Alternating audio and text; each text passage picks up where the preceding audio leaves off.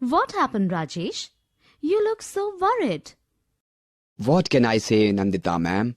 I just opened my computer to check into the files that you have forwarded. Now they are missing. Not only that, some of the other files also seem to be tampered with. Besides that, some of my applications are malfunctioning now. It sounds like your computer is hacked. Hacked? What is it, Nandita ma'am? Well, hacking means someone has infiltrated your system illegally through cyberspace. Cyberspace? What is it? And how is that possible? All that you think is impossible is quite possible when it comes to cyberspace. Let me tell you more about cyberspace first, so that you can understand what hacking is. As you might already know, that after the computer was introduced to the world, technology has leaped ahead dramatically. To make the technology more efficient, computers are connected to each other globally through series of electronic links called networks. These networks finally created the very base of the Internet. The Internet, as we all know, is now indispensable. We can't seem to do anything without it. With the Internet connected to our computers or mobile phones, it is now very easy to talk, send text, photos or videos to anyone, anywhere in the world in a matter of milliseconds. We can buy and sell items or goods, pay bills, check our bank accounts through the Internet beside other things. Besides that, we can collect any sort of information from various sites offered in the Internet. We can also share any sort of information through the Internet with our friends, family members, and colleagues. Computerized technology has made it possible to control switches remotely. These switches may be used to obtain data or check the flow of water from dams or oil from refineries. Computerized technology can also be used to open doors automatically and remotely. Most factories and office workplaces now have computerized video cameras. These cameras send videos or images constantly to the factory owners so that they can check the progress of work. In space science, scientists use computerized gadgets for successful Moon and Mars missions.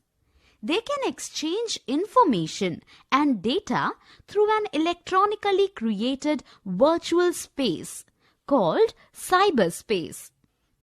Now, what is cyberspace?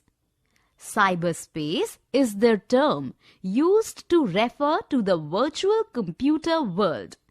It is an electronic medium created to form a global computer network to make online communication swift and possible. The term cyberspace was first coined by William Gibson in 1984. Cyberspace includes Internet and independent information technology, also referred to as IT network of computers.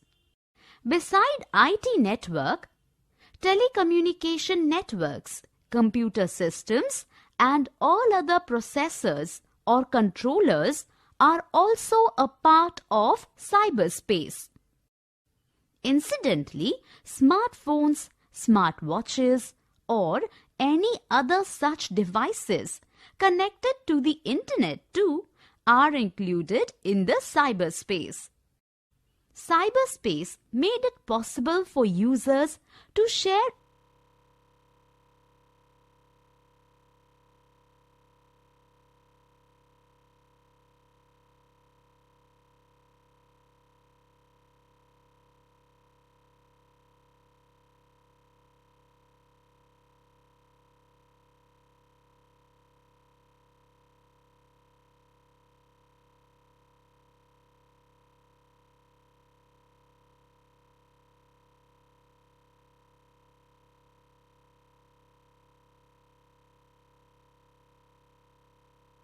one of the distinct features of cyberspace is that it is global without any borders or limits. A person from one corner of the world can easily reach out and communicate, share images, videos with another person in another corner of the world by using the cyberspace. Consequently, on one hand, anyone can join this cyberspace through an internet connection for benefit through information exchange.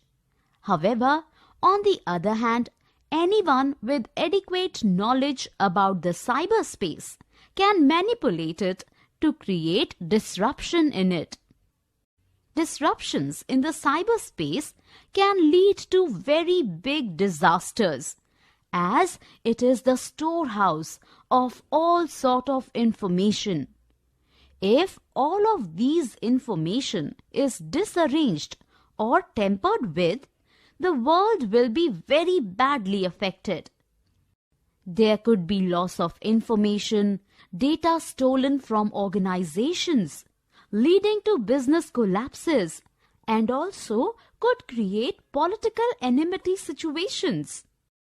For this reason, it becomes very important to make cyberspace safe and secure so that no user is harmed by the use of it. However, it is not such an easy task, as some internet users manipulate the cyberspace to intrude into someone else's personal data, to steal information or create disruptions in the data. The threats to cybersecurity are a long list of possibilities and vulnerabilities. However, if we have to overcome these threats to make cyberspace safe and secure, the path to do exactly this is very complicated as well as complex. So, Rajesh, if I try to explain you the complex part of the cybersecurity now, you may not understand that very well. To know more about cybersecurity, you must first know some basics of cybersecurity and fundamental aspects. Sure, Nandita ma'am. Can you let me know more about the basics of cybersecurity? Definitely, Rajesh. After knowing the basics, you can surely build up your knowledge through other training modules and practical lessons. Yes, please. Let's proceed. With so much threat to our computer systems, it is very important for us to know how to safeguard ourselves against these threats. As you might already know, Nandita ma'am, that my computer is hacked illegally and valuable data is stolen as well as tampered. How can I deal with this as an end user? Rajesh, as an end user of a computer with internet connection, you are always vulnerable to hackers. These hackers use viruses and vulnerable software to intrude into your system. To safeguard yourself against such threat, you have to be aware of cybersecurity. Nandita ma'am, can you tell me more about cybersecurity? Sure, Rajesh. Network threats are huge at the user's end when they operate through the internet, either to access information or conduct business. You will always have to deal with viruses and vulnerable software that is designed by someone remotely to intrude into your system. In addition to that, not all computers perform very well. So, performance issues of computer systems add to the hindrance. For this reason, cybersecurity should be one of the foremost concerns for anybody who uses the internet to search for information.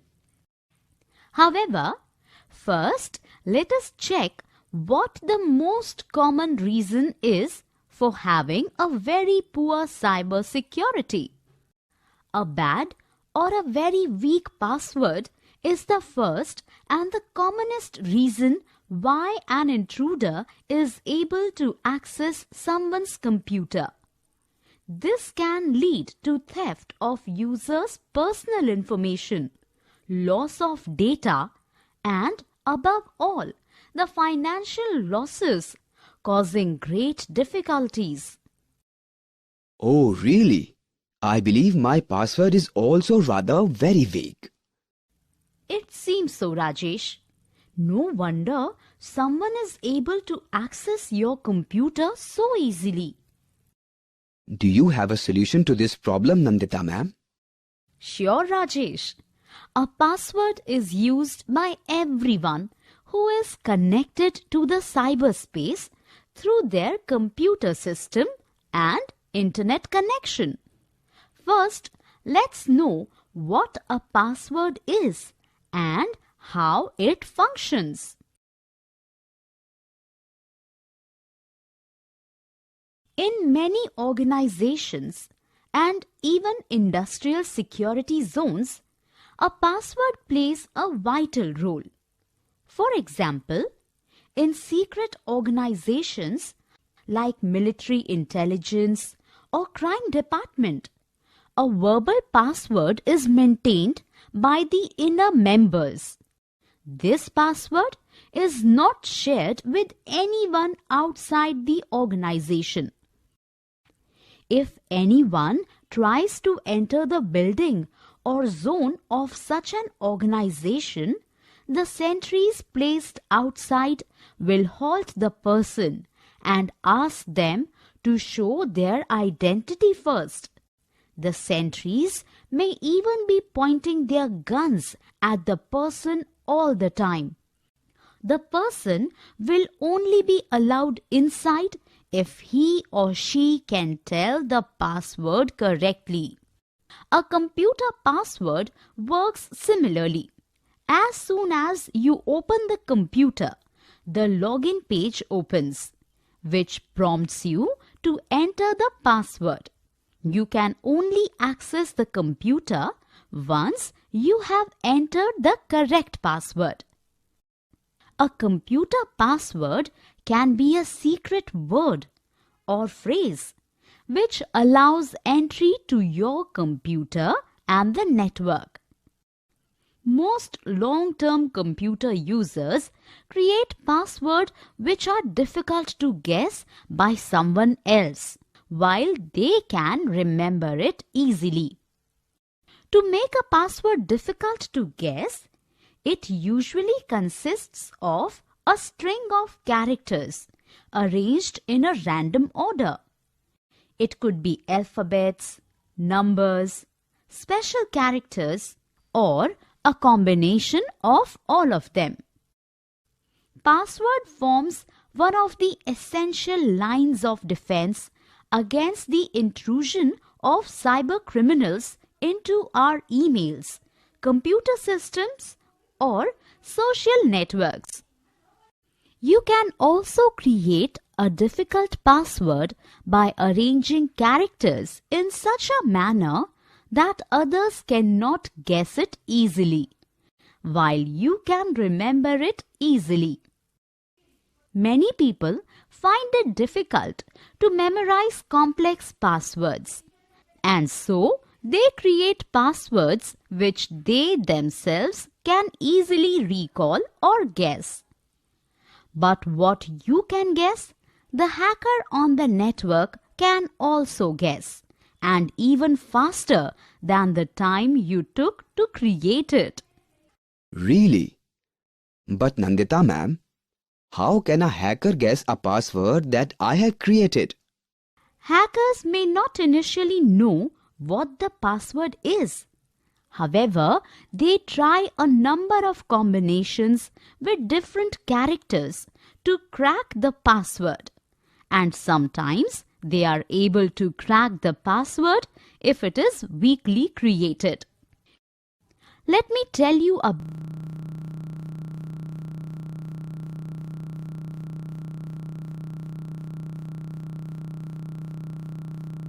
Rajesh, most people use names, words or numbers to create password so that they can remember them easily. Yes, Nandita ma'am. Even I mostly use either the name of one of my family members or a few numbers in ascending pattern to create passwords. Yes, I can understand that. These are very weak passwords. No wonder your computer was hacked so easily. Names, words, phrases and numbers in a sequence are common passwords and can be cracked easily by hackers. A company called Splash Data annually publish a list of worst passwords that people use to access the network from their system.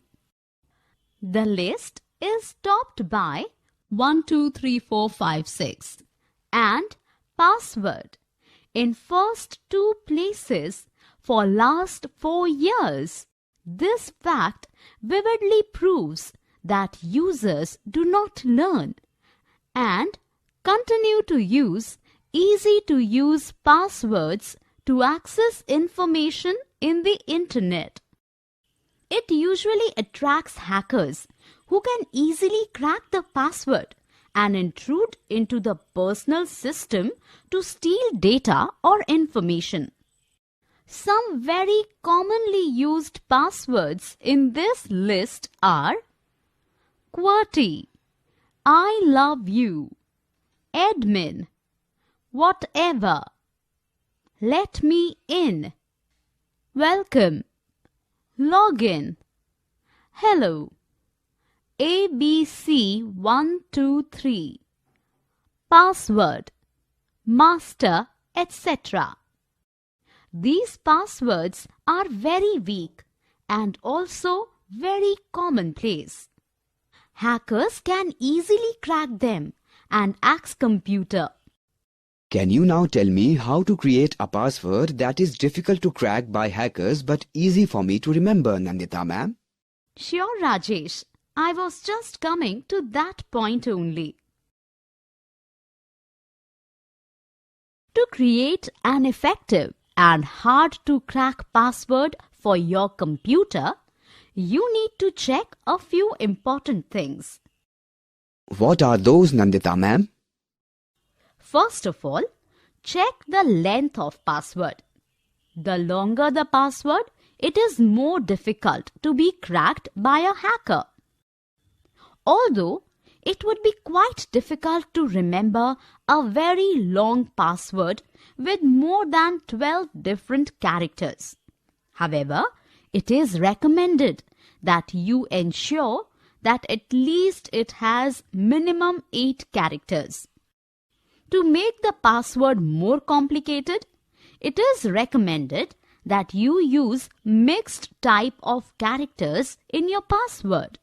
The password can contain random combination of alphabets, numbers, permitted special characters, including upper and lower cases.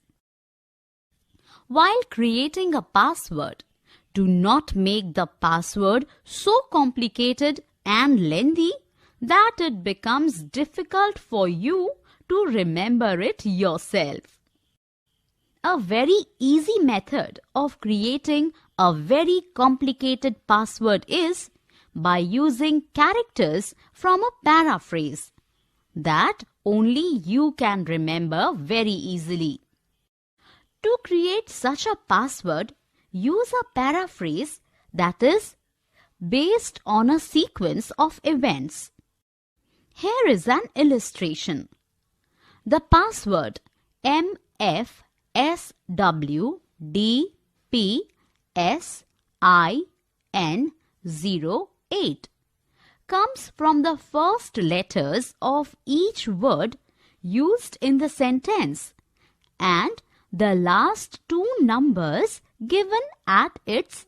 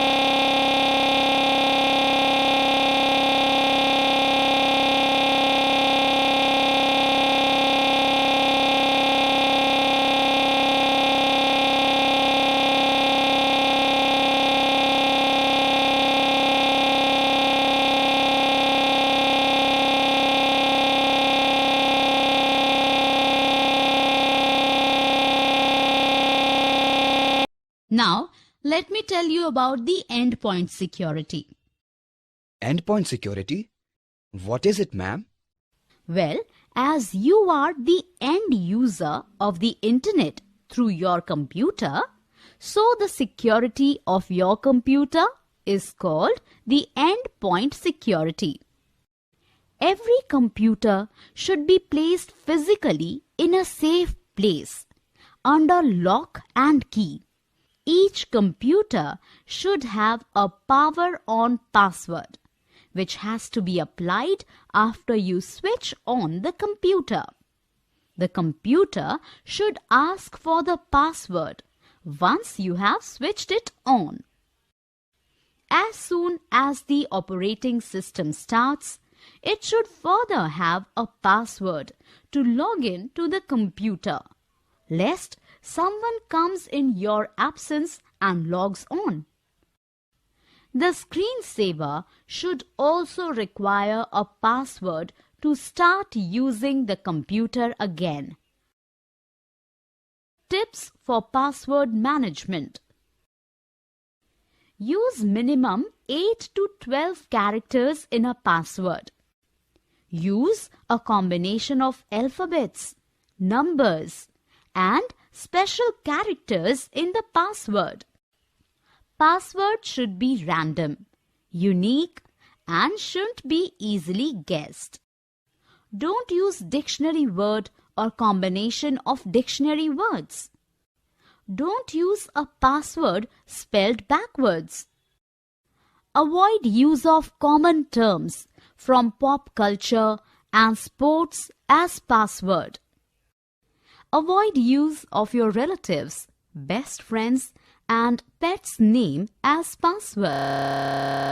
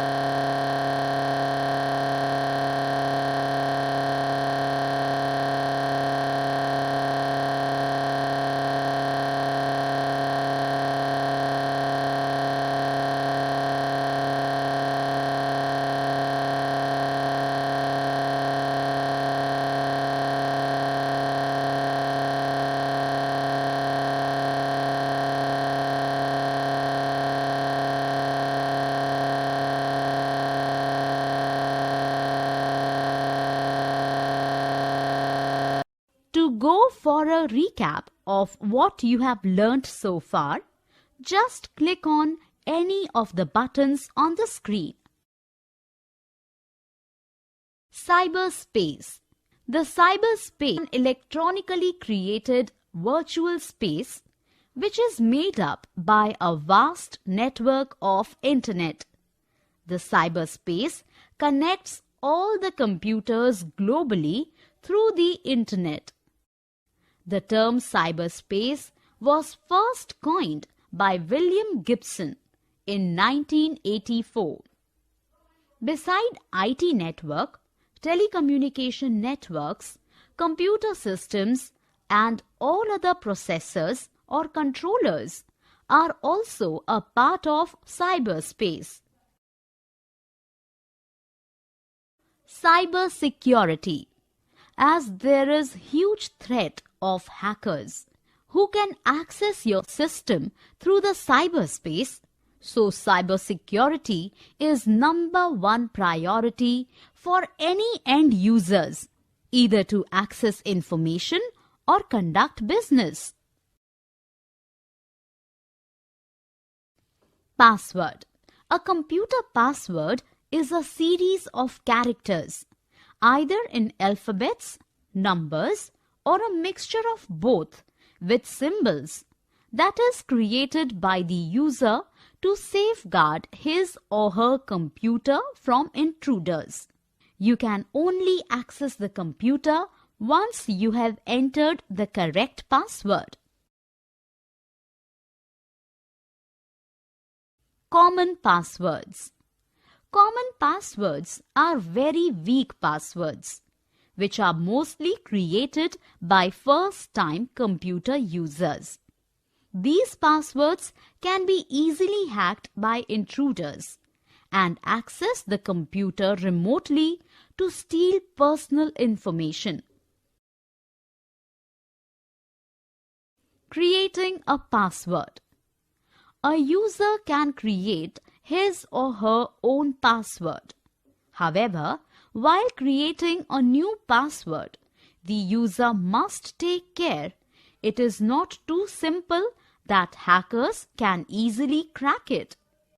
The user can create a complicated password by using initial letters or numbers from a paraphrase that he or she knows very well.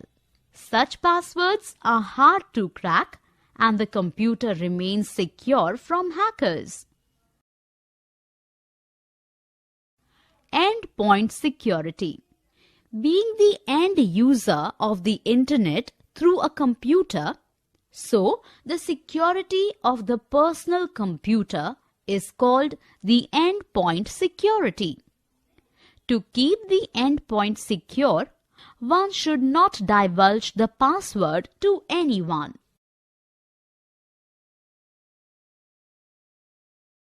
Nandita ma'am, you had been such a help. I wish I have known more about computers.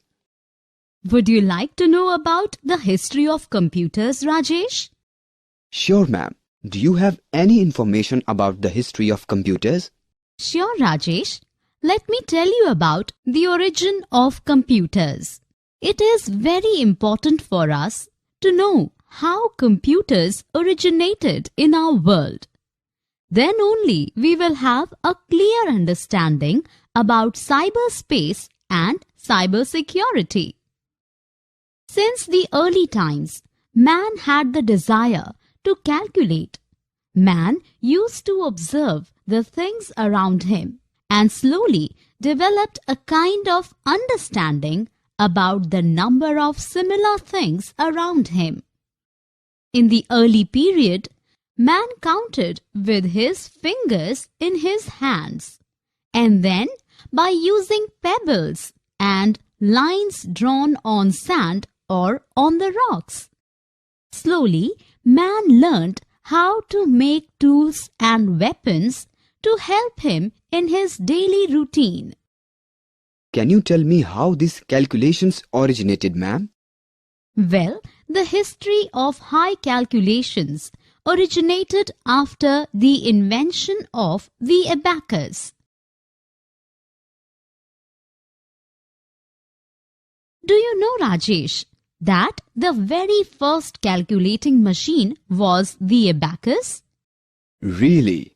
I think it is still being used in schools. Yes, Rajesh, it is still being used in schools. The abacus is a simple instrument.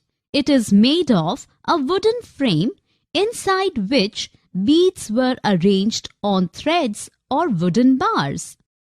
Abacus assisted human beings to count beyond the numbers of fingers in his hands. Due to the similarity of its function, abacus is often called as the ancestor of the modern-day computer. I can guess that at that time, it was quite a complicated task to run the abacus. Definitely, Rajesh, it was very new then.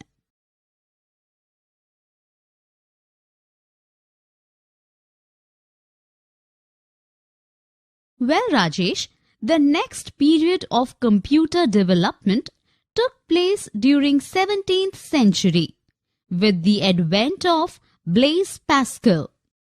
Really? What did Blaise Pascal develop, Nandita ma'am? the demand to calculate bigger sums became very high. Blaise Pascal invented a mechanical calculator in 17th century which had wheels with numbers. It came to be known as the arithmetic machine or Pascaline. It added or subtracted up to 8-figured long sums with a base of 10. What after Blaise Pascal did the revolution took a new turn? Of course, but it happened a lot of times later.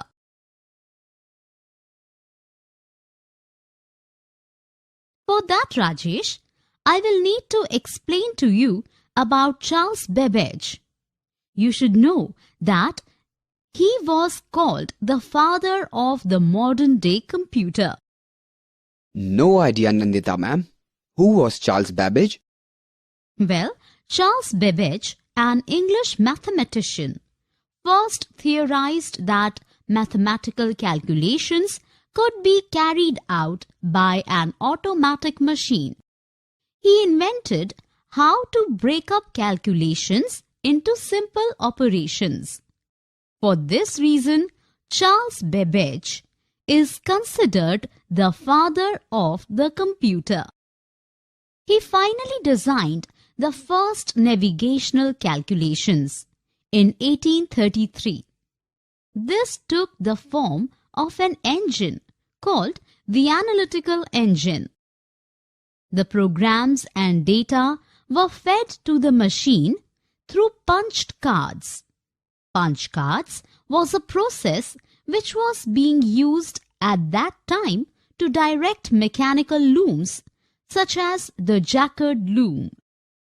To get the output, the machine includes a printer, a curve plotter, and a bell.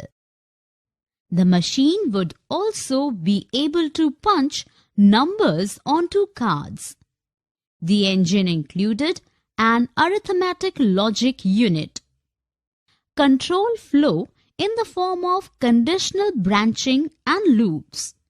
It also consists of an integrated memory.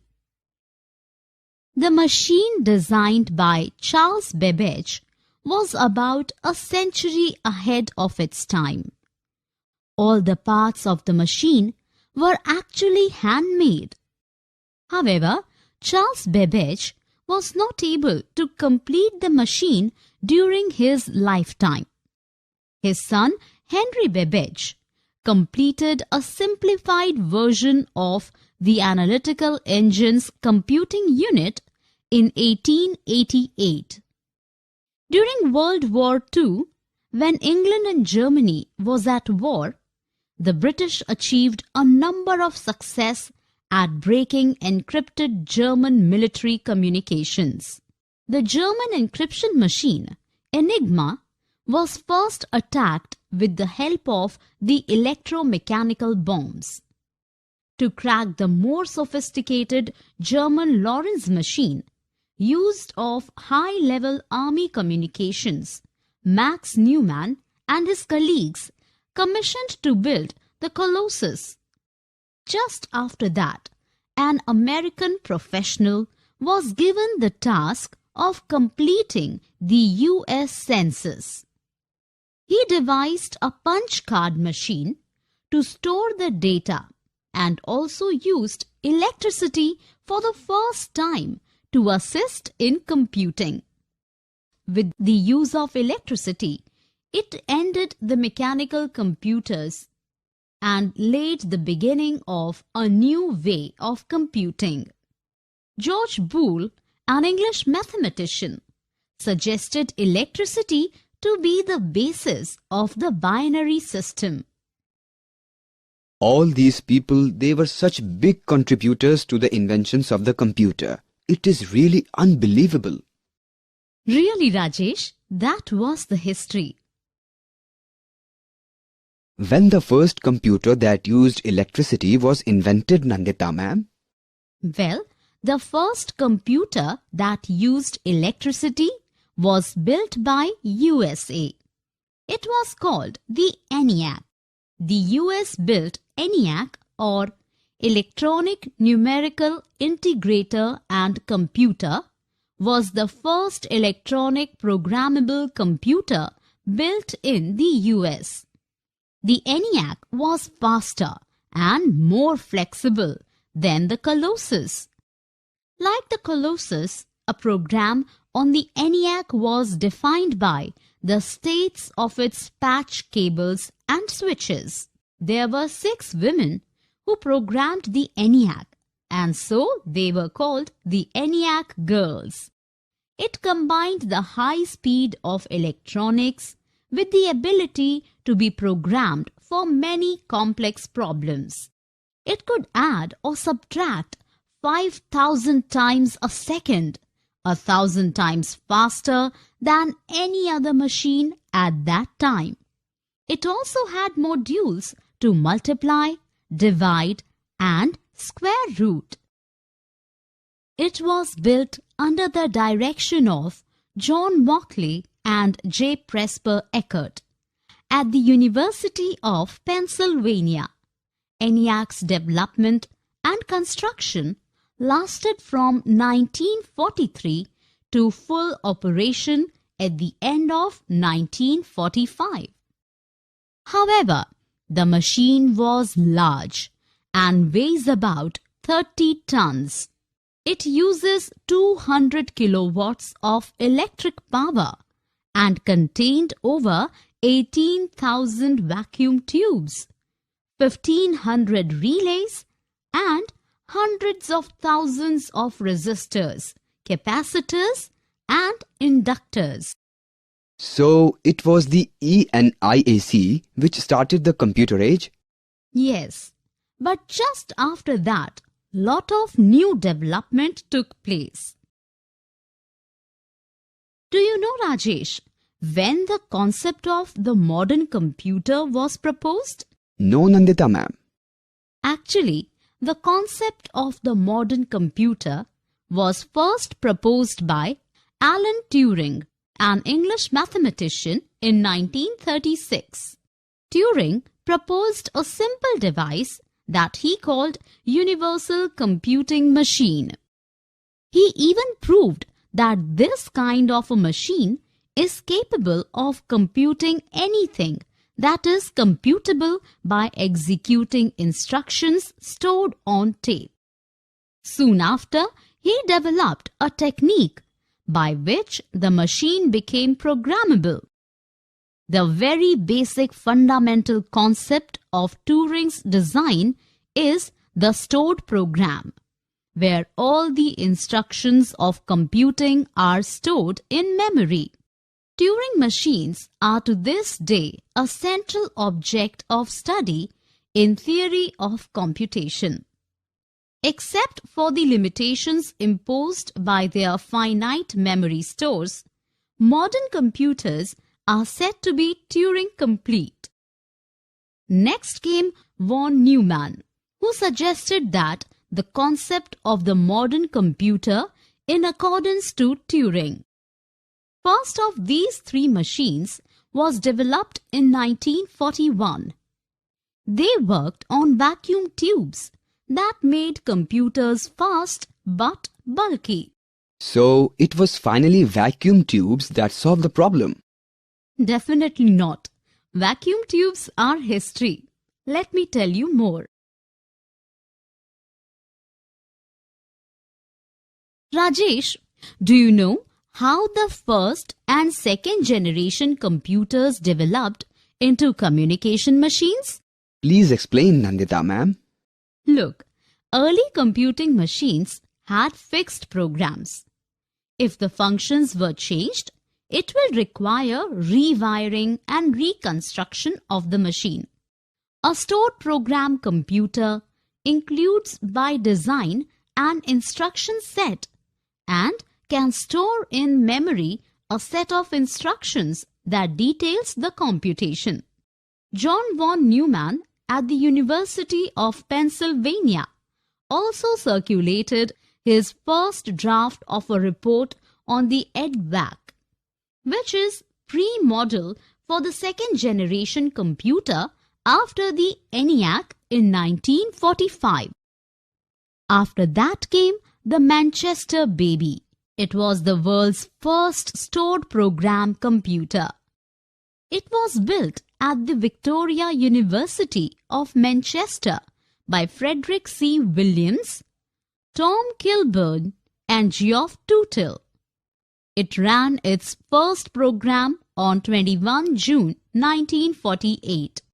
At that time, it became the first working machine to contain the entire requirement which was necessary to a modern electronic computer. After the Manchester Baby was developed, a new project was initiated. The result of this development was the Manchester Mark I. New development took place soon after, and the Mark I quickly developed into the new modern computer, which was named Ferranti Mark I. It was the world's first commercially available general-purpose computer in 1951. So, is it a Ferranti Mark I version that we use nowadays? No, those are very old models compared to today's computer. The new computers are quite different. Do you know what happened afterwards, Rajesh? Please explain, Nandita ma'am. Well, in 1955, transistors were invented. Transistors replaced the bulky vacuum tubes. This was the second generation of computer development. Transistors gave rise to the second generation of computers. If compared to vacuum tubes, transistors have many advantages. They are smaller and require less power than vacuum tubes. Also, they give off less heat. Silicon junction transistors were much more reliable than vacuum tubes and had longer, indefinite service life.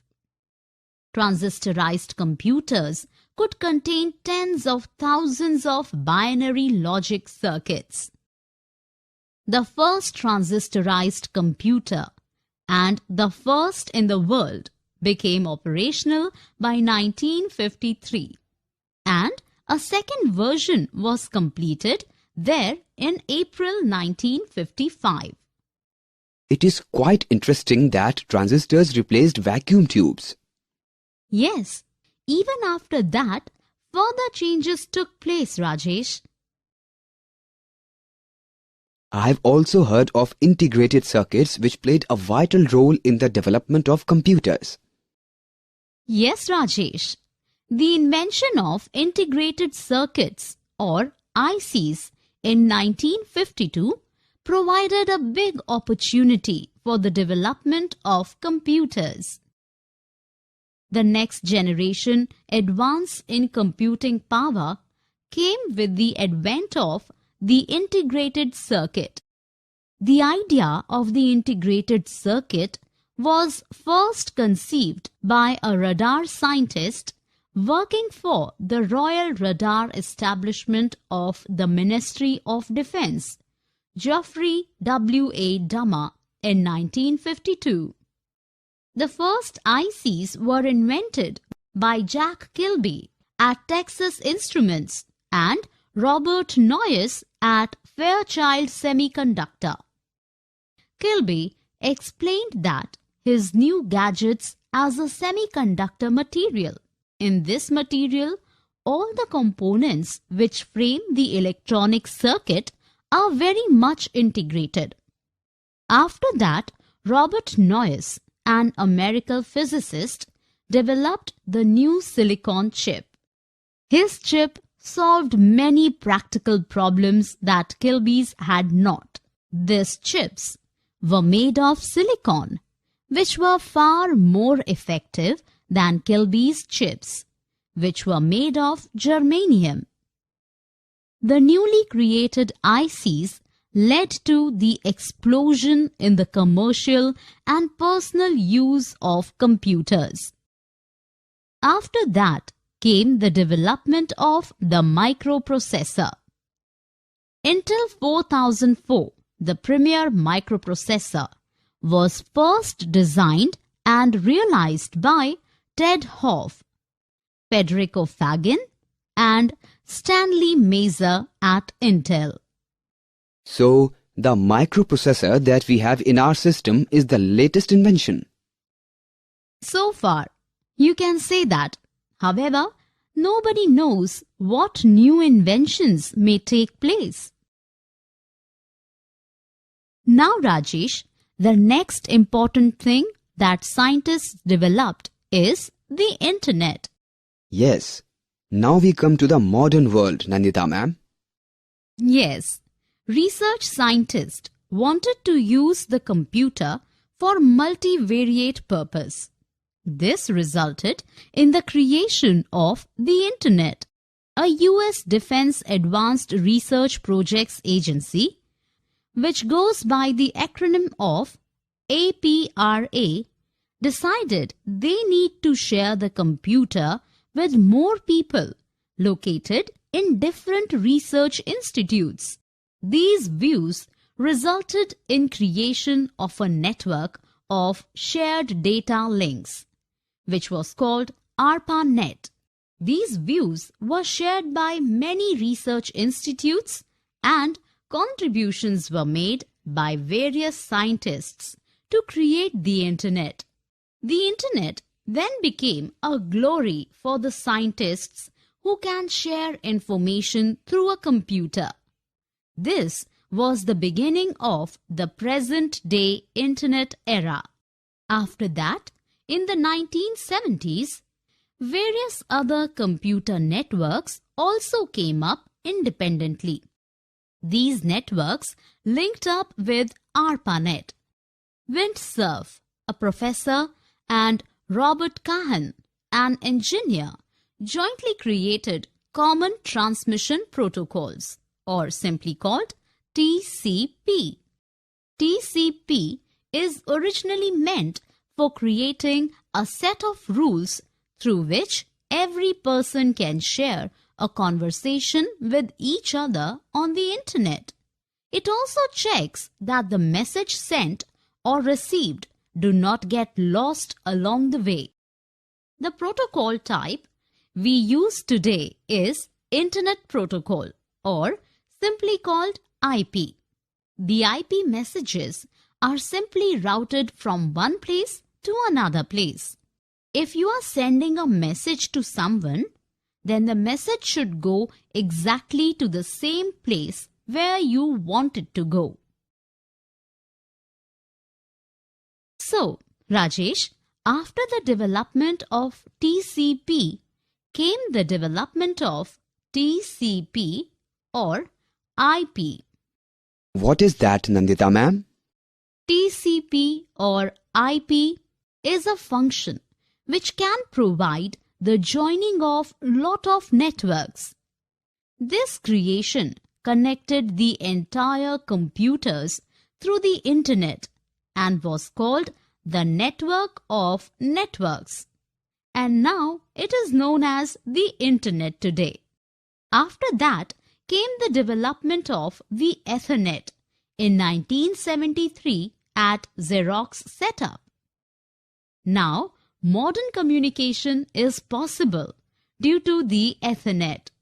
Ethernet is formed by creating a physical connection between two or more devices. To make sure that the data is delivered in proper order when large amounts of data are transferred, to make sure no amount of data get lost, a lot of layers of TCP or IP is used on top of Ethernet. Nandita ma'am, nowadays we use computer just from our mobile phones. Well, Rajesh, the very first mobile computers were invented in the 1980s. However, they were too bulky to carry around. Let me tell you more about mobile computers or phones. The very first mobile computers were developed by the Osborne 1 and Compaq Portable. However, they were needed to be plugged in. Among laptops, the first computers that were developed were known as grid compasses. These computers removed the electricity requirement by batteries, and with the slow development of technology, it provided an advancements in portable battery life. Portable computers became very popular in the 2000s. After that came the development of smartphones and tablets. These machines used to run on a variety of operating systems. Pretty soon, they dominated the computing world on the world. Do you know, Rajesh, how the email came into being? Please tell me, Nandita ma'am. After the development of the internet, a network was created. This network provided a connection between all the computers which have internet connection. So, anybody who joined the internet created a condition by which they could communicate or use it to get through the others for information by the use of email. There are now various sites which provide email services. To make the internet more effective, the modem or router was developed. How does that help the internet, ma'am? If you know about telegraph lines, then it would be very clear to you, Rajesh. As far as I know, telegraph lines transmit data between two locations through wires. Definitely, Rajesh. However, telegraph is mostly history. Now comes the wireless technology. For this reason, the modem was developed. At first, by the use of telephone lines, communication was made through the computer. Soon after the modem came the router. The routers are now fast replacing the modems in wireless connection. The advantage of routers is that it can work as the distributor of internet service to multiple devices like the computers, tablets, and smartphones.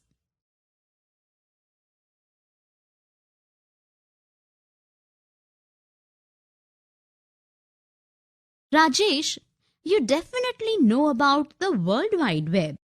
Sure, Nandita ma'am. Let me tell you how it began. The idea of the World Wide Web was first designed by Tim Berners-Lee, a researcher in Switzerland in 1990. Tim Berners-Lee developed a new path of promoting communication. He pioneered a task to create a linked document on different computers at different places on one computer itself. To do this, he had developed software which used an identifying system URL, or better known as the Unit Resources Locators, and an interface called HTTP, which means Hypertext Transfer Protocol. With the passage of time, it soon became very popular.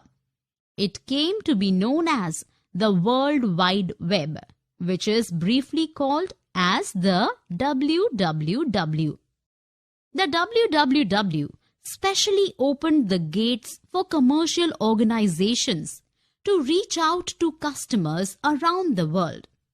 Among the commercial organizations, especially the entertainment industry profited largely. Now, Rajesh, can you see how we are now so much dependable on the internet? Definitely, Nandita ma'am. Without the internet and www, the work we had seems impossible. For this reason, it is very much important for us to tighten our grip on the internet and not let anybody to break into our private computers and communications. Definitely, ma'am. We should be more aware of our internet journeys. Well, Rajesh, the journey doesn't end here. The journey will continue. More development are taking place in the research centers about communication and the internet. I truly understand now. However, thanks to you for sharing so much information, Nandita ma'am. To go for a recap of what you have learnt so far, just click on any of the buttons on the screen. Abacus. The abacus is a simple instrument. It is made of a wooden frame inside which beads were arranged on the threads or wooden bars.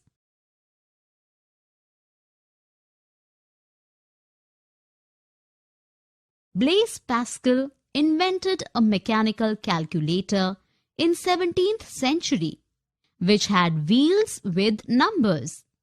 It came to be known as the arithmetic machine or Pascaline. Charles Babbage, an English mathematician, first theorized that mathematical calculations could be carried out by an automatic machine. He invented how to break up calculations into simple operations. For this reason, Charles Babbage is considered the father of the computer.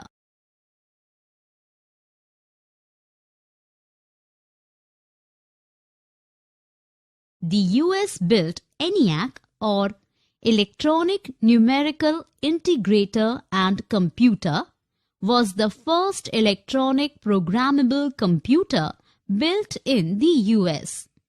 The ENIAC was faster and more flexible than the Colossus.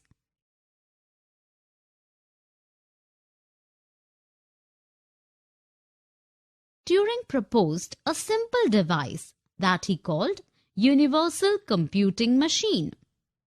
He even proved that this kind of machine is capable of computing anything that is computable by executing instructions stored on tape.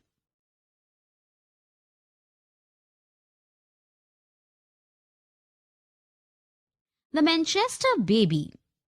It was the world's first stored program computer. It was built at the Victoria University of Manchester by Frederick C. Williams, Tom Kilburn and Geoff Tootle.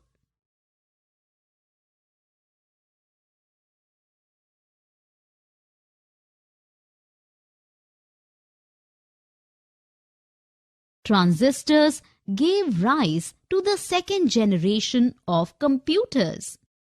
If compared to vacuum tubes, transistors have many advantages. They are smaller and require less power than vacuum tubes.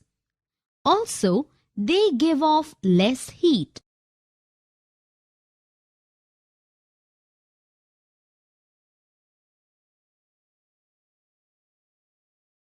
Integrated Circuit (IC). The idea of the integrated circuit was first conceived by a radar scientist working for the Royal Radar Establishment of the Ministry of Defence, Geoffrey W.A. Dummer, in 1952. It replaced transistors.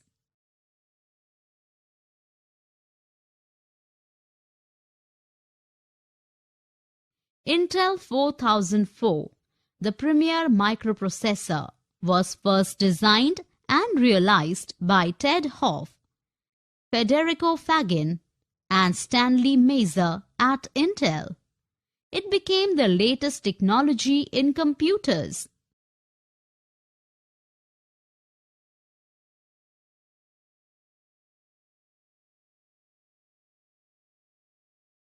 ARPANET, a U.S. Defense Advanced Research Projects Agency, which goes by the acronym of APRA, decided they need to share the computer with more people located in different research institutes.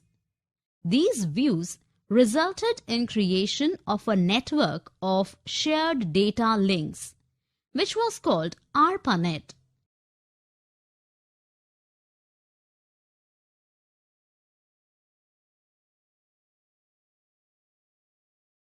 Ethernet.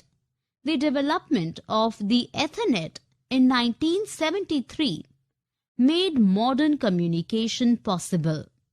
Ethernet is formed by creating a physical connection between two or more devices.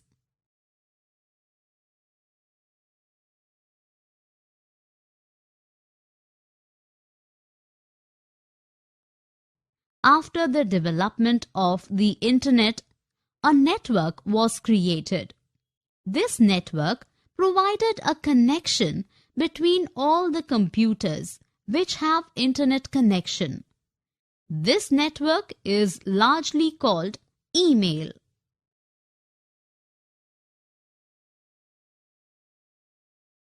Nandita ma'am, how can we avoid the threat to Internet security? For that, Rajesh, you will need to know about the essentials of cyber security and Internet security. Do you have any information about these? Sure, Rajesh. Let me tell you more about cyber security now. So far, we have learnt about cyberspace and how information was digitalized. After that, we have learnt about the advantage of computers and how the infrastructure was created. Later on, fiber optic cables, or FOC as we know, were inlaid around the world to make the Internet available to around the remote locations of the world. Just after that, CCTV's network, mobile or telecom networks were made operational around the world.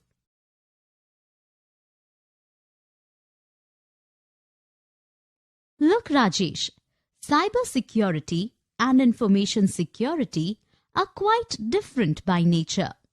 Really? I thought they are very much the same. Actually, no. The cyberspace was created as a medium to facilitate the Internet. After that, the development took place, which was used by many people around the world. To safeguard the information shared by the world, the information security system was created. To understand the truth behind the concept of Internet security and cyber security, you will need to know how information is used today. Please explain, Nandita ma'am. Nowadays, the vast part of the information is collected and saved digitally by using the electronic medium, which is cyberspace. To protect the cyberspace from security threat and to protect the information, two different programs were created. One is to protect the cyberspace, and the next is to protect the information technology. Now, let's first talk about cybersecurity.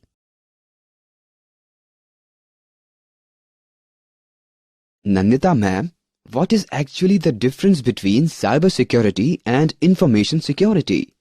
Let me explain, Rajesh.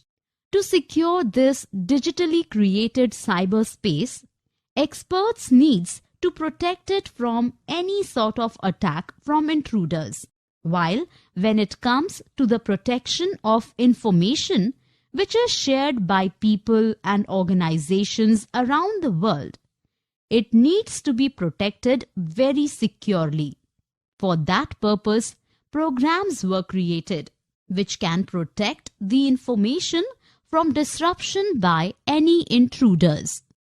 While cybersecurity may be the concern of lesser experts who maintain the digital world, information security is a broader field that is concerned with information and the protection of information, whether it is physical or digital, for the world.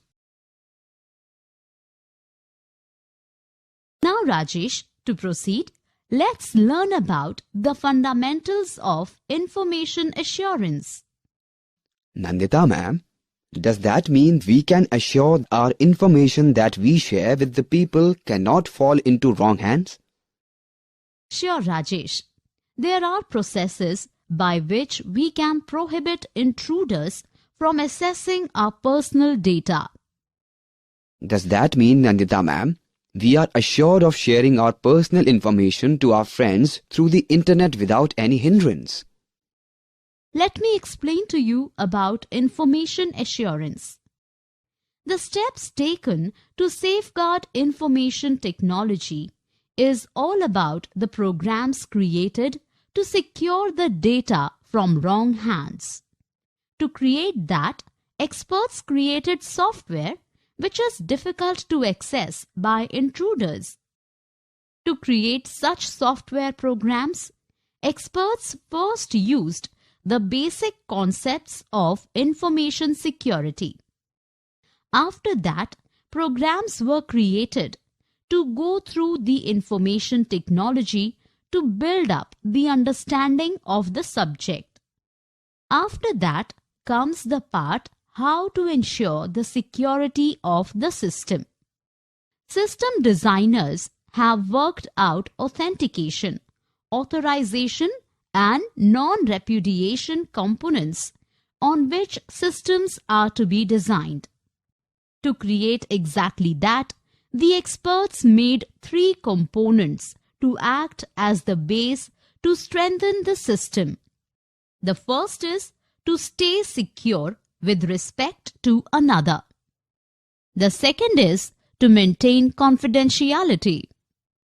The third is integrity, to ensure the availability to across the network. These bases or pillars were interdependent on each other. If one goes down, the other fails too. The cyberspace creators made sure that they remain intact. Do you know, Rajesh, how authentication is made in the information world of the internet? No, Nandita ma'am. Can you explain? Suppose a letter was sent by your brother or sister to you. How would you know if it is exactly sent by your brother or sister? The only way to recognize it by the handwriting or personal details in the letter, which only your family members know. In the same way, there must be a way to verify the source of a message you have received as an email or other digital sources. To check, the authority programs are created for the authentication. We can define authentication as a security measure which works out the validity of a transmission or message, or its originator, or it is a means to verify whether the individual is authorized to receive particular information. To understand the authentic of the information, experts create panels in the net where you have to provide a personal identification number, better known as PIN. By this PIN, you can carry out online transactions to banks or merchants securely. However, in the digital world, when you receive email, the same factors that are applied to human beings can't be used for message authentication.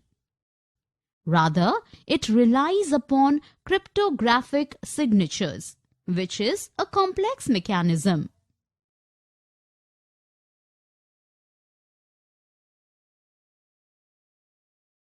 Why is the process fails when it comes to authentication of the mails, Nandita ma'am? Actually, it does not fails. However, proper authorization is required for the safety and security of the message or information shared. Does this mean that I need to provide an identity to access any data? Yes, Rajesh. It is just like visiting a locker room in a bank. If you visit the locker room in a bank, it needs your identity, authentication, and you can only access and open your own locker and not others. By this way, we may define authorization as a process or program for verification of the access privileges granted to you. Now, what do you do when you have to log in to the PC? You will be required to provide the username and password. The system will then make sure that your inputs are authentic. Your identity to the system, or in simple words, showing your identity badge. After authentication, authorization comes into play. You can only access what has been authorized to you. If you are the administrator to the system, then only you have the rights to install or remove software. However, in case the system is used by multiple users and you are just one of the users, you may not be able to do so, but you will be authorized to access your files, emails, or other things stored in the system.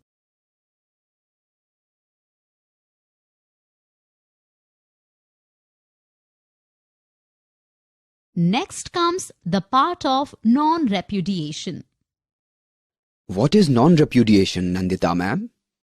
Just by repudiation, we mean denial or blocking the access to any information which is not someone's personal. So, non-repudiation will exactly mean that only I will have access to the information that is solely mine.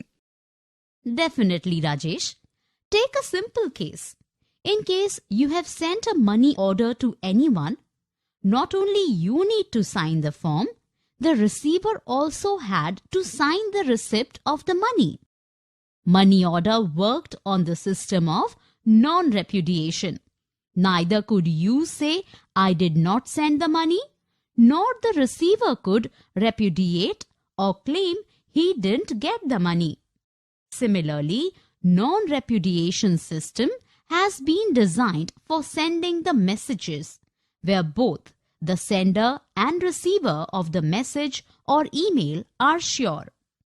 Non-repudiation may be defined as the assurance provided to the sender of data with the proof of delivery and the sender's identity provided to the recipient, so that neither of them later denies having exchanged or processed the data. Now let's talk about the CIA, Rajesh. The CIA. What has this organization has got to do with the information security?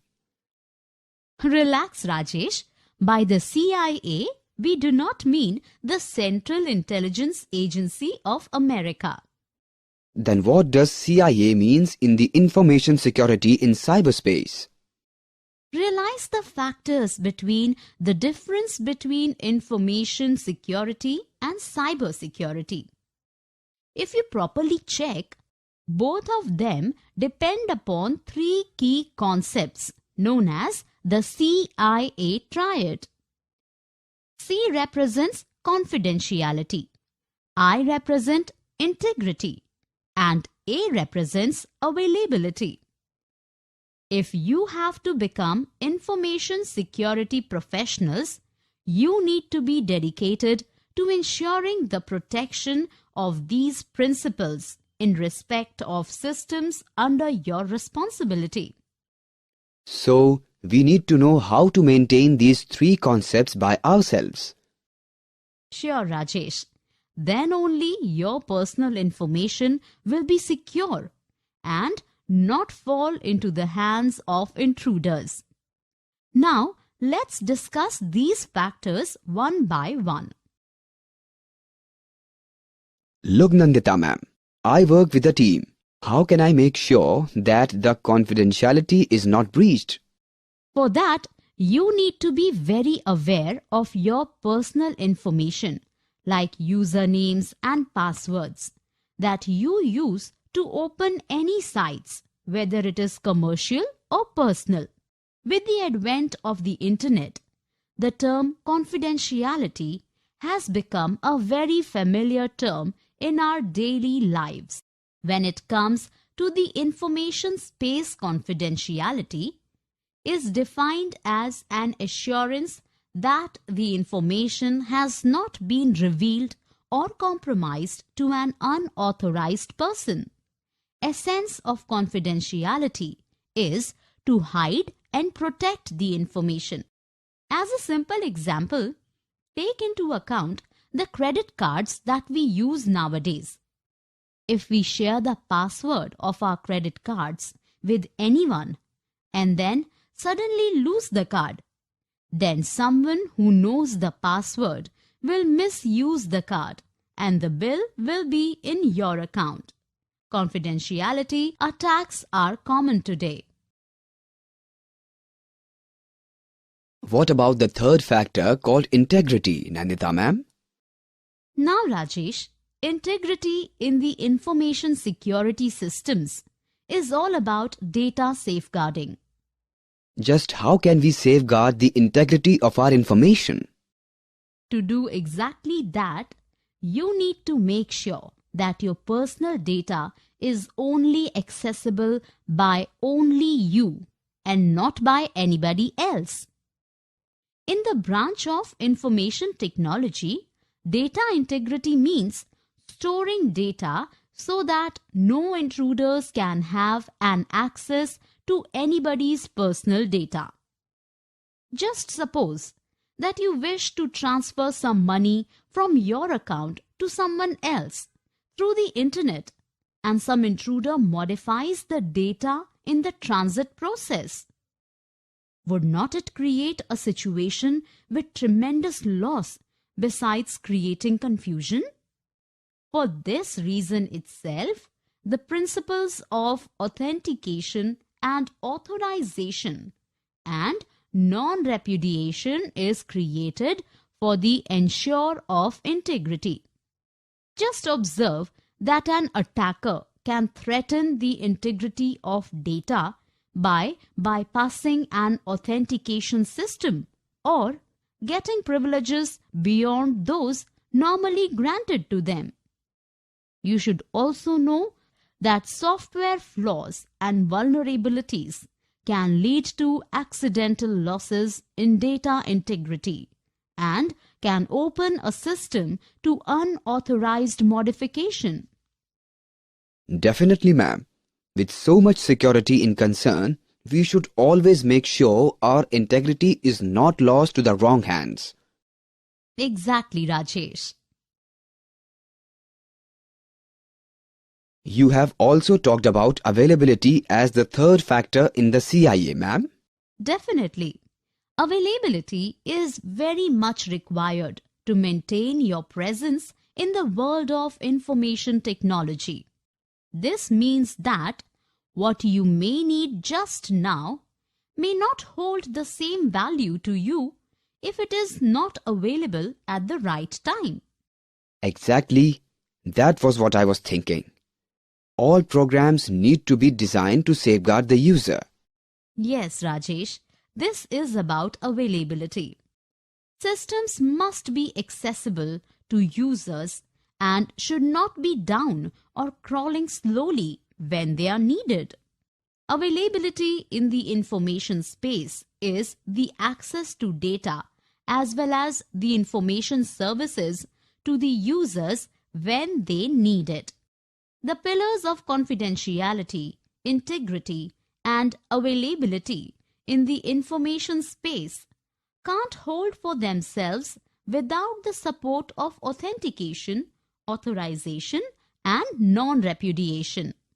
To maintain availability, you also need to be aware that cyber criminals can pose a threat to your confidentiality, integrity, and availability. Definitely, Nandita ma'am. I will make sure that I remain aware at all times from now on. That's great, Rajesh. If you can do that, you will definitely be safeguarded from cyber crimes. To go for a recap of what you have learnt so far, just click on any of the buttons on the screen.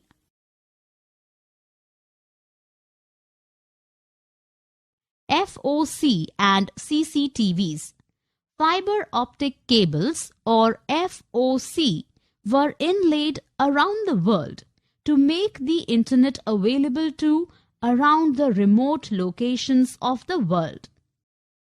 CCTV's network, mobile or telecom networks, were made operational around the world.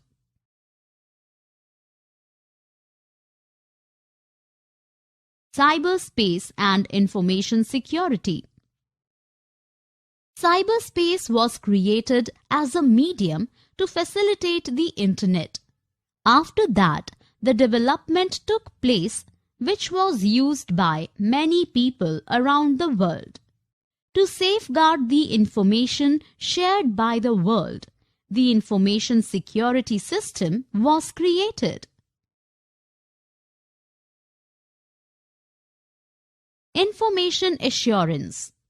The steps taken to safeguard information technology is all about the programs created to secure the data from wrong hands.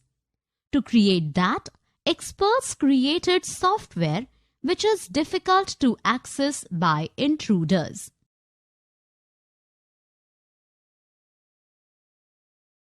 Authentication.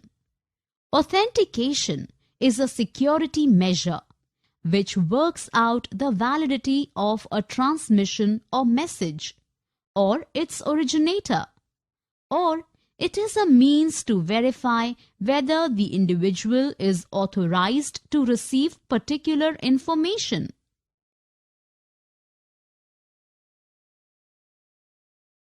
Authorization.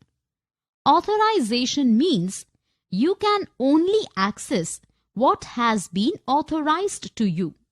If you are the administrator to the system, then only you have the rights to install or remove software.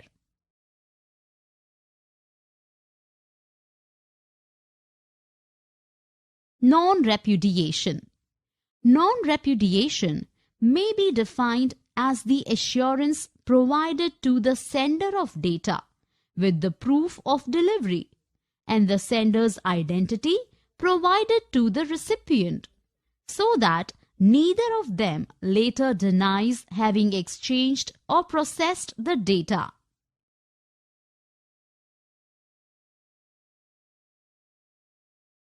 Concept of CIA. C represents confidentiality, I represents integrity, and A represents availability.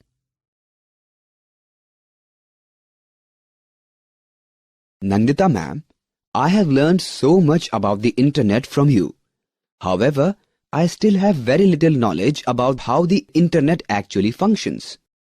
For that, Rajesh, you will need to know about the network layers. Network layers. What are these, ma'am? As we all know that before the internet was created, people used to write letters to their friends. It was very simple process. You just write a letter and put the address on the envelope and post it. The letter reached its destination, and once it was read, the reply was similarly written and sent back through the postal department. However, nowadays things have changed and the internet has become the major medium of communication for the people. Today, you simply type the text as an email and press the send button. Email is received, read and replied. You may get immediate response or later. You could also use the internet to chat live and send or receive messages instantly. Sending pictures and real-time video has become common and it is much faster and easier. But do we know what happens when you click on a computer or on your mobile? How does it find the pages on a website you are looking for? Please explain, Nandita ma'am. Knowledge of the internet architecture and how it all works is necessary to understand where cyber criminals could take advantage of it and how the internet as a whole could be affected by cyber attacks. Do you have more information about how the internet is protected from constant attacks, ma'am?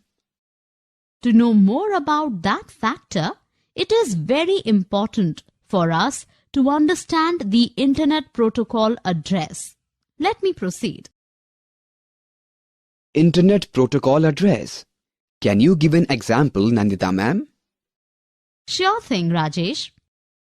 Let us now take a simple case of you wanting to reach and read a website of a university in USA for your further studies. First thing you would be required to know is the address of the server of this university, which hosts the details about the process of admission in the university. The address of the server works very similarly to a housing colony with numbers given to each house. Just like an address is given to each house, so each link to any sites have an address in the internet. The difference is that the Internet Protocol or IP addresses are digital. They cannot be like regular house address. An example of a typical IP address is 194.171.2.43. Look at the picture to understand what each part in this IP address represents. The IP address is useful to locate and reach any destination. In our case, we are trying to find the address of a particular university server. Since we already know about Transport Control Protocols, TCP, or Internet Protocol, IP, and know that TCP or IP-enabled joining of various networks and creation of the network of networks. The Internet Protocol, IP, is the core protocol the Internet uses today. The address could be found within this protocol itself. But before we go there, let us understand a few more things. But ma'am, how can we find the particular address of a certain site? For that, you need to know the domain name system. Let me explain that to you. Now, it would be very difficult for a human being to remember a big digital number which serves as the IP address of a site. Yes, that is what I can figure. It would really be very difficult to remember the digital address of so many sites. On the other hand, a computer which deals with bits and bytes can deal with such numbers. This would be a very big feat for human being. Human being memory can't easily remember a numerical data like the IP address, and hence there is a need to give it a name. Domain name system, which is better known as DNS, was invented in 1983 to solve this problem. The job assigned to DNS was to connect domain name to its corresponding IP address. The DNS is global and decentralized, and the names are not repeated.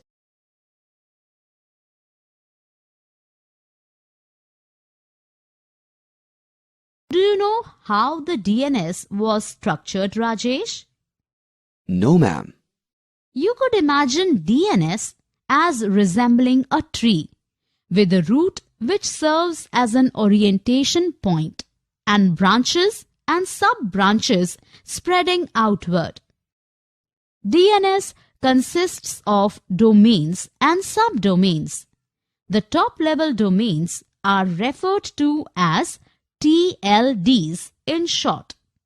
Some of the examples of TLDs in use every day are .com, .org, .in, .us, etc.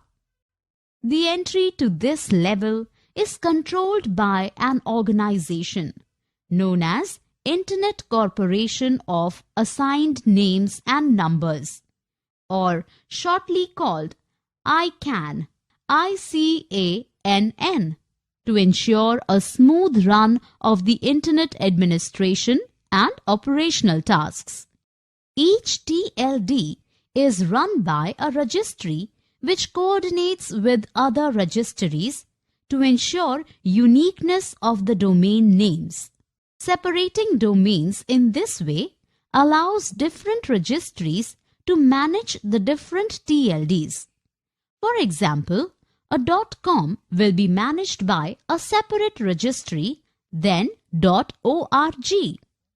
These registries are responsible for keeping the records for their assigned TLD and making infrastructure available to the Internet so users can map each domain name to its corresponding IP address.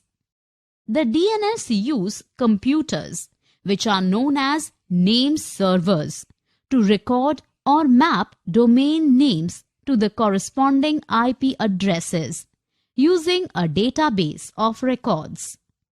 TLDs are followed by subdomains and sub-subdomains and so forth, with a maximum limit of 127 levels. So, Nandita ma'am, that is how the network operates? Actually, Rajesh, there is more to the network and how it operates. For that, you need to know about the architecture of the network layers. How does the layers in the network work, Nandita ma'am? Let me explain. In accordance to the International Standards Organization, or simply referred as the ISO, maintains a uniform for the network. These standards divides the networks into 7 layers, depending on the complexity of the functions each of these layers provides. ISO Open System Interconnection (OSI) model lists these 7 layers. Let's check what these layers are one by one.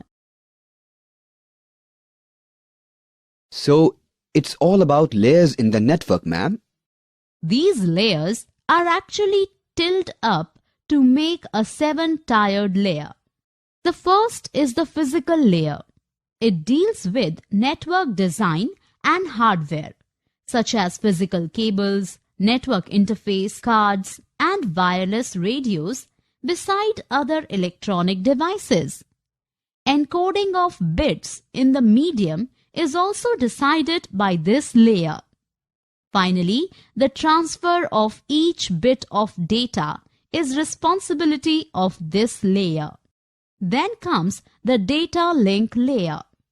Encoding and decoding of data packets into bits is done at this layer, and the packets are provided reliable transmission by using the services of the physical layer, which is responsible for transmitting bits over the medium. The next is network layer. Just like a traffic policeman, the basic functions of network layer are routed and control on congestion. It deals with deciding how the packets will be routed from source to destination. The word routing means the route taken or how the transfer will take place. After that is the function of the transport layer.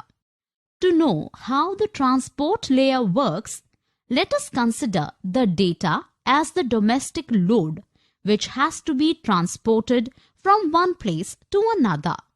Like at home, we first need to prepare the bulk of load into small manageable packets. Each packet requires to be marked with the necessary details at its both ends, such as to what is it and where is it headed to. Transport layer provides transfer of data between the end systems or hosts transparently, and it ensures data transfer is completed. In essence, data is broken down and packets are made and ensured that the data arrives free of any errors and then it is finally correctly reassembled. Now comes the session layer.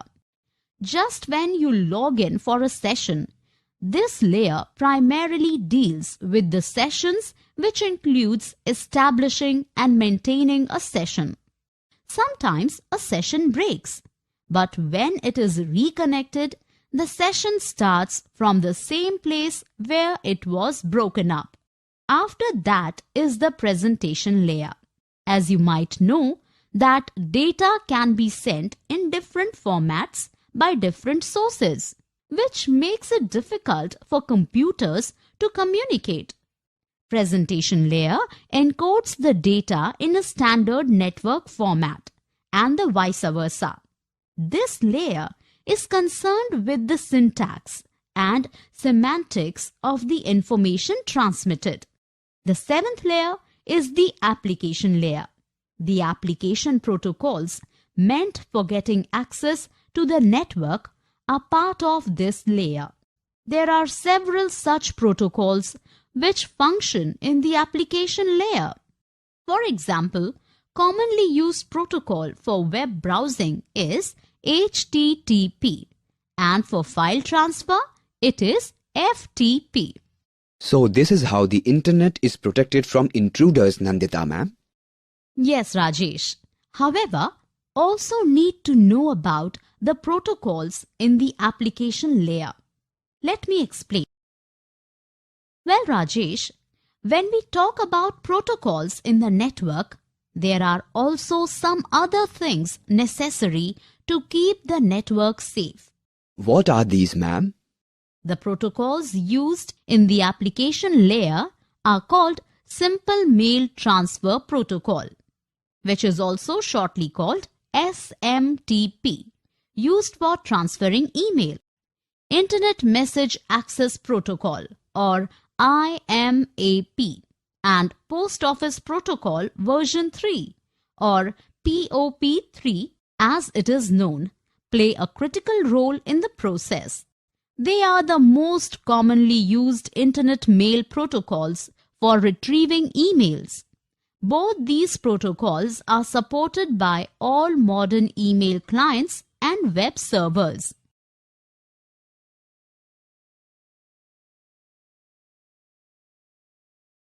Quite interestingly, Rajesh, you always got to remember what are the precautions before clicking on a link in the internet. What precautions, Nandita ma'am?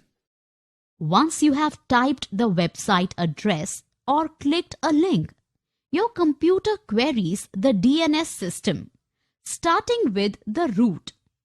It will point towards the record for the destination you are looking for. As soon as you reach your specific query, you will be looked up with the assistance of the main destination server. At this point, you will be required to find the way to reach your destination. After you have found the location of the destination site, it needs to know that it is required to send you the data. The real help will come from the network in the form of the browser, which interprets the click of your mouse as a command in Hypertext Transfer Protocol or HTTP, which is nothing but simply defining as to how to ask and deliver content. Application layer handles the HTTP of the destination site and also for your system.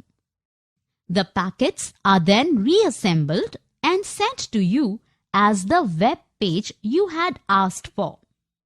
Most interesting part of the movement of the packets is that they only have their identity written on their front and back side and their destination marked on it. Take for example how a very cautious mother sends a child to school.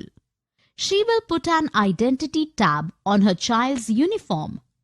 Similarly, network layer plays the role to route or navigate the packets of data moving from your computer to the destination server and back.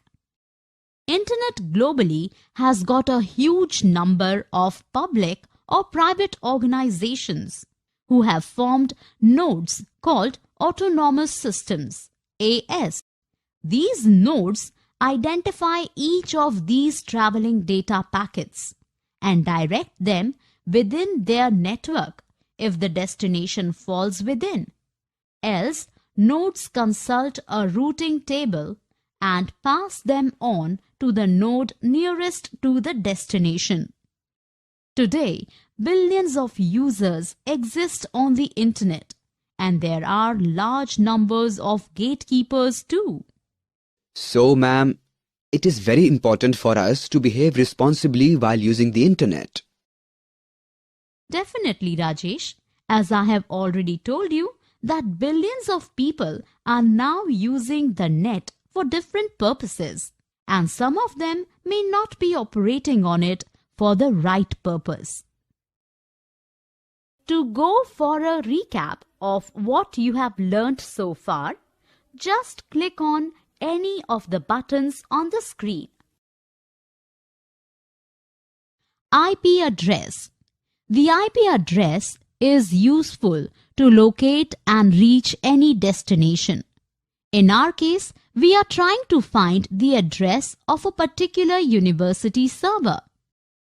Since we already know about Transport Control Protocols, TCP, Internet Protocol, IP, and know that TCP or IP-enabled joining of various networks and creation of the network of networks.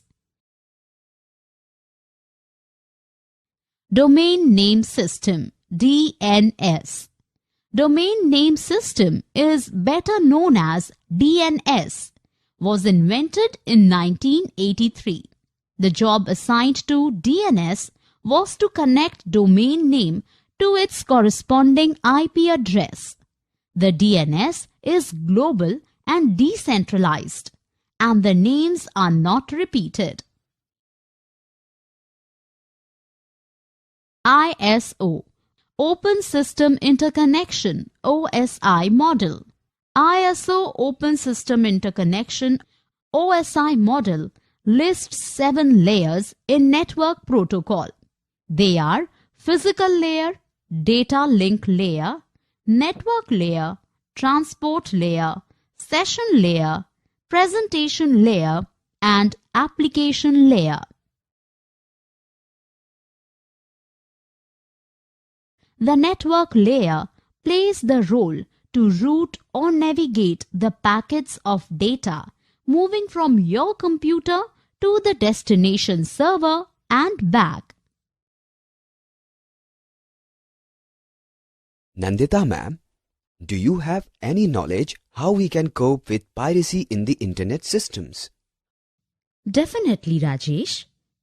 The very first steps we should take to avoid any intruders from pilfering any data from our personal systems is to check that our private data is not invaded.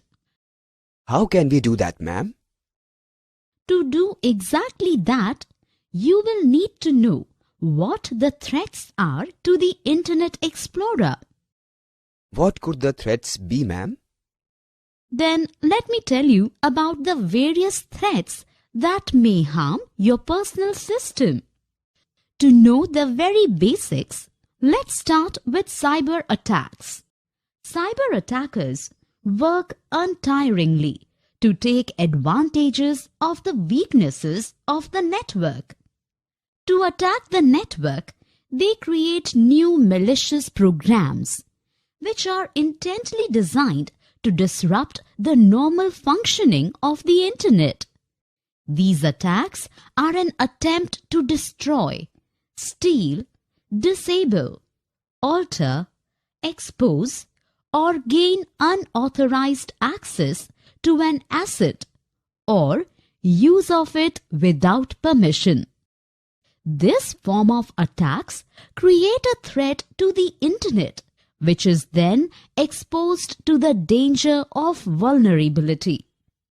The term threat means a possible danger or vulnerability, and the risk is potential for loss, damage, or destruction of the system as a result of a threat exploiting vulnerability. When we talk about vulnerability, it is largely used to recognize the weaknesses or gaps in a security program. These gaps are exploited by threats to gain access to the system without authorization. Most of these cyber attacks are made to breach or break the confidentiality, integrity, or the availability, the three pillars of security, which, as we know, is called the CIA triad. For this reason, it has become very important for us to know a few key terms and their meaning that is relevant to cybersecurity. Nandita, ma'am, why do these cyber attackers try to penetrate the network for malicious activities? They do these activities in the hope of making some monetary profits. Oh, how can we avoid the threats then? To know exactly that, we need to know the various ways by which the intruders can penetrate our systems. Let me tell you about some of the ways for which you need to be cautious. First, let's talk about the threats we can get through emails. Can sending or receiving an email affect our systems, ma'am? Sure, Rajesh. There are possibilities. Here are some of them.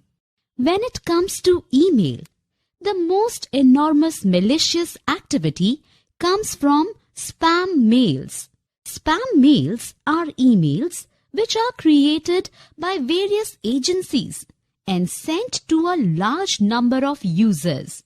If you really list the number of emails that goes to and fro, more than 70% of the email traffic is really junk or spam mails sent by malicious agencies. Among the spam mails, a huge part is created by well-planned frauds to try and trap unaware users into their network. Their only motive is to cheat or steal your personal data and information. As you might know, that email does not cost anything to send or receive. For this reason, it is the most common medium used by cyber criminals to penetrate into someone's private information. Emails also do not involve much of technology, and it offers low risk to the cyber criminal. This has become a huge advantage for cyber criminals to use emails to send to unwary users, to manipulate the network and its users. Fraud agencies create lucrative emails. These emails offer fake opportunities to people who hardly know about the agencies. These fraud emails reach a very large number of users and offer good returns, as many users click on them and their attachment out of curiosity. They thus become victims of the frauds.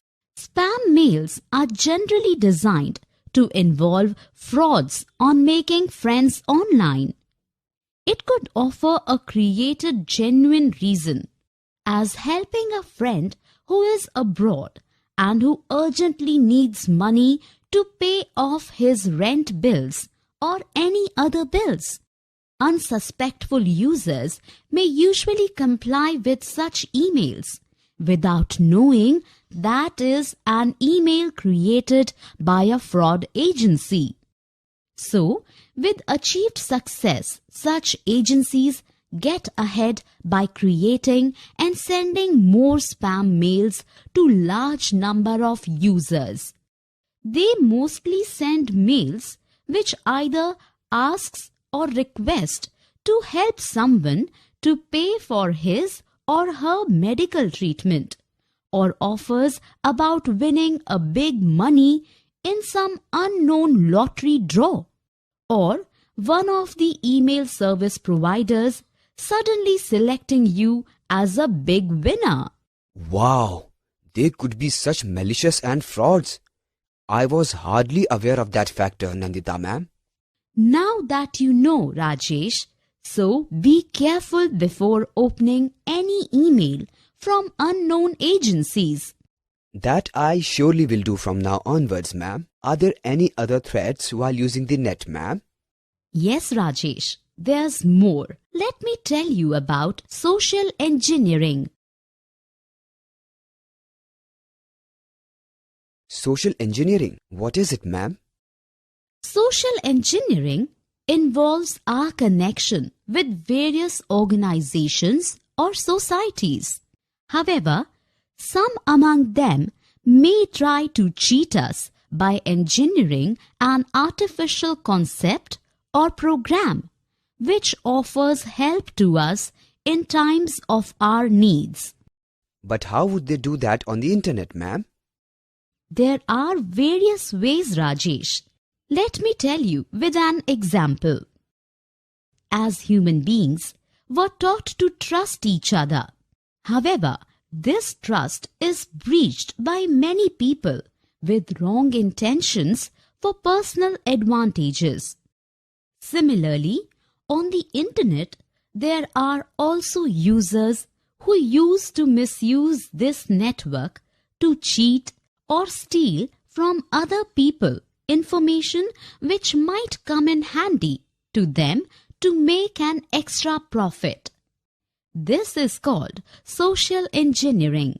These intruders exploit the network by engineering such programs which trap unsuspected users into sharing personal information with them. After getting this information, they use it to manipulate the person. Take, for instance, a situation where a person receives an email from a fraud organization offering a lucrative job. Many among us will take this offer seriously, and as emails continue, they may send personal information as required by such organizations. Ultimately, what happens? We disclose so much personal information to an unknown organization that they will take advantage of the situation. The job offer remains a fake screen to hide their real intention. Can you see the danger to your personal side? Oh, this is really a very dangerous situation. We use the internet for so much purposes. Emails and offers from various agencies are regular.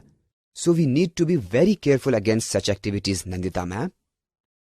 Definitely, Rajesh. There are various ways they try to intrude into the personal system through the internet. Really? What are the common possibilities that we who use the network may be invaded, ma'am? Let me tell you about the various threats then, Rajesh. Social engineering can be best defined as an act of deceiving someone to manipulate him or her into disclosing information which is confidential or personal and then using it for fraud. Besides spam mails, how do they do it, ma'am? Well, there are many other ways too when it comes to the internet. Let me explain them to you one by one. Among the most common other possibilities, social engineering involves phishing, whaling, baiting, and pretexting emails. These are the most common forms of programs used by intruders to invade into personal systems of ordinary users. Phishing, whaling, baiting and pretexting emails. What are these, Nandita ma'am? Well, let me explain all of these precautions to you one by one. The very first is phishing email. This is one of the most common social engineering techniques by which an intruder can harm your system. What exactly is phishing, ma'am? Phishing emails are emails which attempt to get sensitive information such as usernames, passwords, and credit card details, which itself lead to pilferage of money from your account. These phishing emails are sent by malicious parties who disguise themselves as someone you might trust. For example, you may receive a mail which declares as you as the winner of a certain lottery from a certain agency. An unsuspecting user may click on this phishing mail to check what he or she has won. As soon as they open the email, these agencies will send a program to access your system to steal valuable information. This is a very common way by which people get trapped in such tactics. Oh, this is very dangerous, Nandita ma'am. But one thing I can't understand is why is it called phishing? Well, the word fish is pronounced just like fish.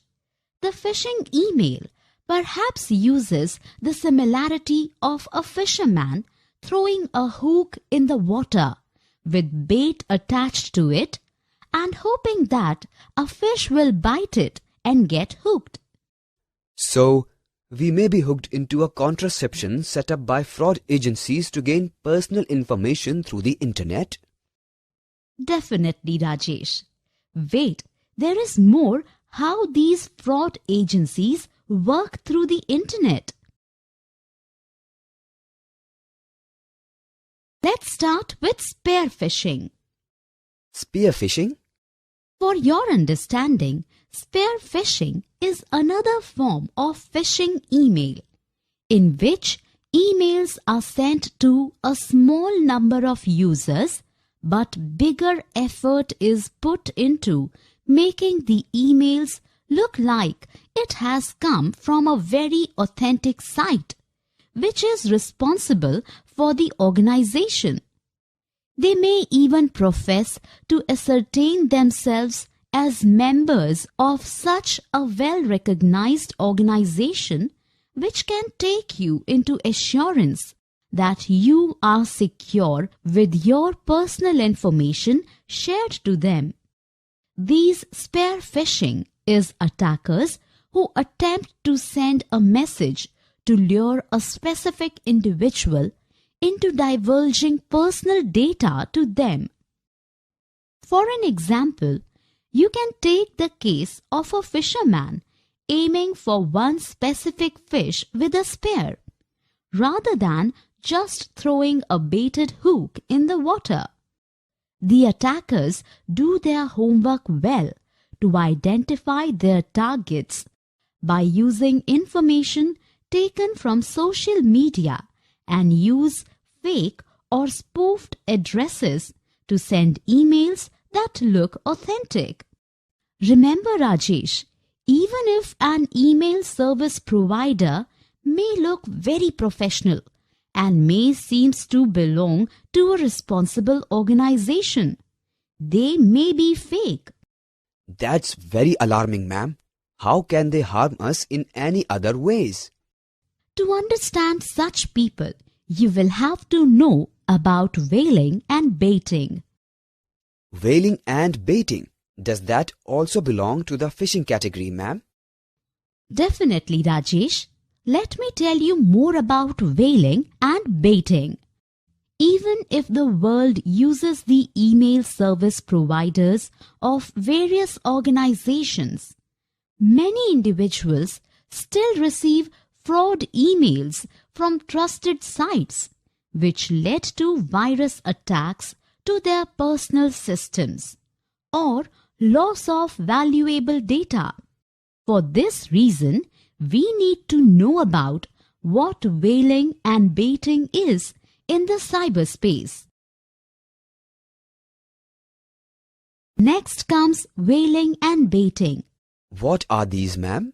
When we come to the term of whaling, it is applied to phishing emails which target the senior executives of an organization who are in control of many subordinates.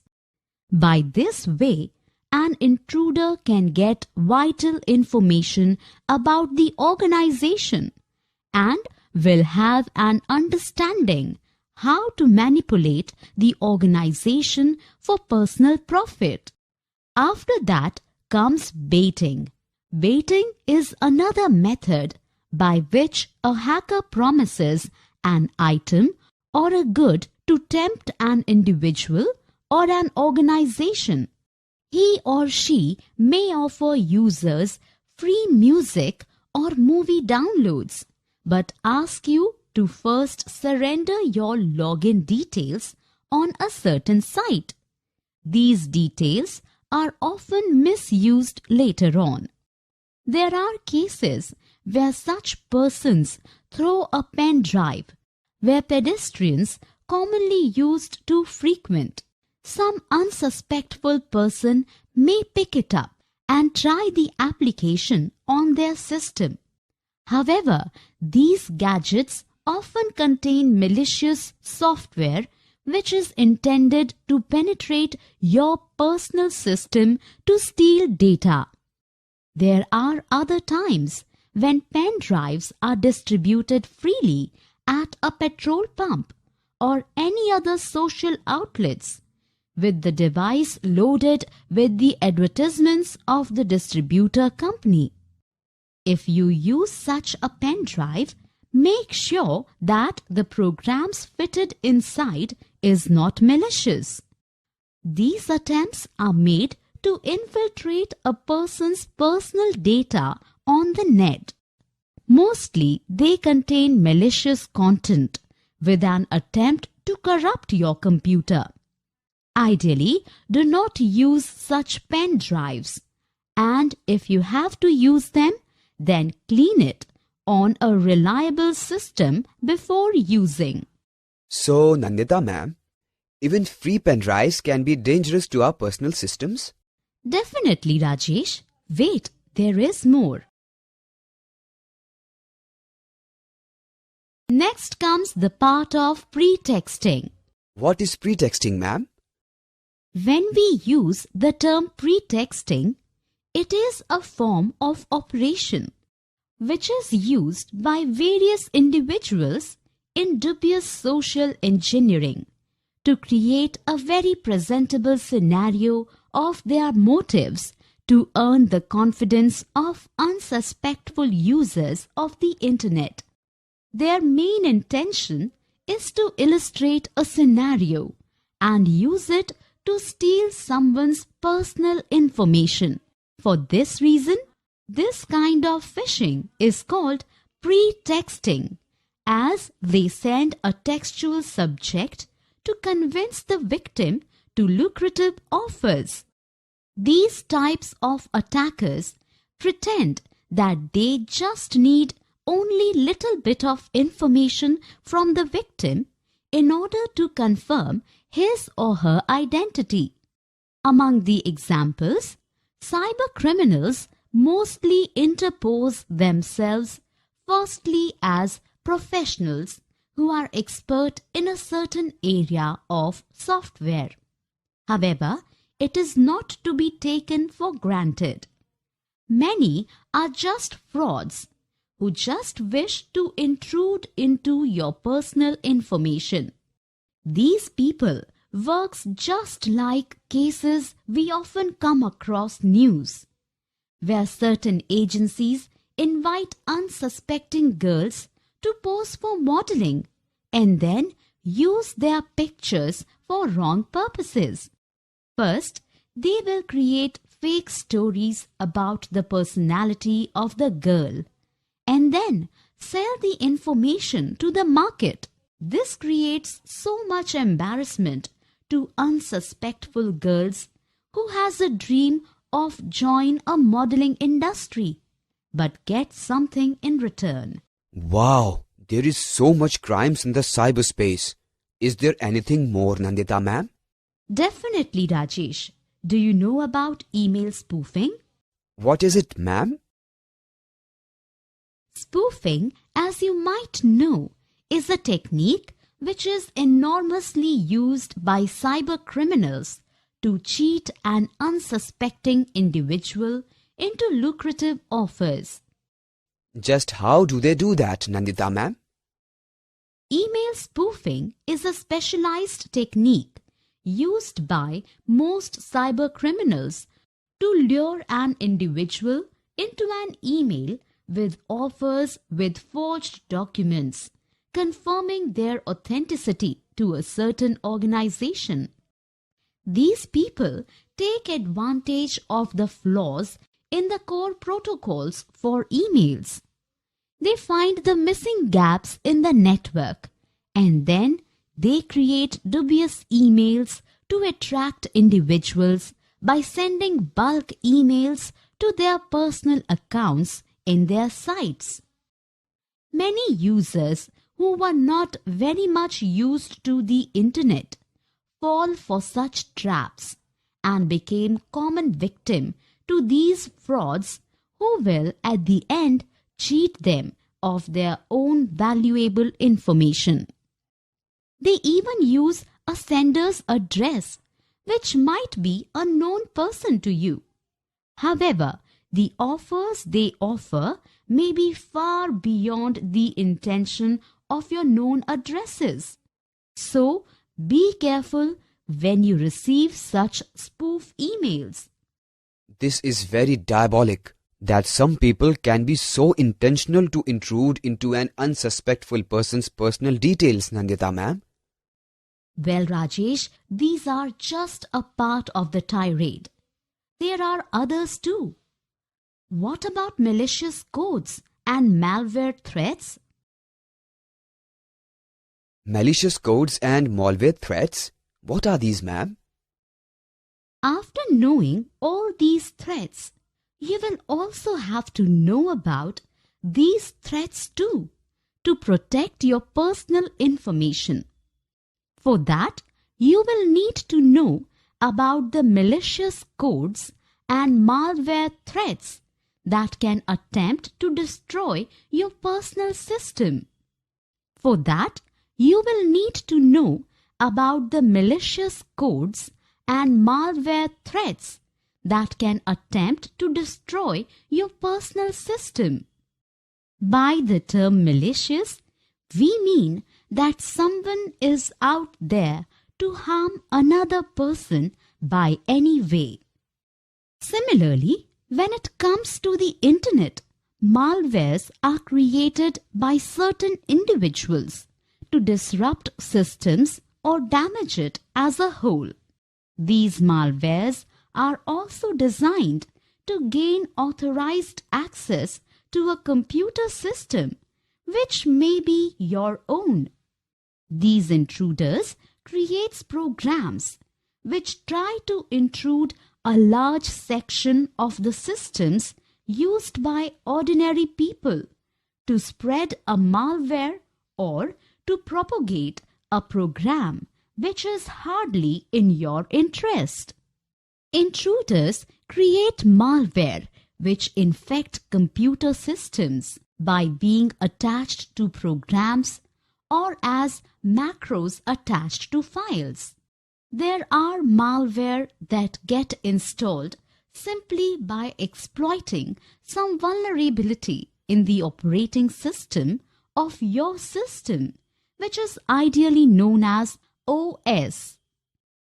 These devices in the network or other software, a hole in a browser, is only required by an intruder to visit a site which you frequently use and then infiltrate your system at the end.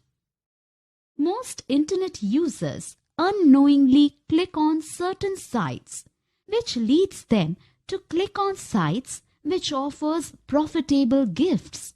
These sites often leads us to frauds. For this reason, we need to be careful when we click on any sites. This is good information, Nandita ma'am. However, I am still at query how our threats can be classified while using the internet.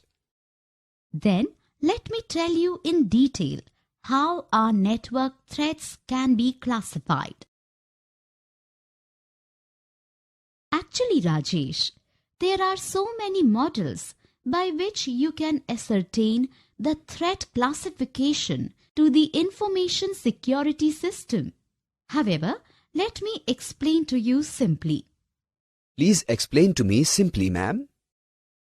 Simply speaking, information system security threat classification is based upon several models, and the classification of the threats depends upon the criteria of the source, whether internal or external.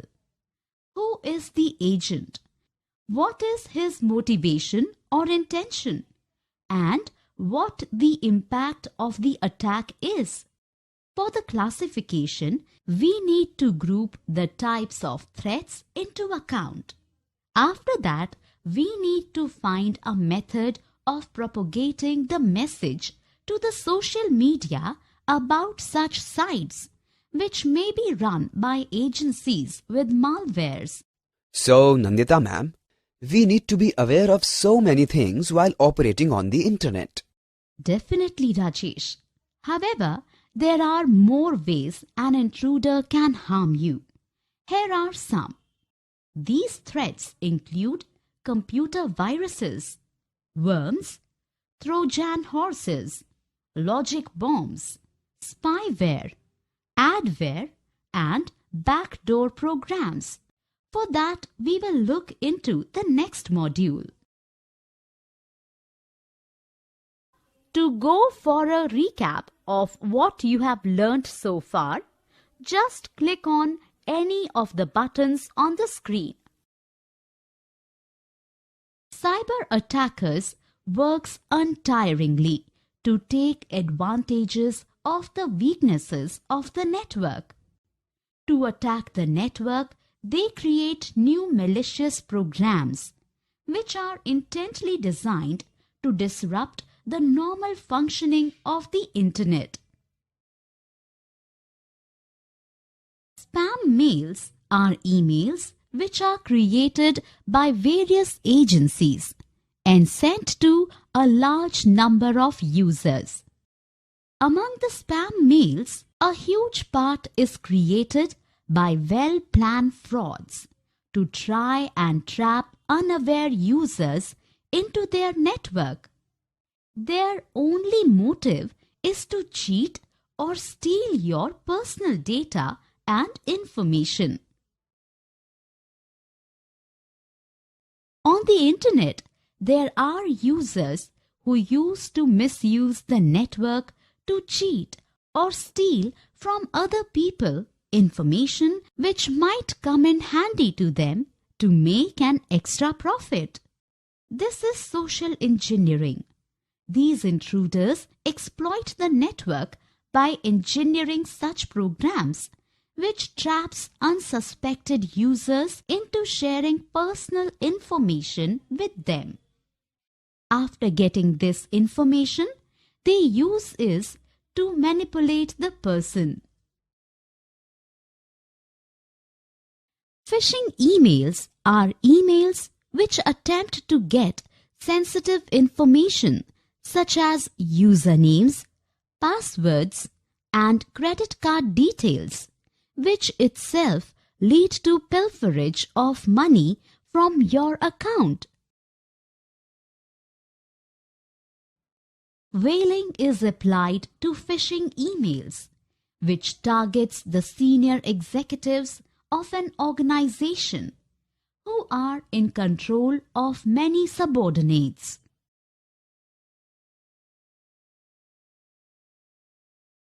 Spear phishing is another form of phishing email, in which emails are sent to a small number of users, but bigger effort is put into making the emails look like it has come from a very authentic site, which is responsible for the organization.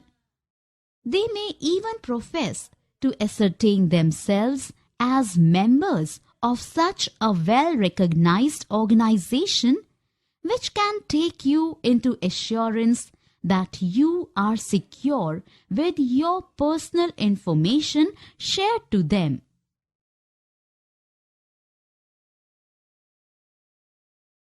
Baiting is a method by which a hacker promises an item or a good to tempt an individual or an organization.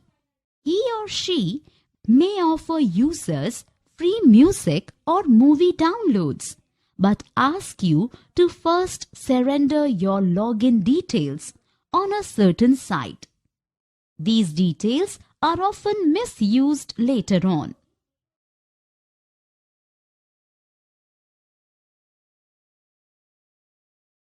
Pretexting is a form of operation which is used by various individuals in dubious social engineering to create a very presentable scenario of their motives to earn the confidence of unsuspectful users of the internet.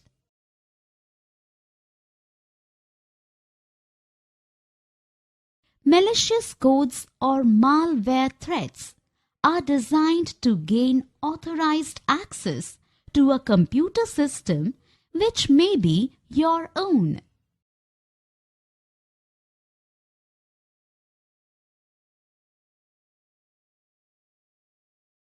I have learned so much from you, Nandita ma'am. Is there anything more that a layman user of the network needs to be aware of? Definitely, Rajesh. There are more. The threat to the internet is endless.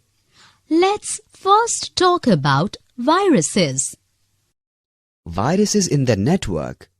Can you please explain, ma'am? Well, just like when we suffer from an illness due to viral infection. Similarly, programs were created by various intruders into the network, which, when enters your system, may harm or disrupt the normal functioning. A computer virus is a malware which is designed to invade someone's personal system to disrupt the functioning. However, not all malware created are termed as viruses. Why is it called a virus, Nandita ma'am? Actually, the programs of this nature created by certain individuals was termed as viruses by an university research student, perhaps because computer virus spreads in the similar manner as a biological virus. However, there are variations to the opinion of how programs are called viruses. Many experts are of the opinion that virus stands for Vital Information Resource Under Siege. To truly know what a programmed virus is, you will need to know the very infrastructure of such programs. Can you tell me how these viruses are created, Nandita ma'am? Actually, these viruses are created and then mostly sent as an attachment to a program and propagates to someone's mail or system. Soon after these viruses reproduces itself by copying itself and inserting into the program or in the boot sector. All the viruses are made to target an executable file that you often use. This implies that the virus may be present in your system, but it actually cannot infect unless you run or open the executable file or the malicious program. A virus is not a self-contained or independent identity. In nature, it is like a parasite that depends upon attaching itself to other files. So, it is very important for us to be careful when someone sends a file or program to us, or even if you are forwarding it further to someone else. This is because it might be infected with a virus. It is a better idea not to click on an email which has an unknown attachment. It is more so when it has come from some unknown person and has an .exe extension. Means it is executable. Not only the virus can travel to you, sometimes you infect your system when you go to an infected website unknowingly or view advertisements on it. So, it is better for us to not open a file from any unknown party. Yes, Rajesh. Before clicking on any files from an unknown agency, better reconfirm yourself.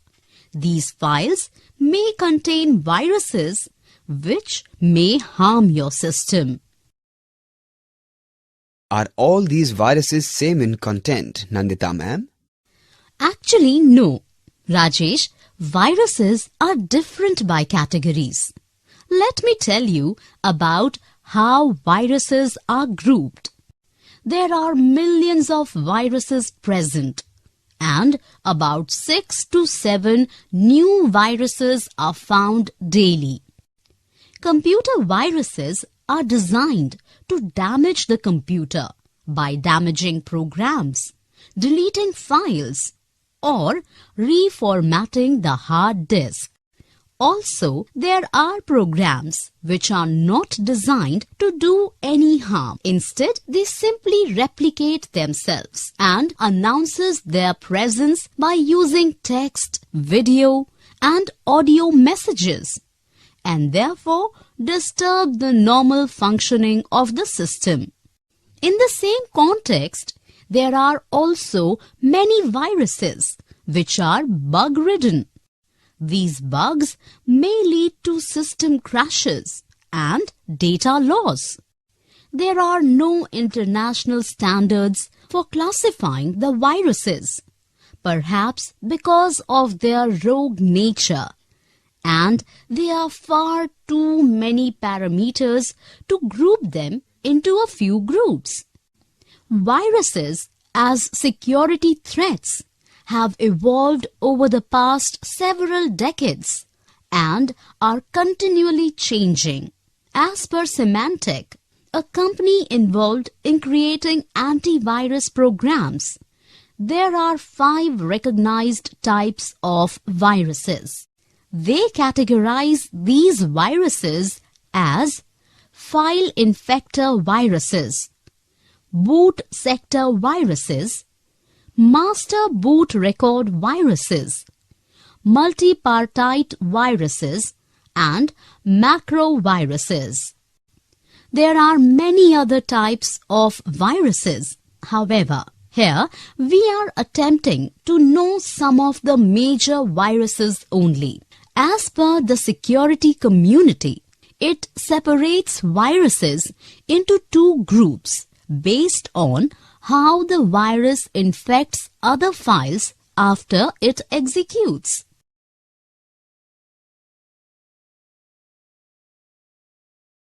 So, ma'am, a virus in our system will always remain in it? Actually, Rajesh, viruses are categorized differently. Some are residential and some are non-residential.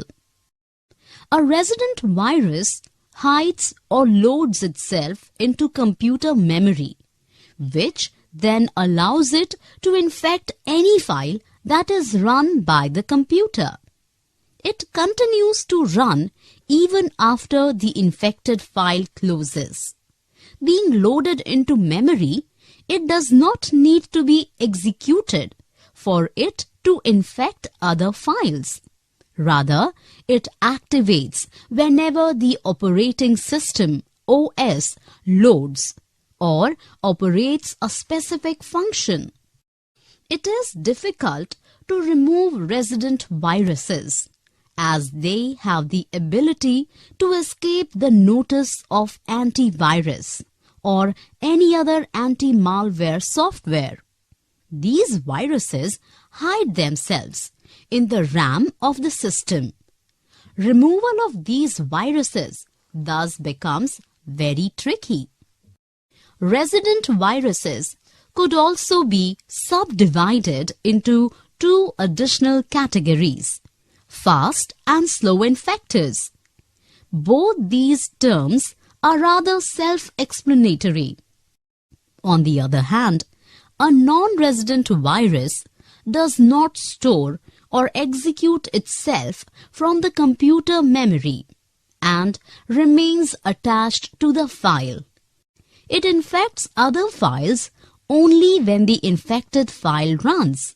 These are also referred to as executable viruses, meaning that they need to be executed before they can infect, unlike resident virus, which infect the moment of the operating system.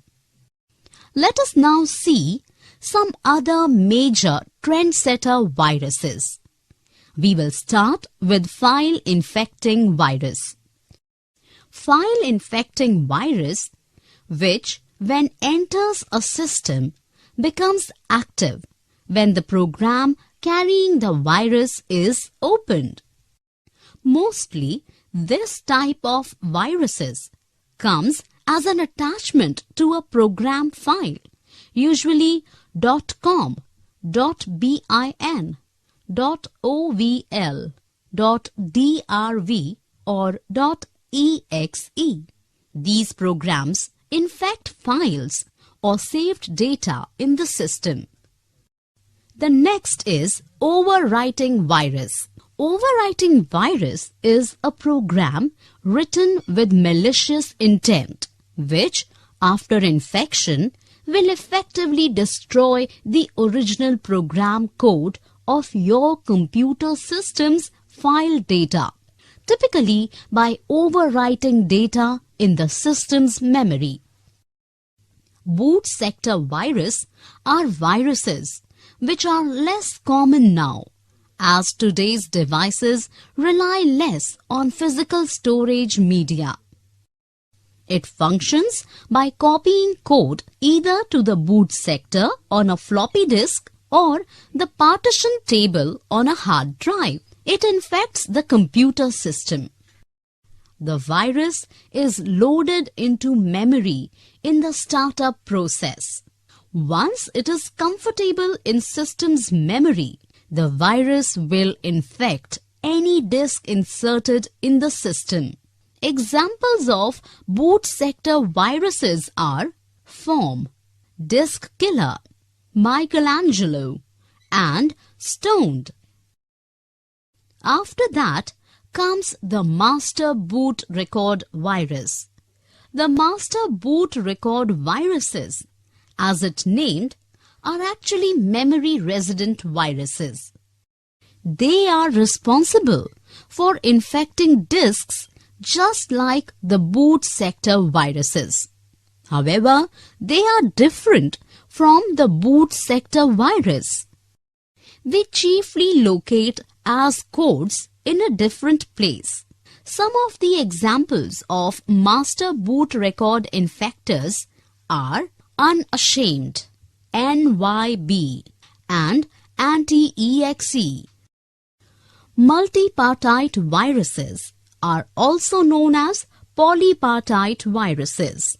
These viruses infect both the program files and boot records. Removal of these viruses is difficult, as if the boot area is cleaned and the files are not, the boot area will be reinfected again by these viruses.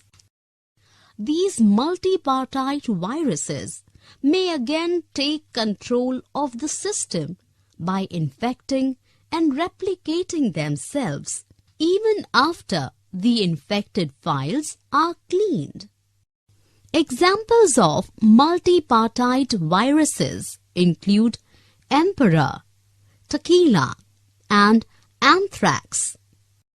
Cluster viruses are another type of viruses which attacks systems in groups or clusters. If you find that every program on your PC is infected, then there is a chance your computer system is infected with this type of virus. Actually, this virus is only in one place on the system. It associates itself with the execution of programs by modifying directory table entries to ensure the virus itself will start when any program on the computer system is started. Experienced users can sometimes get around a cluster virus using the check disk utility and other elements of the operating system to diagnose and remove the virus. However, less savvy users can end up erasing vital program information through the use of operating system prompts. Polymorphic viruses are designed as a disguise. Many users to the net will think this is a very handy tool. However, they will create disruptions in your executive files once you have loaded them to your system.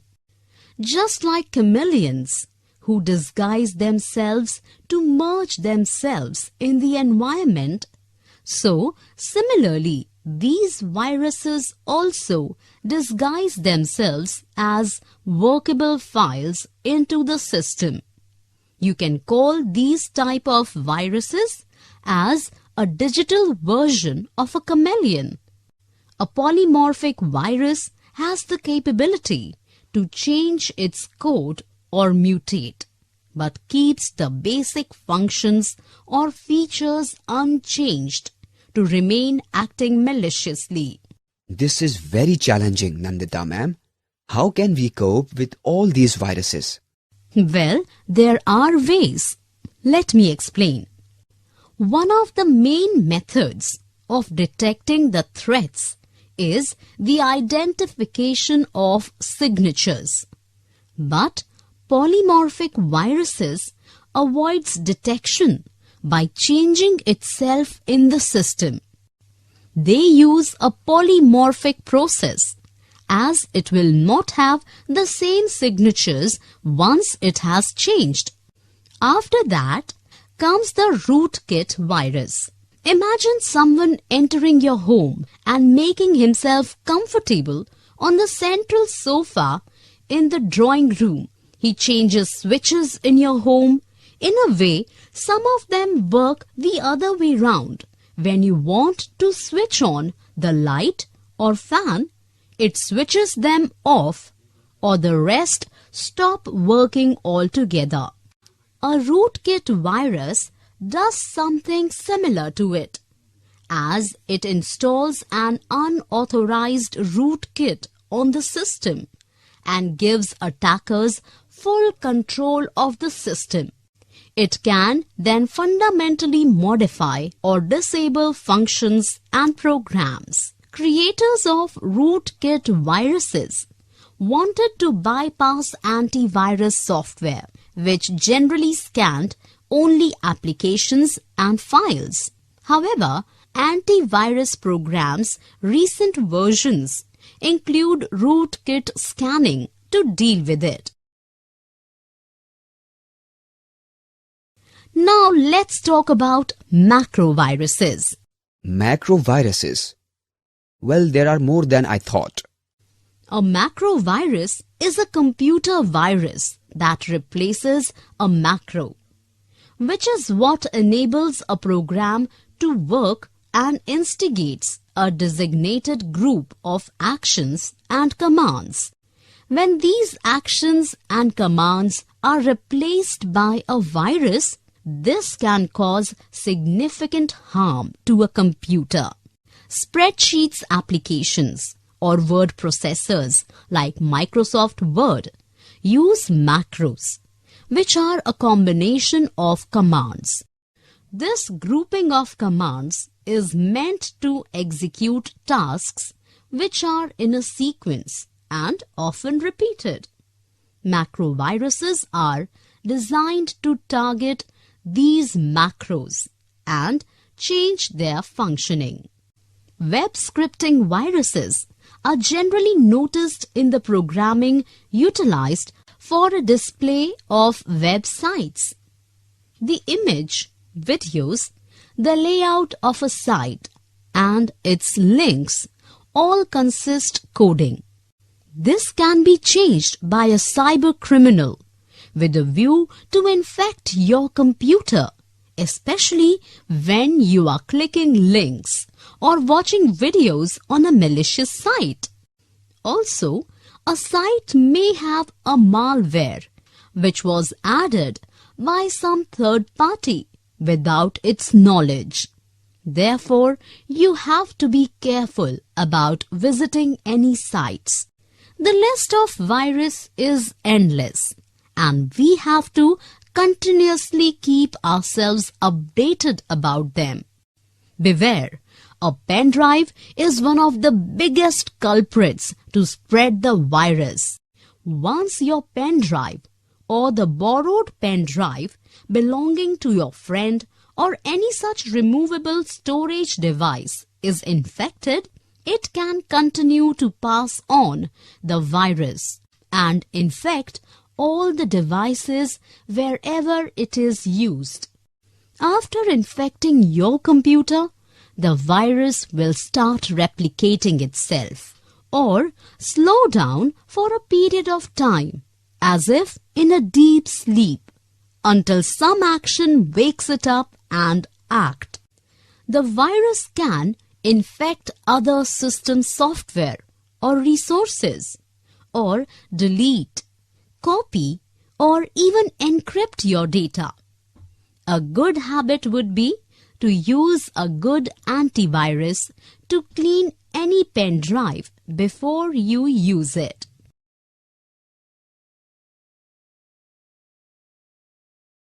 To go for a recap of what you have learnt so far, just click on any of the buttons on the screen.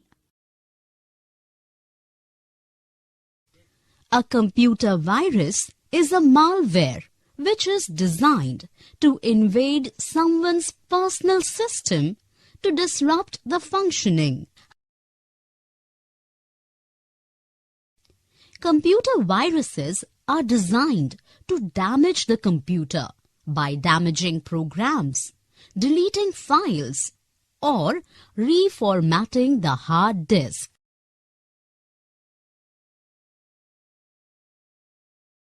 A resident virus hides or loads itself into computer memory, which then allows it to infect any file that is run by the computer. It continues to run even after the infected file closes. Being loaded into memory, it does not need to be executed for it to infect other files. Rather, it activates whenever the operating system OS loads or operates a specific function. A non-resident virus does not store or execute itself from the computer memory and remains attached to the file. It infects other files only when the infected file runs. These are also referred to as executable viruses, meaning that they need to be executed before they can infect, unlike resident virus, which infect the moment of the operating system. File-infecting virus, which when enters a system, becomes active when the program carrying the virus is opened. Overwriting virus. Overwriting virus is a program written with malicious intent, which, after infection, will effectively destroy the original program code of your computer system's file data, typically by overwriting data in the system's memory.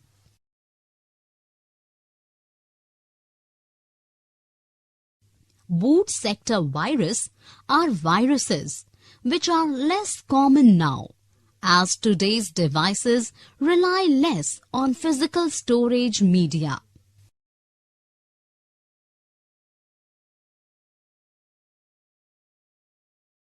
The master boot record viruses, as it named, are actually memory resident viruses.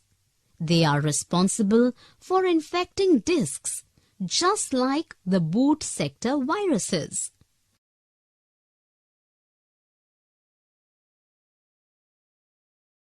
Multipartite viruses are also known as polypartite viruses.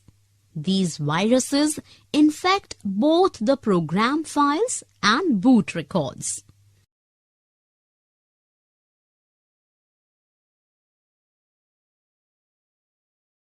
Cluster viruses are another type of viruses which attacks systems in groups or clusters.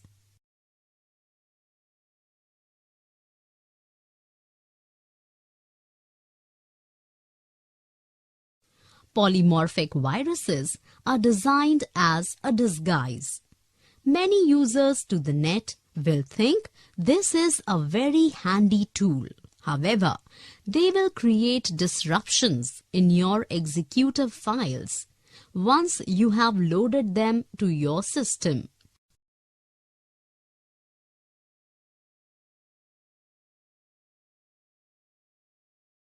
A rootkit virus does something similar to it, as it installs an unauthorized rootkit on the system and gives attackers full control of the system.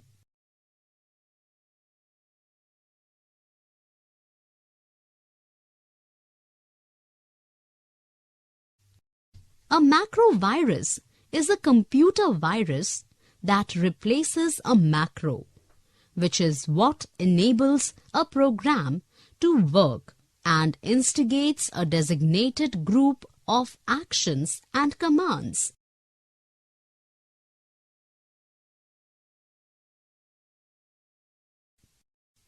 Web scripting viruses are generally noticed in the programming utilized for a display of web series, the image, videos, the layout of a site, and its links all consist coding.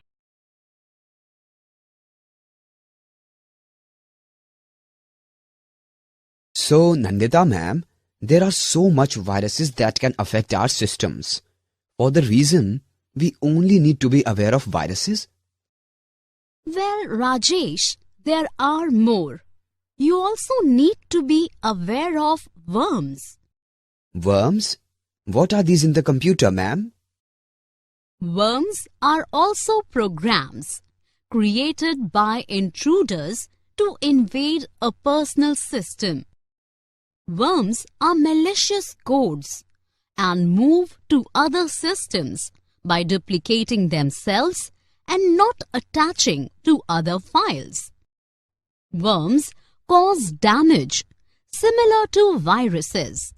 These are programs which are created to make holes in security software, and after that they try to steal sensitive information, corrupting files and installing a backdoor for remote access to the system, among other issues.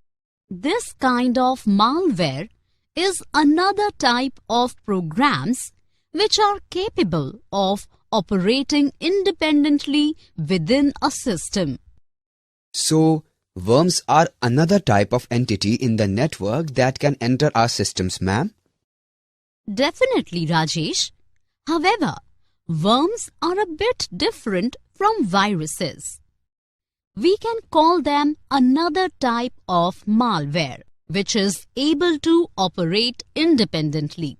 In other words, is standalone and is executable, which circulates through network shares and several gaps and vulnerabilities. Nevertheless, a worm is similar to a virus by design, but it somewhat differs from virus. Unlike viruses, the worm does not depend upon attaching itself to a program or a file. As soon as it inhabits a system, it becomes active. The necessity of human intervention to propagate or spread it is not needed. It is able to travel without taking help due to its capability of taking advantage of the information transport feature. Worms often rely on the actions of and vulnerabilities in networking protocols to propagate. Take for instance the WannaCry ransomware worm. They had exploited a vulnerability which was not patched up in the Windows operating system. Worms may be defined as a malware that exploit the vulnerabilities of a computer operating system or the OS to self-propagate. Worms often use parts of an operating system that are automatic and invisible to the user. It uses the gaps or weakness in the internal network to which your computer is linked to move to another computer system. A computer worm loads and begins its activities on a newly infected system. The first role of the worm is to spread automatically to as many other systems as possible. It does so by replicating and sending itself to everyone in the list in every address book of all the receivers. It thereafter continues down the line. The second role is to carry out the task it was designed for, which it is loaded with a program called payload on its back. In the case of Morris worm, it was a payload to find out the size of internet then, but now the same can be used for many other purposes, even for dangerous actions. Recently, blaster worm had become notorious as it had been designed to get into the computer and allow all sorts of malicious users to control the system remotely. Today, not all the worms use vulnerabilities to spread. Instead, many other methods are used to propagate, such as use of email, peer-to-peer or shortly called P2P networks, social networks and mobiles.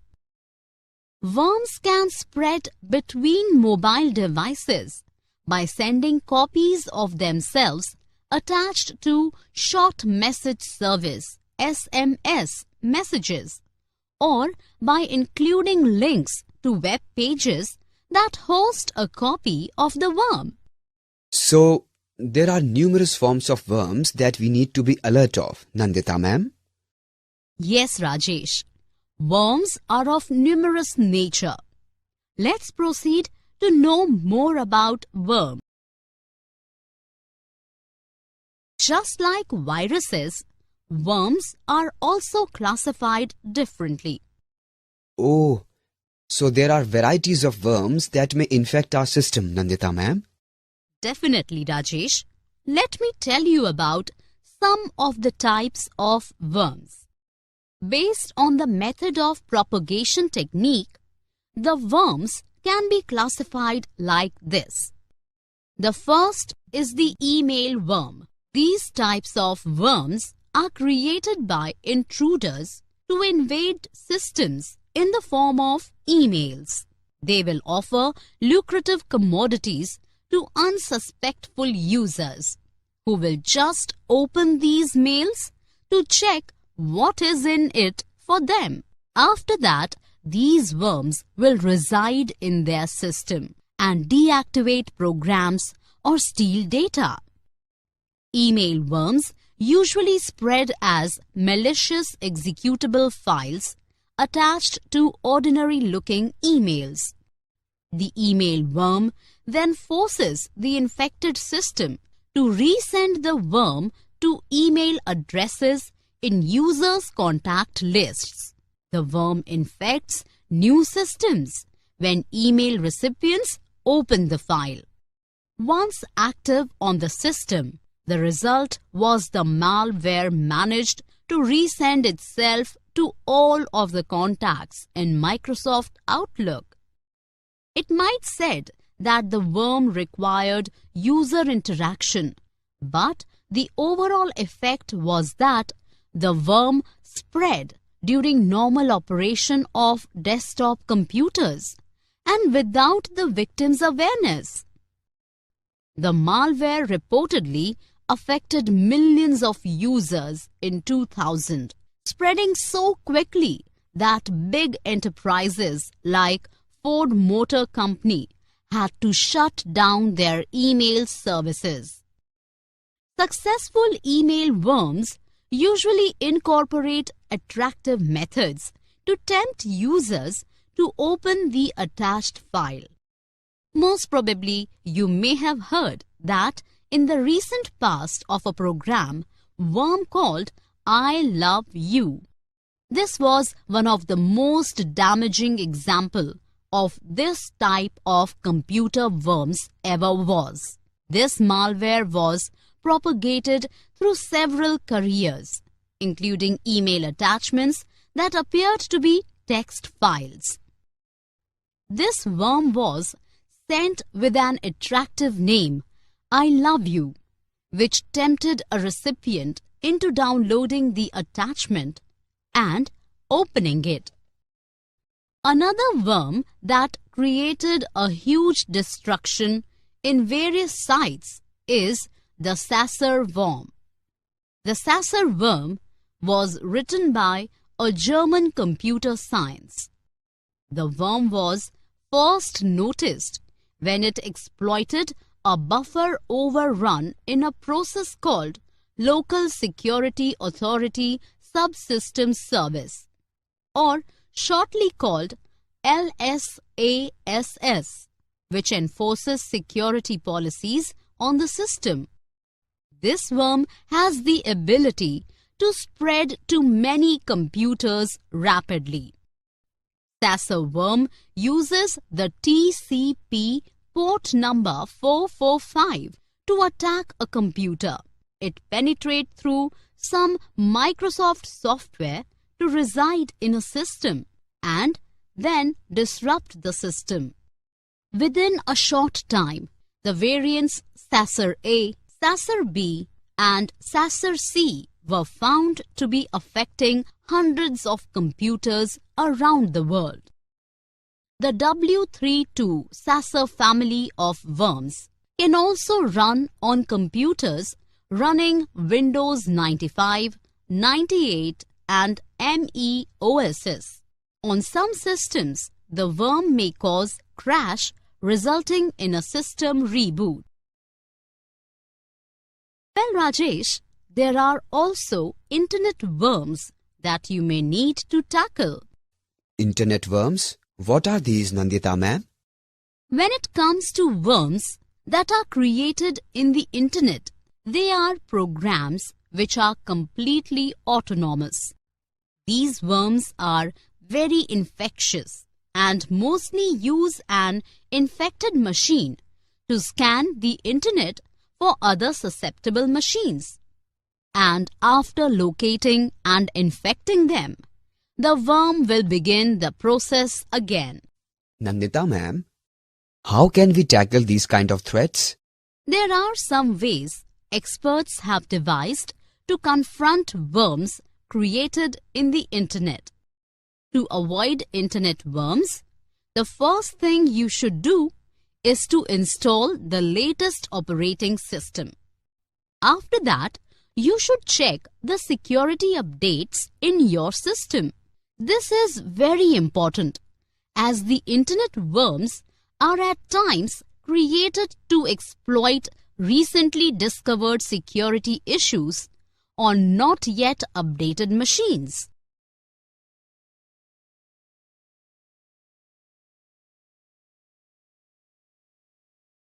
After the internet worms, there are also worms called file-sharing internet worms. What are these file-sharing network worms, ma'am? Often we share files through the internet. While sharing the file on the internet, you are really not sure what exactly you are downloading. File-sharing worms takes advantage of it. The worm quietly copies itself into a shared folder with an unsuspecting name. Someone else downloading files from the shared folder will unwittingly download the worm, which then copies itself and repeats the process. A worm called Fatbot was one such worm that infected millions of computers in 2004 in this manner. It had the ability to steal personal information, including credit card details, and send emails on a very large scale. One of the most complex worms is Stuxnet. This worm penetrated a nuclear faculty in Iran and tried to disable the faculty by slowing down the centrifuge that caused overheating. To exactly define Stuxnet, it actually stays in sleep mode in normal computer system and had a self-destruct mechanism. It all happened in July 2010. Stuxnet was the first computer worm used as a cyber weapon. It was only being discovered at the nick of time by two security researchers after a long string of cross-checking.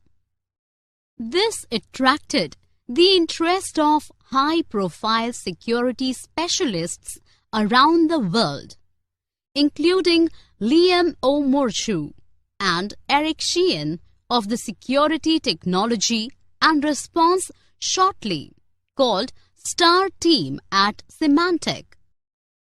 Their extensive research led them to conclude that the worm was being used to attack an Iranian power plant with the ultimate goal of sabotaging nuclear weapon production.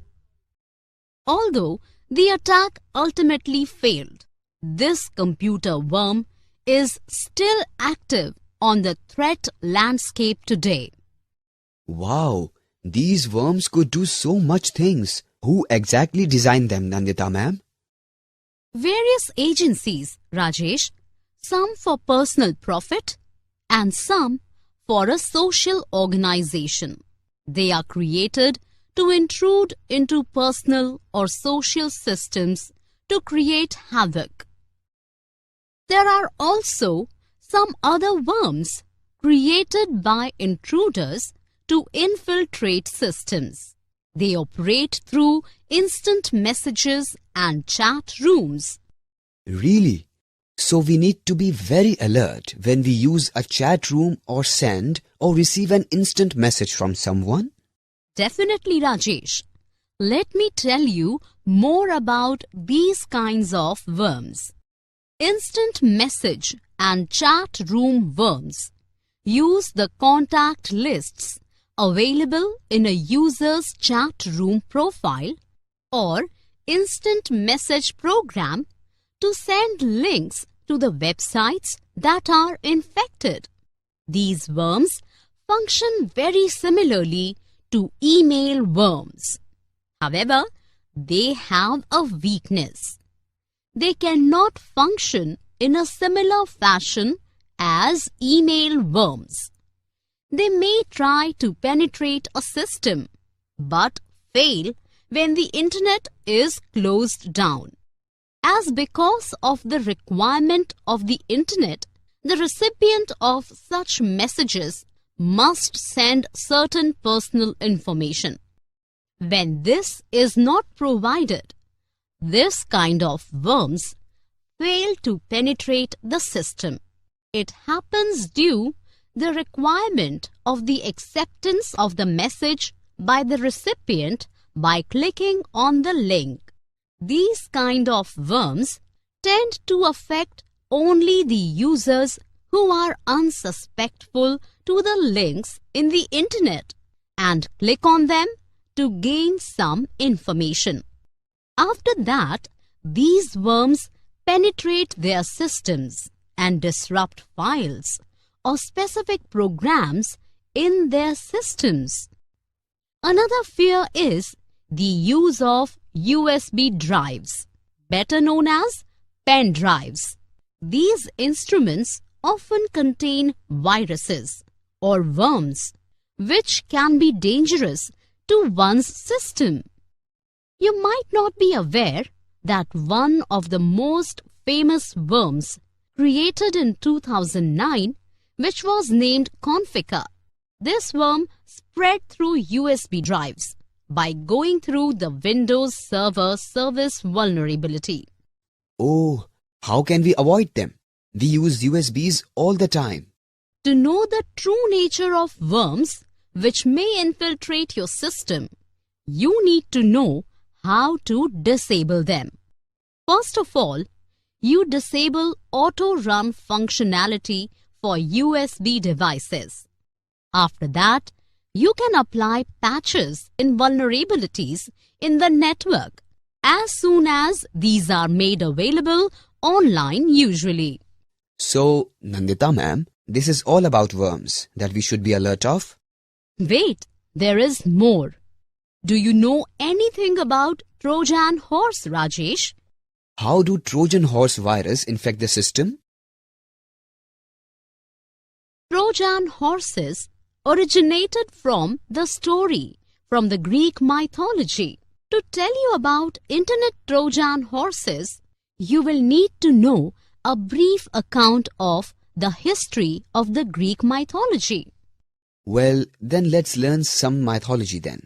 Well, this is the history of a very beautiful woman in Greece called Helen of Troy. She was possessed by many princes or kings. To shortly explain the story, the Greeks, when they tried to seize Troy, put soldiers inside a huge wooden horse in front of the ramparts. This horse is designed to gain entry into the fortress. The soldiers of Troy unknowingly dragged the wooden horse into the fortress. After that, the soldiers packed inside the horse, attacked the fortress and defeated the kingdom. The same trick has been used to create this malware, which was aptly named as Trojan horse. The entry to your computer system comes with the malicious software and is referred to as Trojan horse, which at first glance appears to be useful software. But once it is installed or run on your computer, it causes big damage. Unsuspecting user is tricked into opening them because they believe that they are receiving authentic software or files from a legitimate source. Once the Trojan gets activated on your computer, it can cause a variety of disruptions from annoying activities to cause serious damage by deleting files and destroying information on your system. Sometimes they are used to create a backdoor on your computer that allows access to your system to malicious users. Aim is to possibly compromise confidential or personal information. It may be remembered that unlike viruses and worms, Trojans do not reproduce by infecting other files, nor do they self-replicate. How do Trojan horse virus infect the system? By various ways. Let me tell you about some of the ways how Trojan virus works. A backdoor Trojan gives the hackers malicious access to take remote control over the infected computer. They entitle the malicious hacker to work on the infected computer as per the malicious intentions. They can send, receive, delete and launch files, display data and reboot the computer. Backdoor Trojans are mostly used by hackers to exploit a group of infected computers to form a zombie network or malicious botnet that can be used for criminal purposes. Exploit is a type of Trojan that contains a malicious code or data to attack a vulnerable software or application that runs on an infected computer. Rootkits are developed by malware authors to gain access to the victim's system while they conceal their presence or their malicious activities from being detected to extend their presence to run and execute on the infected computer. Trojan Banker is a type of Trojan which is developed to extract users' account data, debit or credit card data through online banking systems, e-payment gateway. Trojan DDoSer programs developed to perform denial of service and attacks so as to infect the victim's web address. The malware program sends multiple forms from the victim's infected computer and forms a network with several other infected computers to strongly enforce an attack against the target address, causing a denial of service. Trojan downloaders, as the name suggests, it is developed by hackers to download and install new versions of malicious programs onto the target victim's computer. Trojan dropper programs are developed by malware authors to install Trojans, viruses, and escape the detection of malicious programs. Most of the traditional antivirus programs are inefficient to scan all the components of this Trojan. Trojan fake AV programs pretend to operate like an antivirus software. They are developed by cyber thieves to obtain money from the target user. In return, in order to detect and remove threats, despite the threats that they report are non-existent in real time. The main target for Trojan game thief are online gamers, and their prime motive is to steal the user account information. Trojan IM programs primarily extract users' login and passwords of Skype, Facebook Messenger, ICQ, MSN Messenger, Yahoo Pager, AOL, and many more.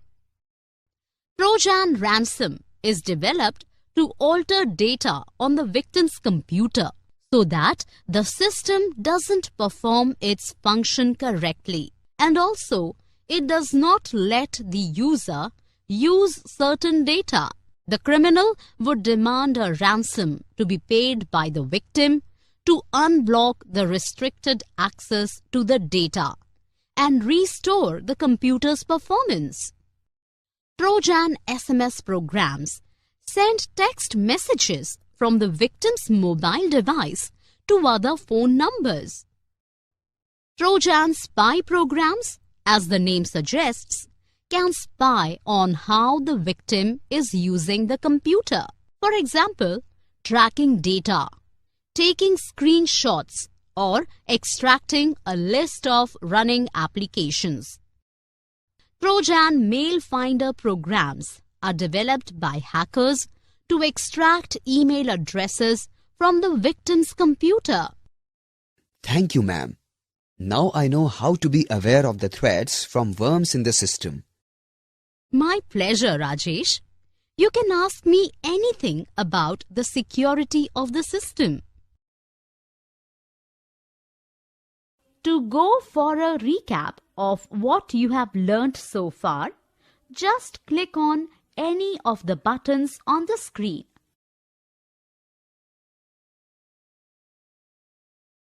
Worms are malicious codes and move to other systems by duplicating themselves and not attaching to other files.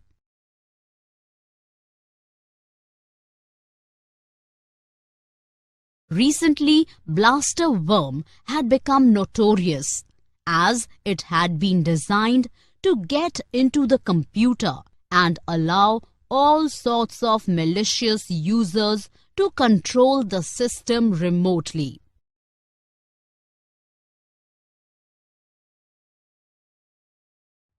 The Sasser worm was written by a German computer science. The worm was first noticed when it exploited a buffer overrun in a process called Local Security Authority Subsystem Service, or shortly called LSASS, which enforces security policies on the system. This worm has the ability to spread to many computers rapidly. Email worms are worms which are created by intruders to invade systems in the form of emails. They will offer lucrative commodities to unsuspectful users who will just open these mails to check what is in it for them. After that, these worms will reside in their system and deactivate programs or steal data. File-sharing worms takes advantage of it. The worm quietly copies itself into a shared folder with an unsuspecting name. Someone else downloading files from the shared folder will unwittingly download the worm, which then copies itself and repeats the process.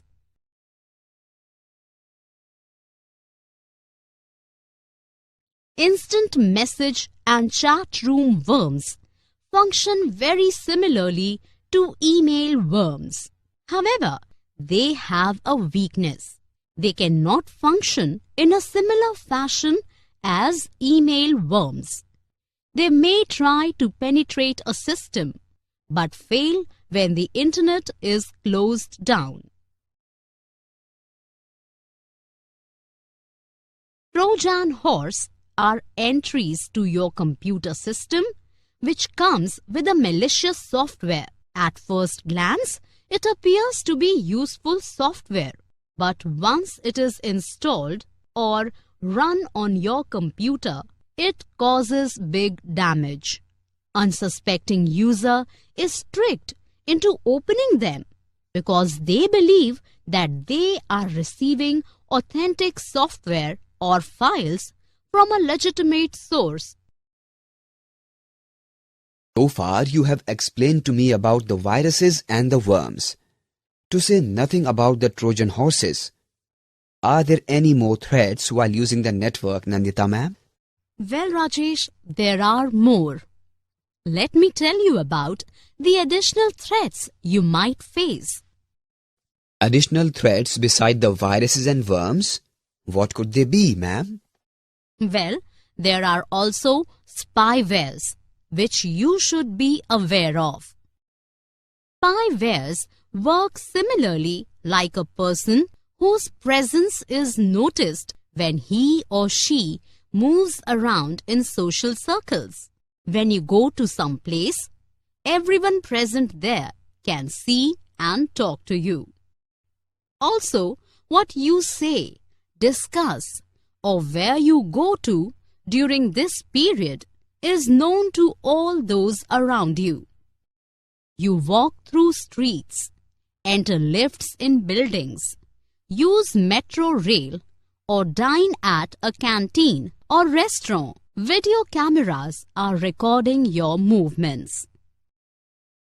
Similarly, the moment you have logged in onto the internet or have switched on your phone, which is connected to the internet, all the activities are logged somewhere or the other, including at your own computer system.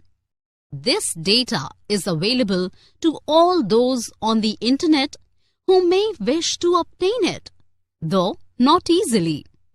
With the specially designed applications, this information or data may also be accessed and misused without your knowledge or consent.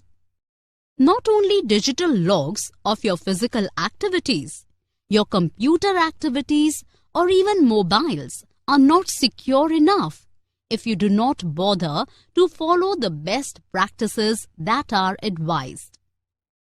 The type of malware that tries to steal information from you without you knowing or approving is called a spyware. It could be working, posing as a legitimate program, or behind the scenes, quietly track web browsing data or monitor keyboard strokes to know what your password is. Nandita ma'am, just how do we can recognize if the spyware has infected your computer? Well, Rajesh, if you find that your computer's performance has recently started to suffer And especially if strange pop-ups are showing up, websites are redirecting to places you have not intended. Your friends in the email contact list are getting odd spam messages that appear to be from you but have not been sent by you. Then consider the possibility of your computer being infected by a spyware. Really? Does that mean that spywares are of various types, Nandita ma'am? Yes, Rajesh. There are various types of spyware. Let me tell you about a few of them. Spywares are classified into two groups as what is taught by various schools. Schools? Should spyware categorizing should have institutes? Yes, Rajesh. There are various thought groups on how they operate. Formally, there are two schools of thoughts. One of them groups them into categories as per who has installed it, while the other groups them into what task do they perform. The first school suggests you can generally group them into two categories, domestic spyware and commercial spyware. Let's start with domestic spyware. The majority of domestic spyware software is installed by the employers to monitor the internet behavior of their network and quietly observe the online activities of their employees. Sometimes this software is also used by the police departments who employ these types of software to monitor suspected criminal activities. Domestic spyware is also used by certain family members to monitor other family members secretly. Not only the owners of the computers use the spyware, there are others like some unsuspecting people using the spyware to monitor or gather information from friends. Oh, I was not aware of these kind of activities on the net. However, what is commercial spyware, Nandita ma'am? Commercial spyware are programs designed to hit or target commercial enterprises. Their chief attempt is to steal valuable data from a commercial institute. Have you noticed pop-ups or advertisements that appear on your PC? Most of them contains commercial spyware to lure unsuspecting users to buy things from their marketing enterprises. Half the time, you may not require these stuff. However, many falls into such traps. If you have searched for clothes once on the internet through online agencies, the advertisements start rolling out for varieties of clothes on your system thereafter. These spywares are created by various marketing agencies to know what a customer is searching for. Soon after, they start bugging the system of the customer with pestering offers to sell stuff and commodities. It becomes very irritating for net users when these pop-ups come out whenever they open a site. Basically, this is the result of the commercial spyware, which is also known as the adware. In other words, these adware or web bugs are deployed by the companies to track your internet browsing activities. The process consists of companies tracking your online habits to often sell this information to the people in the market who then hit you with targeted advertisements that might appeal to you as they match your interests shown by your browsing history on the internet. So, Nandita ma'am, these spyware creators can simply manipulate an unknown user just by monitoring the browsing history of the user? Yes, Rajesh. They simply operate to check an user's online activity and develop an understanding what the user is searching for and thereby know his or her needs and requirement. Let me tell you about the alternate classification of spywares. Alternate classification of spyware is divided into 4 types. They are adware, system monitors, tracking cookies, and Trojans. Here are some of the different ways how these spywares operates on unsuspecting users of the internet. You need to be alert of these spywares whenever you are using the internet. The first is keyloggers. These spywares are software which records all of your keystrokes besides passwords. What website you visit is recorded by Internet URL or Uniform Resource Locator and website address. Loggers and screen recorders stores and send a snapshot of the screen without your knowledge. Chat loggers and email recorders are another type of spyware.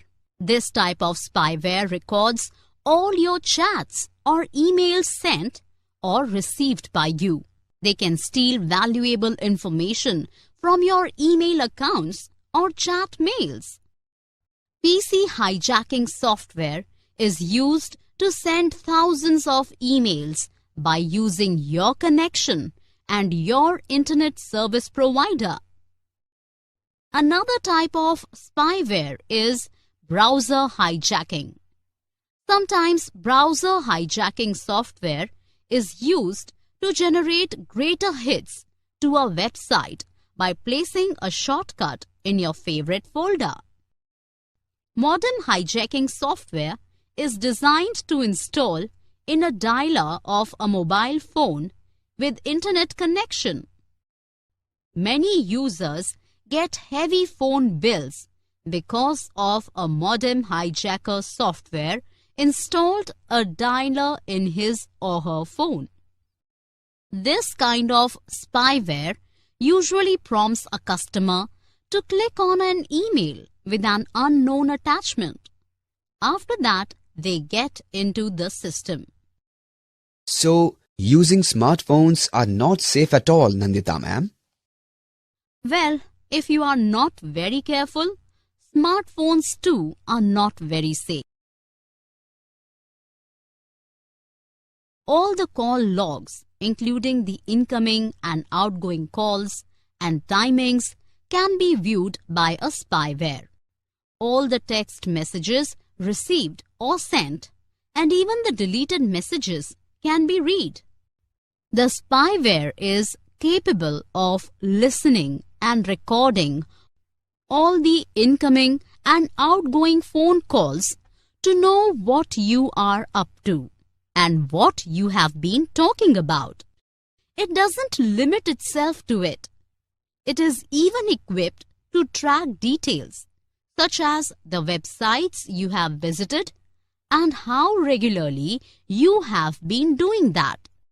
The spyware can also see all your contents such as your pictures, videos, and saved notes on the phones. In short, nothing is safe if you do not use precautions.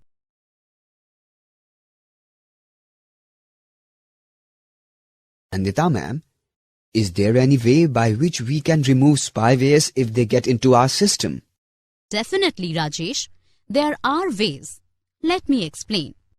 You may like to try out simple methods before you decide to take advanced help. Do not hesitate to do it yourself, as initially it may sound complex, but if handled correctly, it can be done.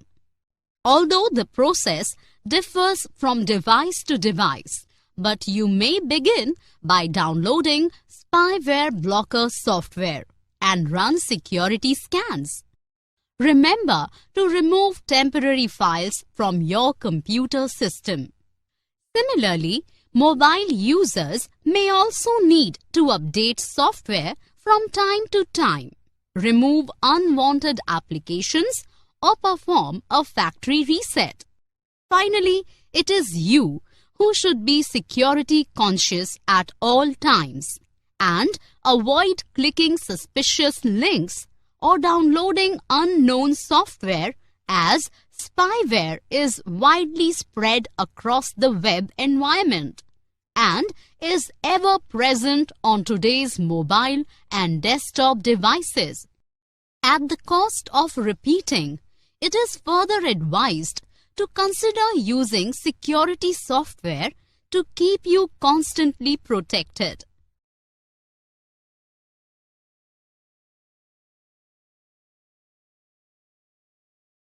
That was spyware and how to remove them.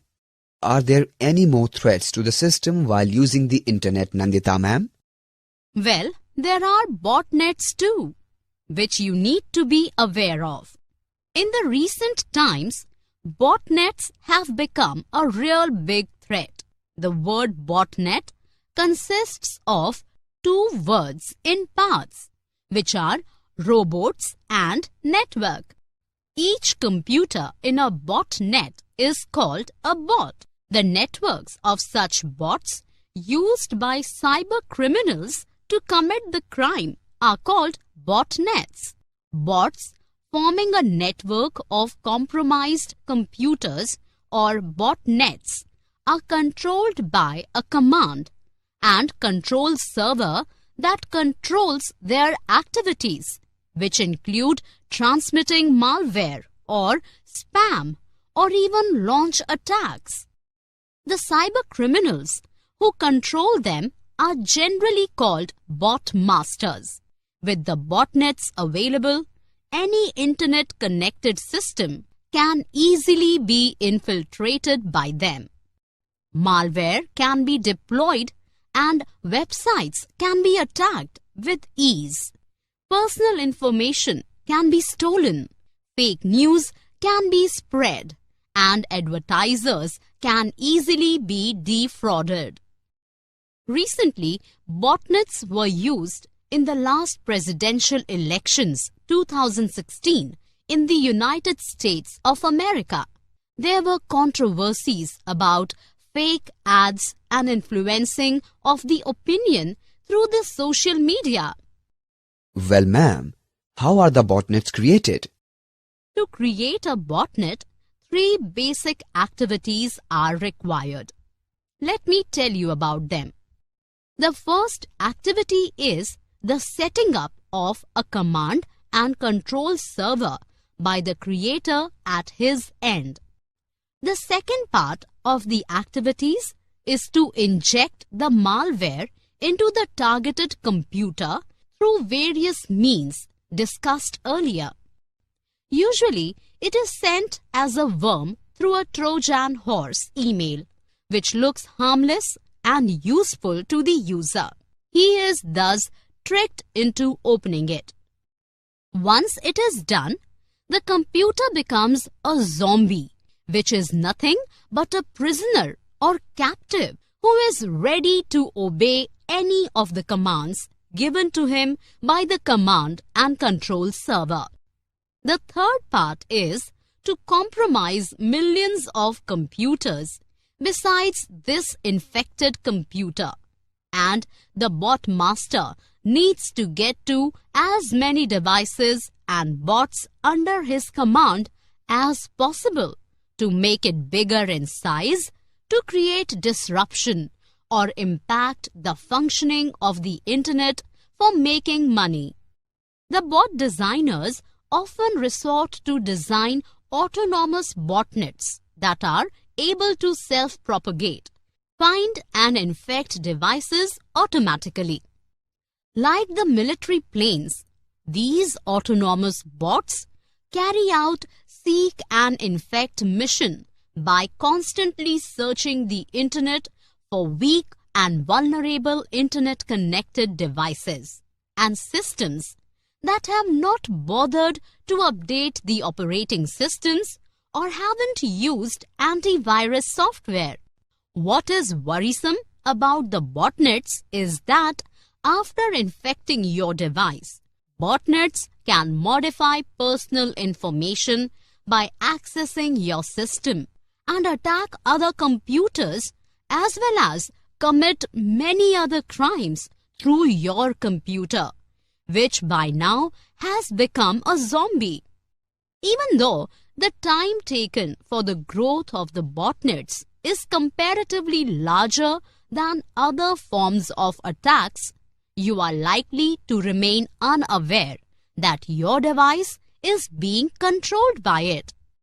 Also, it is very difficult to detect it as the computing power used by the botnet is small enough to avoid disrupting normal functioning of your computer, which can alert you.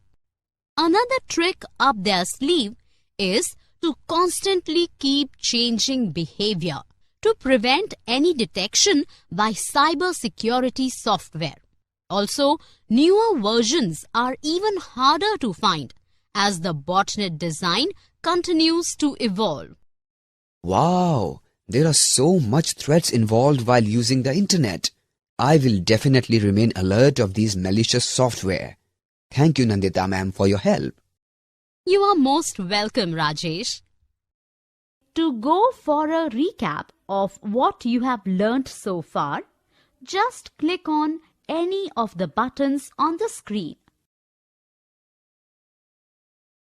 The type of malware that tries to steal information from you without you knowing or approving is called a spyware.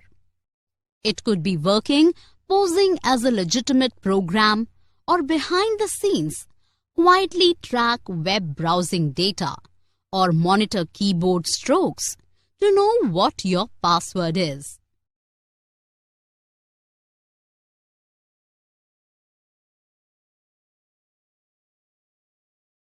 The majority of domestic spyware software is installed by the employers to monitor the internet behavior of their network and quietly observe the online activities of their employees.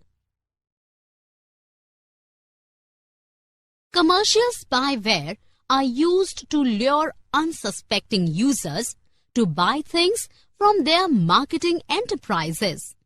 Half the time, you may not require these staff. However, many falls into such traps. Key loggers. These spywares are software which records all of your keystrokes besides passwords.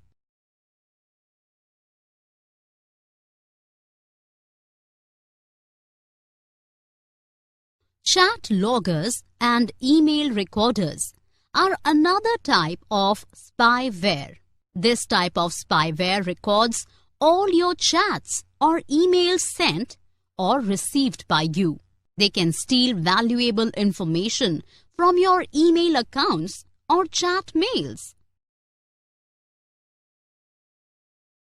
The majority of domestic spyware software is installed by the employers to monitor the internet behavior of their network and quietly observe the online activities of their employees.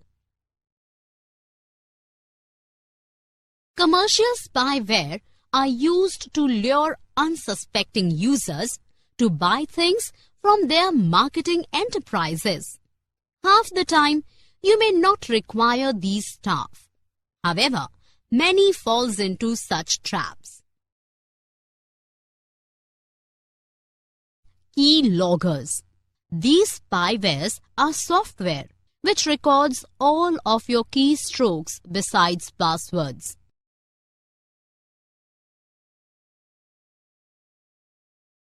Chat loggers and email recorders are another type of spyware.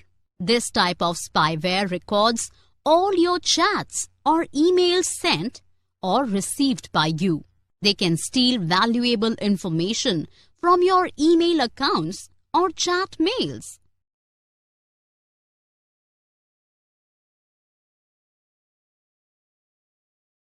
Modern hijacking software is designed to install in a dialer of a mobile phone with internet connection. Many users get heavy phone bills because of a modem hijacker software installed a dialer in his or her phone.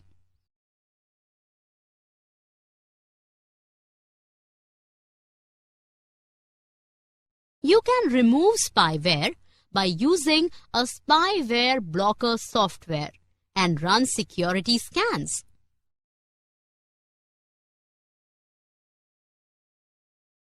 Botnet consists of two words in parts, which are robots and network. Each computer in a botnet is called a bot.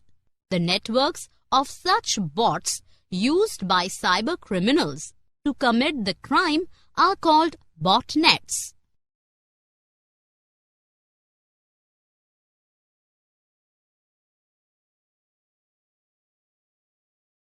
That is incredible.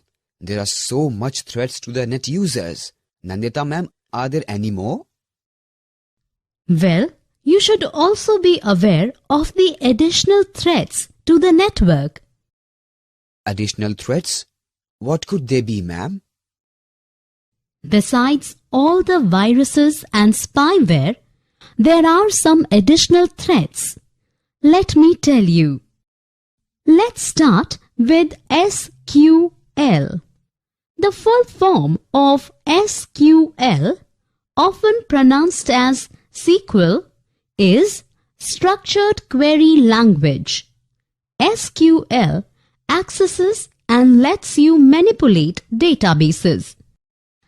As the technology grew, the websites also started becoming more technologically advanced as well as dynamic in nature. This dynamism generated need to store input of the user and content of the site in databases.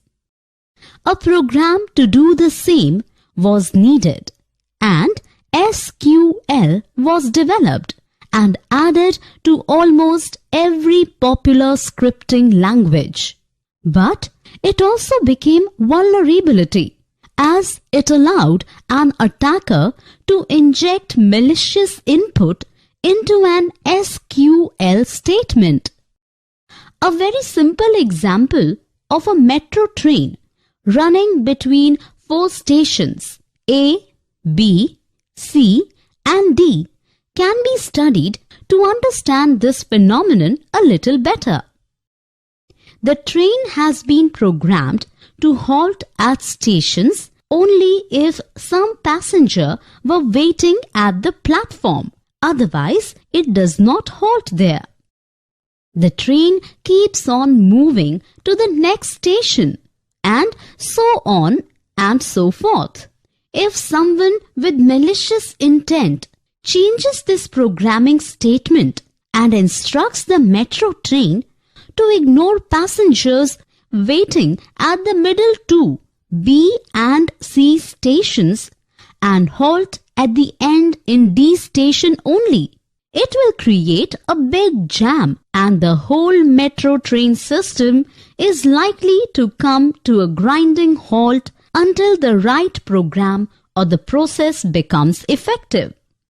Same thing happens when SQL injection is used. It changes the program by giving invalid inputs, and as a result, the site gets compromised. Same thing happens when SQL injection is used. It changes the program by giving invalid inputs, and as a result, the site gets compromised. Technically speaking, fundamentally, an input validation error is what the SQL injection is all about. These vulnerabilities surface when an application which interacts with a database and in an unsafe manner allows passage of data to an SQL query, as we saw in the case of Metro above. Remember, when the data is mistaken as instructions. The SQL injection attack impact can include leakage of sensitive data to the public, the destruction of the entire database or website defacement. SQL injections has been rated as the #1 most dangerous security vulnerability out of all the types of security intrusions and has almost constantly and consistently remained amongst the top vulnerabilities for a long period. There have been instances when millions of web pages were affected by SQL injections in just 1 month, and there was economic disruption too as a result. More recently, SQL injection attack was reported to have been used in high-profile attacks against organizations such as Sony Pictures. SQL impact on business sites can be very far-reaching. A successful attack may result in the unauthorized viewing of user lists, the deletion of entire tables, and in certain cases, the attacker gaining administrative rights to a database, all of which are highly detrimental to a business.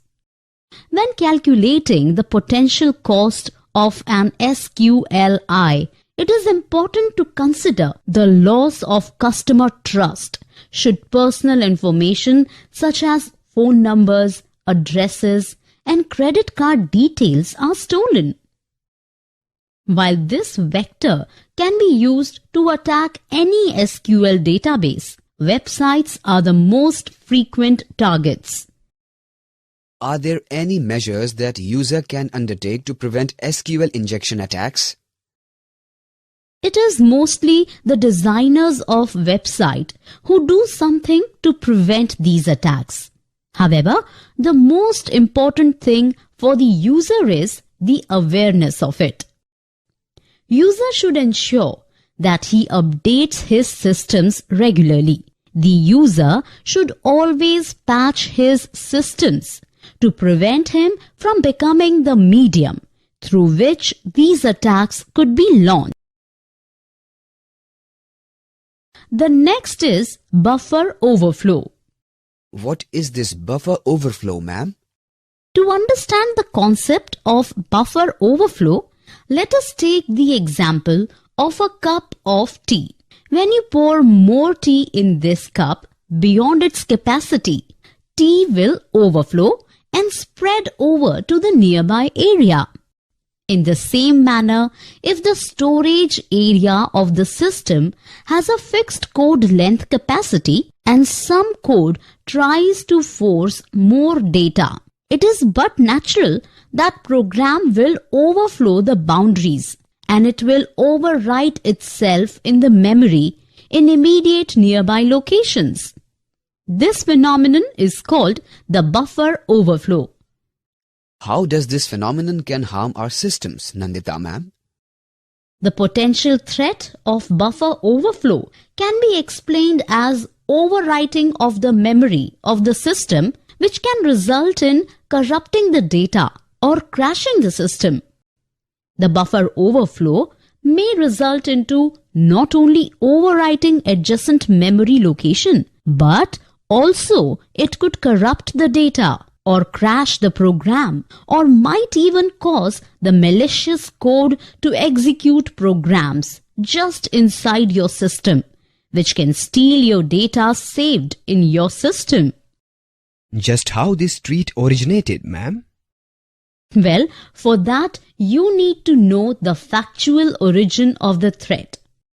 As a matter of fact, the credit to push cybersecurity to the forefront of the computer professionals goes to a buffer overflow in Unix program that allowed a cyber expert to create a worm which infected 10% of the internet in just 2 days in the late 1980s.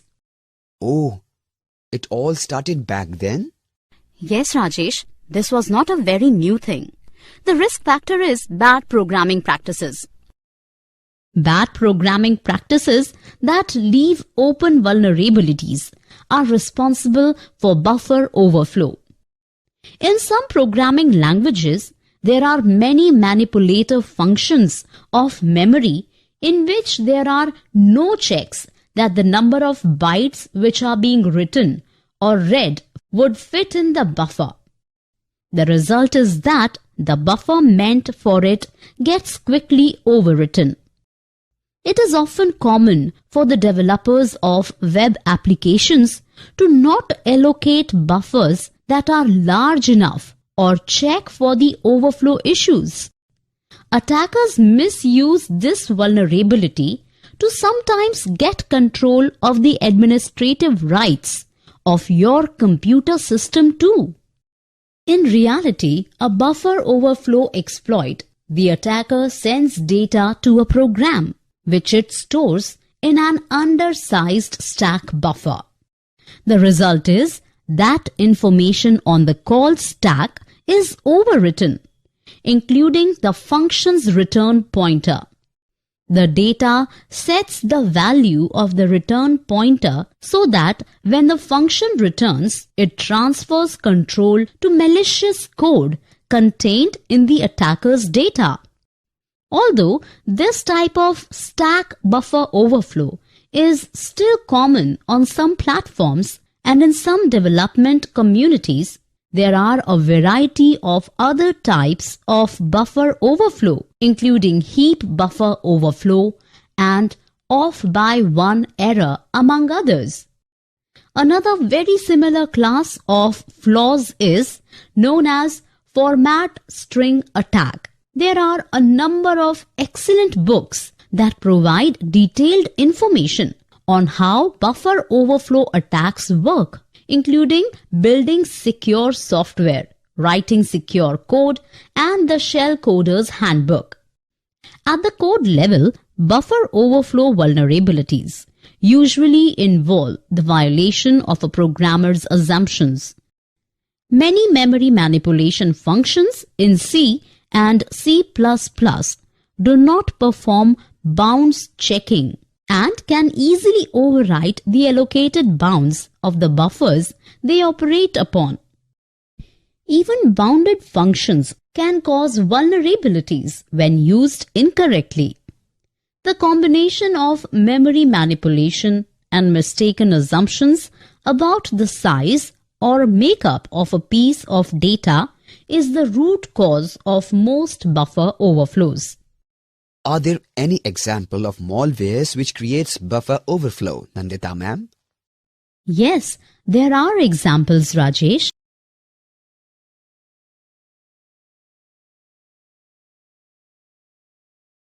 You might have heard of the malware Heartbleed recently, which is buffer overflow vulnerability in the OpenSSL cryptography library. Heartbleed caused an exposure to a vulnerable version of the OpenSSL software to hundreds of millions of users of online services and software platforms. Buffer overflow is used by the attackers to harm the web applications. Codes contain harmful elements in the additional data and are designed to convey new instructions to the computer being attacked. In the case of email virus, users can protect themselves by not opening the attached file. But in this case, users do not even have to open the message to enable the attack. Finally, what could be said about detection, prevention, and mitigation of buffer overflow is that it is more of a job of cybersecurity professionals to handle it than the users who need to be aware of it the least. For your knowledge, it is just an introduction to the awareness of what harm may be caused by buffer overflow. So, these are all the additional threats that we need to be aware of. Actually, there is more. You also need to be aware of cross-site scripting. Cross-site scripting. What could this be, Nandita ma'am? Cross-site scripting allows programmers to create their own web pages. JavaScript is a programming language which was developed by Netscape to allow programmers to create more dynamic web pages. Besides its utility, JavaScript also introduced vulnerability because when two pages from different websites were loaded next to each other in a browser, which you can say is gathered in a frame or separate window, JavaScript from one site could cross the boundary to read or modify the page from the other site. This vulnerability was called cross-site scripting, or shortly called XSS.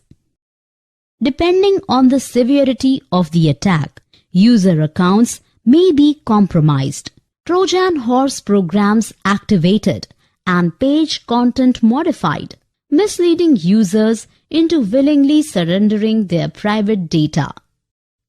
Finally, session cookies could be revealed, enabling a perpetrator to impersonate valid users and abuse their private accounts. Cross-site scripting attacks can be broken down into two types: stored and reflected.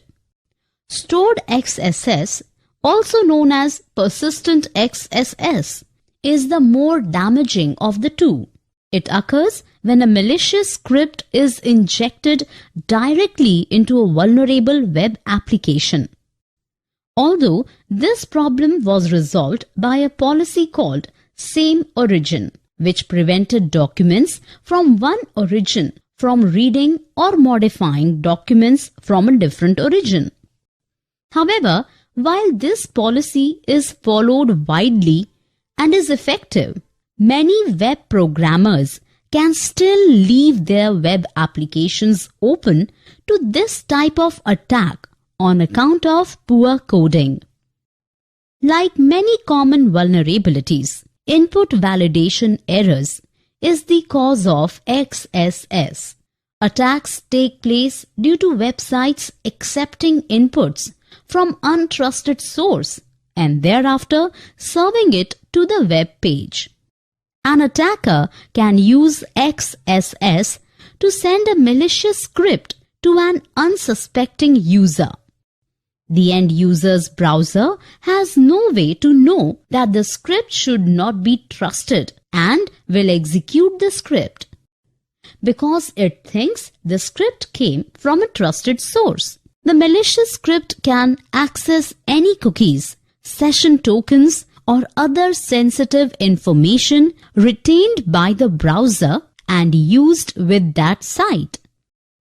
These scripts can even rewrite the content of the HTML page. For more details on the different types of XSS flaws. Just how does these programs infiltrate our systems, Nandita ma'am? Well, for that, let's check what most users of the internet do. For that, suppose a user types in a keyword in any sites. Let us take an example of a keyword name tree, which is typed for Google search. It must first accept this keyword input to decide that you are searching for name tree. If there are any programming errors, keyword input will not be validated and the search results will not be what you had asked for. Instead, you start getting some other results, say mango tree. This gap is exploited by cyber criminals to obtain the details which may harm the user. Using the XSS vulnerability in a banking application, the attacker has the potential for stealing information such as your bank balance and other private details from the web page. What can a user do to mitigate or reduce or lessen the threat from XSS attacks? For that, you need to know about the latest browsers. Latest browsers like Internet Explorer, or shortly called IE, include XSS filter technologies, which prevent XSS attacks as and when it detects. Firefox users may like to install the NoScript plugin, which also contains an XSS filter. NoScript also allows the user to specify which sites they trust to run JavaScript code, but denies non-trusted sites by default. Chrome too has the filter to prevent reflective XSS attacks. So, Nandita ma'am, we have to be very aware while using any popular sites too. Definitely, Rajesh. The most popular sites are the ones which are mostly hit by intruders. To go for a recap of what you have learnt so far, just click on any of the buttons on the screen. The full form of SQL, often pronounced as SQL, is Structured Query Language. SQL accesses and lets you manipulate databases. SQL was developed and added to almost every popular scripting language. But it also became vulnerability, as it allowed an attacker to inject malicious input into an SQL statement.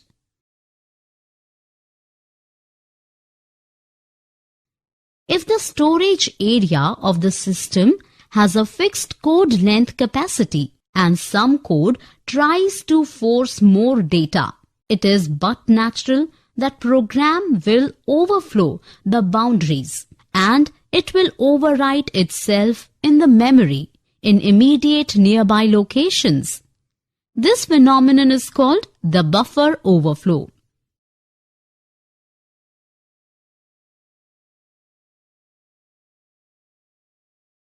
Heartbleed recently, which is buffer overflow vulnerability in the OpenSSL cryptography library. Heartbleed caused an exposure to a vulnerable version of the OpenSSL software to hundreds of millions of users of online services and software platforms.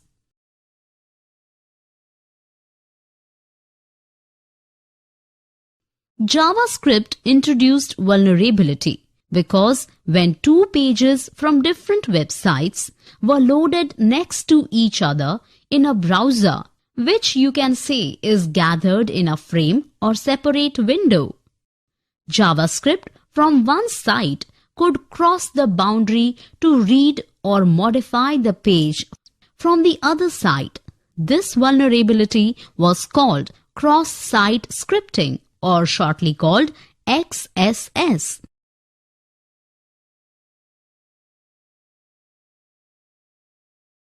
I have learned so much about the threats while using the internet from you, Nandita ma'am. I believe that was all we need to be aware of.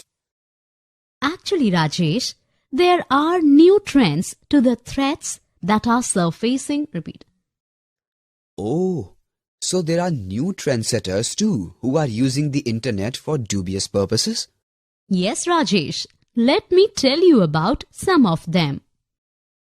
Now you should know that cyberspace does not distinguish between a person with a bad intent and a normal user. This very factor is exploited by cyber criminals who take advantage of it by posing threats in this environment.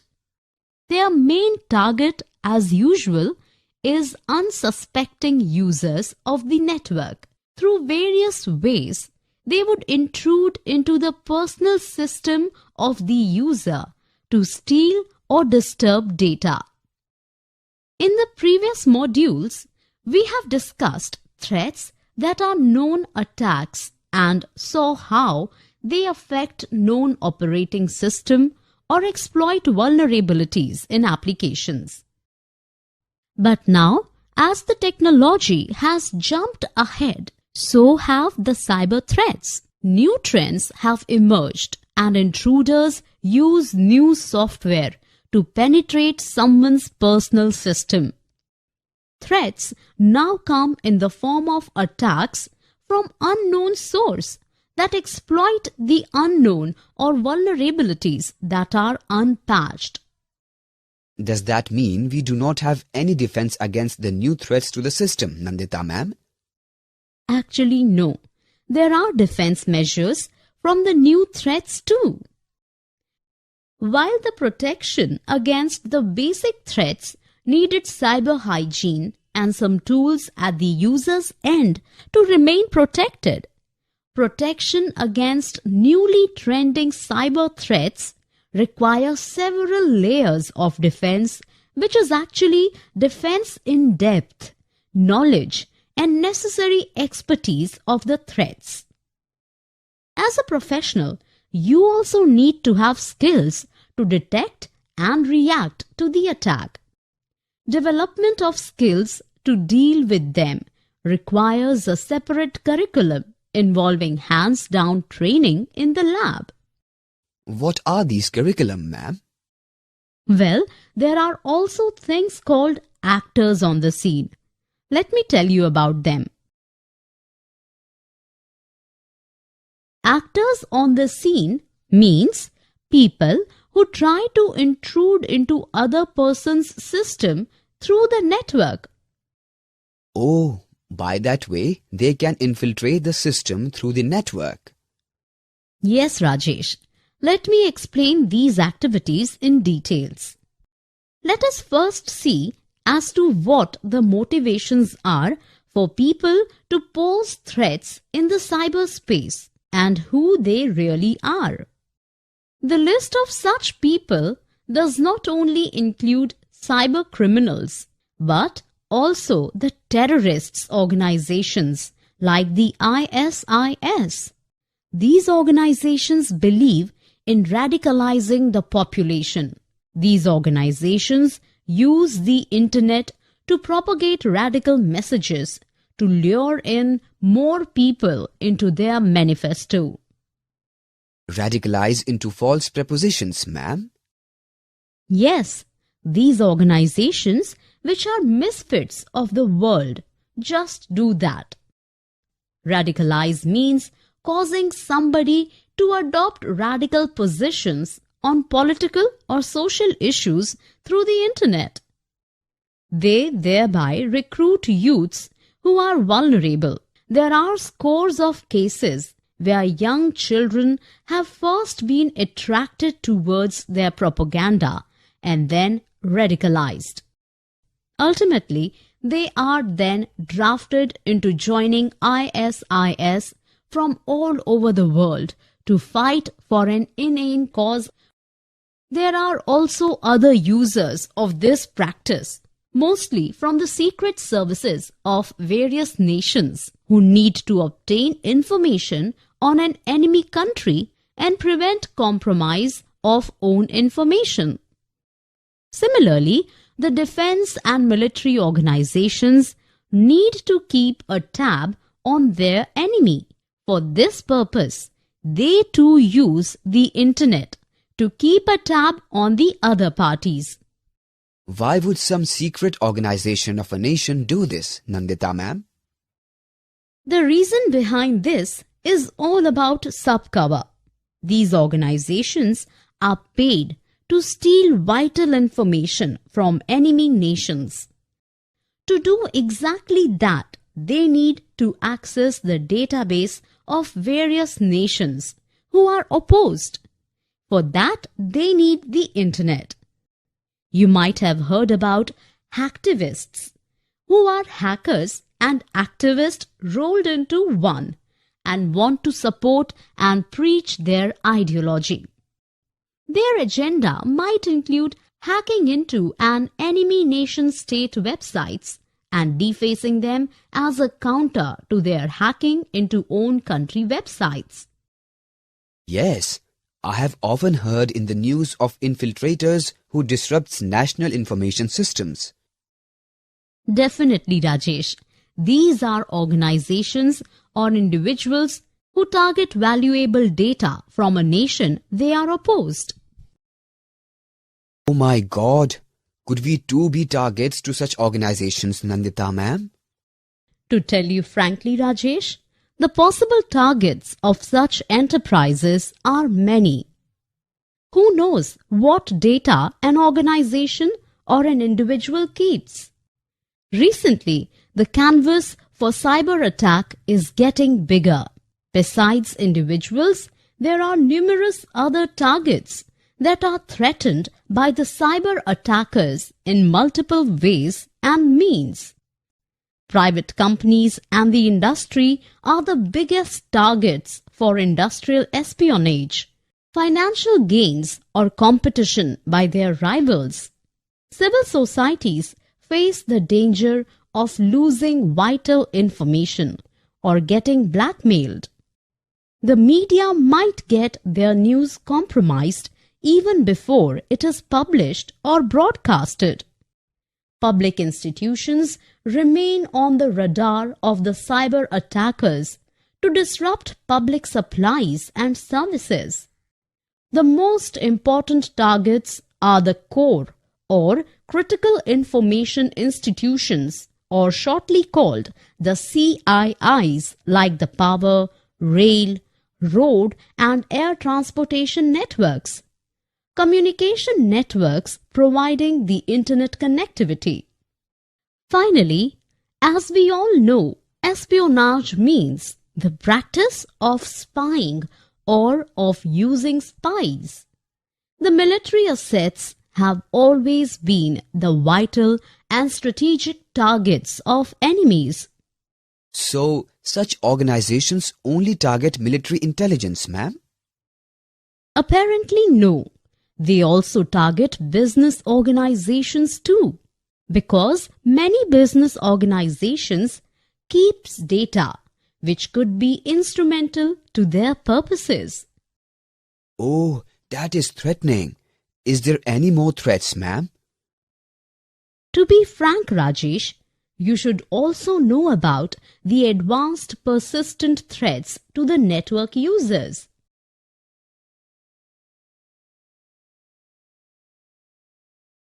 Advanced persistent threats. What are they, Nandita ma'am?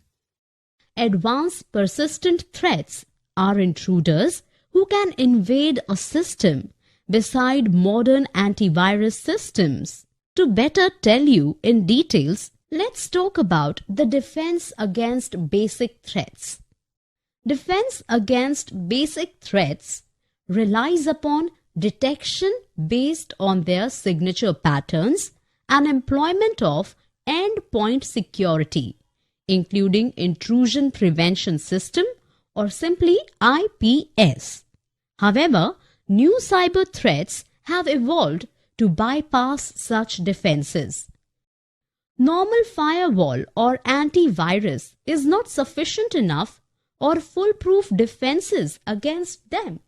Attacks by these threats remain undetected for long period and require different methods and difficult approach, such as detection on abnormal behavior. This is really very dangerous. Are there any measures we can take to prevent such activities from invading our systems, ma'am? There are measures for prevention. However, let me tell you first about the advanced persistent threat attacks. Advanced persistent threat attacks. What are these now, Nandita ma'am? These are phases when some intruders attack your system with advanced technology that they possess. It would be interesting to note the pattern Advanced Persistent Threats, shortly called APTs. The first action by this type of cyber attack is to infiltrate and compromise the computer, which is a part of the target organization network. Any of the methods such as phishing emails, social engineering attacks, exploiting application vulnerability, or the zero-day vulnerability is used to bypass the defenses in the network. Having arrived on the scene, it reports to its master back home, which is the command and control, which is shortly known as CNC server. The attacker lies low for some time to avoid detection. The target computer works as the launchpad for this attack and remains on the lookout to attack the host network from inside, and thus APT ultimately compromises the entire network of the organization. It deploys additional tools to fulfill its goal of extracting data. On identifying the desired data, it establishes access point to steal the data. The attacker begins to send the data back to its master. Like a thief who has reached the treasury containing jewels and gold, the attacker is very careful and plans his exfiltration very discreetly.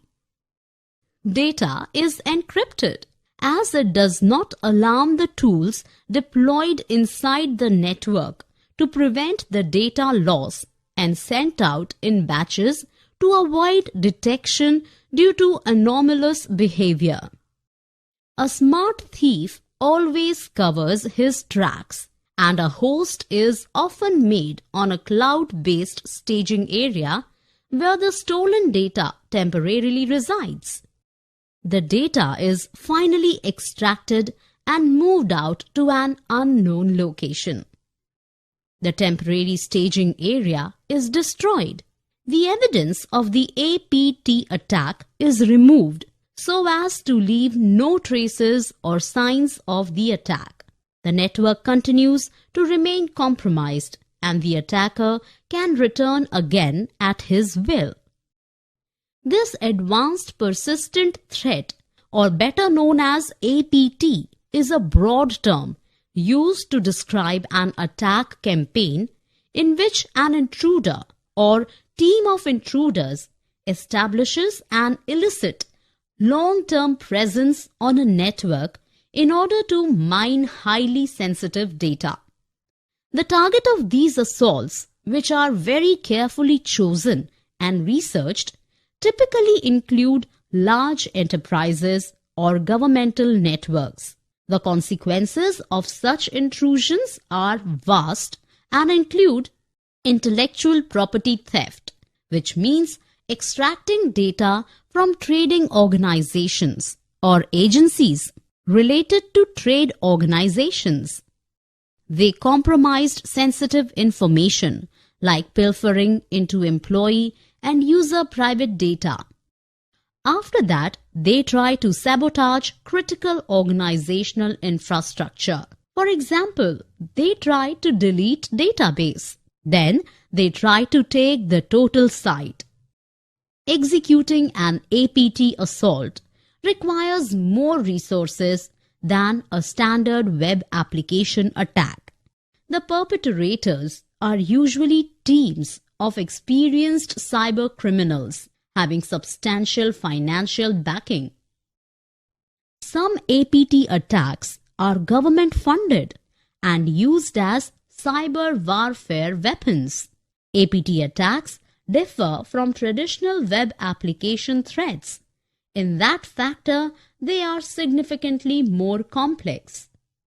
They are not hit-and-run attacks. Once a network is infiltrated, the perpetrator remains in order to attain as much information as possible.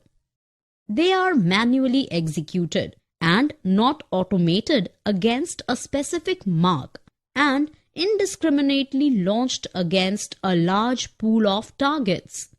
They often aim to infiltrate an entire network as opposed to one specific part. More common attacks such as remote file inclusion, or simply referred to as RFI, SQL injection, and cross-site scripting, which is also known as XSS are frequently used by perpetrators to establish a foothold in a targeted network. Next, Trojans and backdoor shells are often used to expand the foothold and create a persistent presence within the targeted perimeter. How can organizations mitigate APT attacks? Apparently, these organizations target unsuspectful organizations and infiltrate their systems. APT attacks usually target the networks of organizations both in public or private sector and not individuals. It needs huge resources which only a state or government-sponsored or funded organization can afford.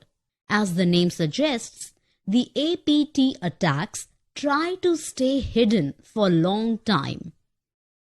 It is obvious that protecting the organization from APT attack requires higher skills, processes, technology, and resources.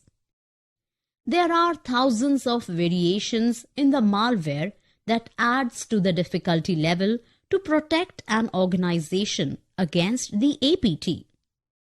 Constant monitoring of the network, collection of logs, and analysis of logs along with log correlation from various resources assists in detecting the APT attack.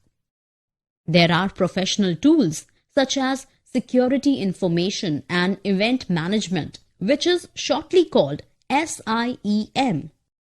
This system helps in correlating and analyzing logs collected from syslog server.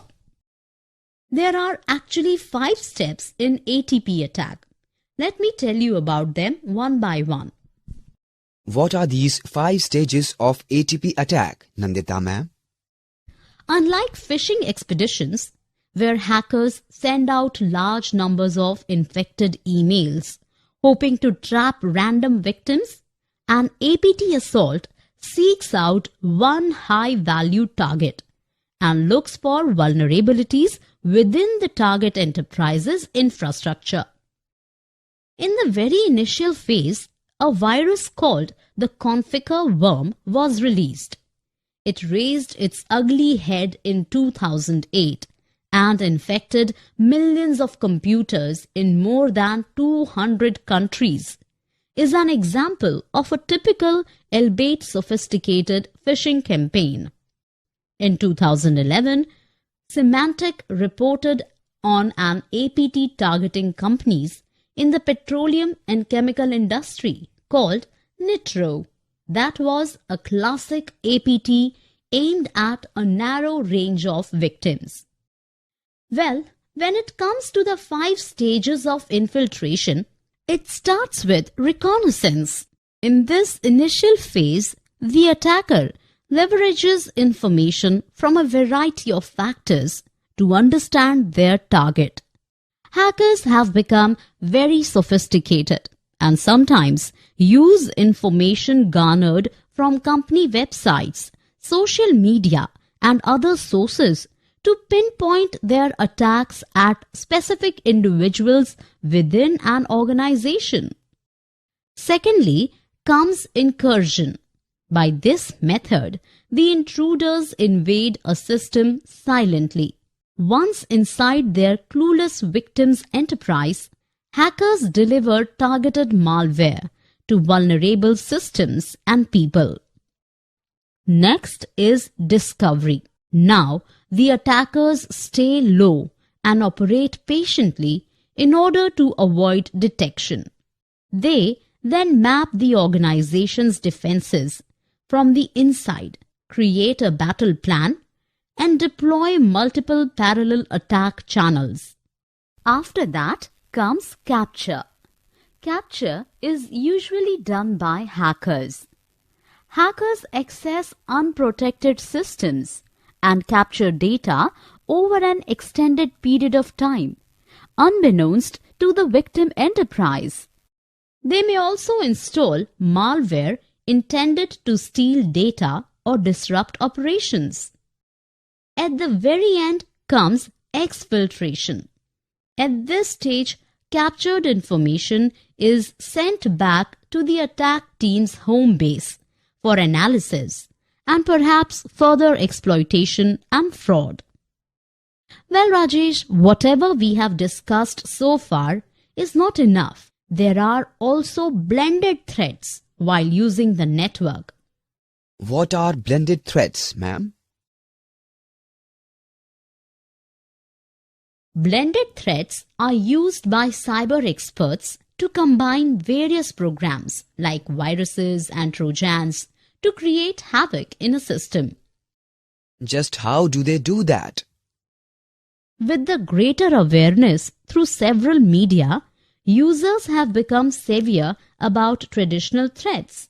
But not to be outdone, cybercriminals are discovering ways and means to stay ahead on the curve.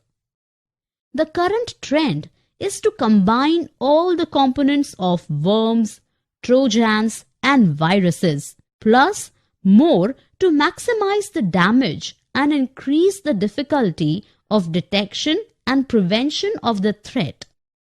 Blended threats are more sophisticated form of attack by building some of the worst aspects of viruses, worms, Trojan horses, and malicious code into one single threat.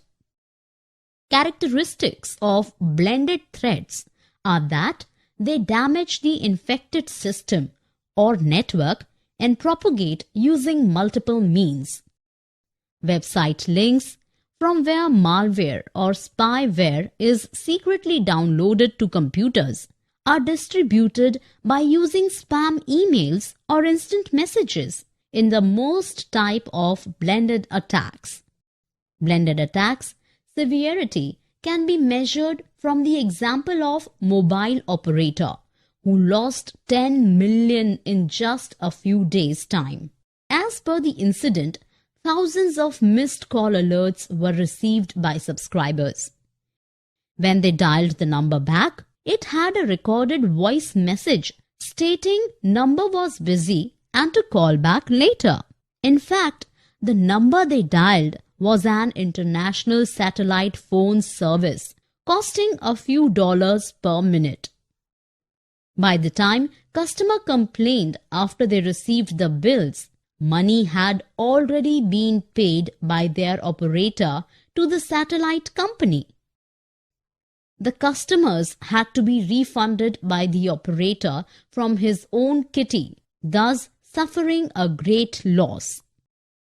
A blended approach might send an email with an attachment to the target computer, while the initial payload could be a virus in the attachment. It could also have worm-like capabilities to spread after making the original infection. Real-life examples of blended threat programs include Code Red and Bugbear.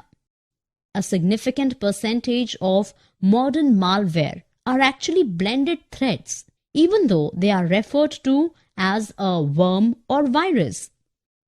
This is especially true with botnets, where exploits involve multiple forms of propagation, Trojan horse-like functionality, and then the capability to launch a coordinated denial of service attack. So, we are also to be aware of such threats, ma'am? Definitely, Rajesh. Now let me tell you about denial of service attacks. Just what is denial of service attack, ma'am? Have you come across moments on the internet when a particular website, which opens quickly on any normal day, doesn't open despite many attempts, and you are unable to say, look up your exam results, which has just been declassified and put on the web? Besides other factors, it happens because of sudden spurt of interest and everyone clicking on the website link simultaneously. Too much of traffic leading to the machine or the network makes it unavailable. You can also compare it with the traffic jam on the road when there are too many cars using it at the same time. This is an example when the website is not available for its own inadequacy. However, the denial of service or DOS attack is launched by maliciously directing traffic to a server hosting the website and flooding it with requests and making it inadequate as a result. As per the protocol, these requests have to be authenticated by the network or server which finds them having invalid return address. As a result, the server gets busy in waiting for sending the authentication approval to the invalid address before closing the connection. The attacker continues to send more and more such authentication messages. The machine or the network can't handle the traffic more than what is the capacity it was built for, and it goes down and remains unavailable to its legitimate users till the attack lasts. It is exactly like a situation when you want to confirm to the sender the receipt of the right goods you had asked for, but the given return address is invalid. You would wait for closing the page until you have sent the confirmation. When more than one computer is used to flood the machine or the network, it is called Distributed Denial of Services or DDoS attack. This type of attack is carried out as it is impossible to stop so many attackers by blocking at the same time. There are several variants of DOS attacks such as Smurf attack, SYN attack, ping of death attack, teardrop attack, Fraggle attack. So, we need to be aware of such mischief too, ma'am. Definitely, Rajesh. But wait, there are more. Have you heard of ransomware?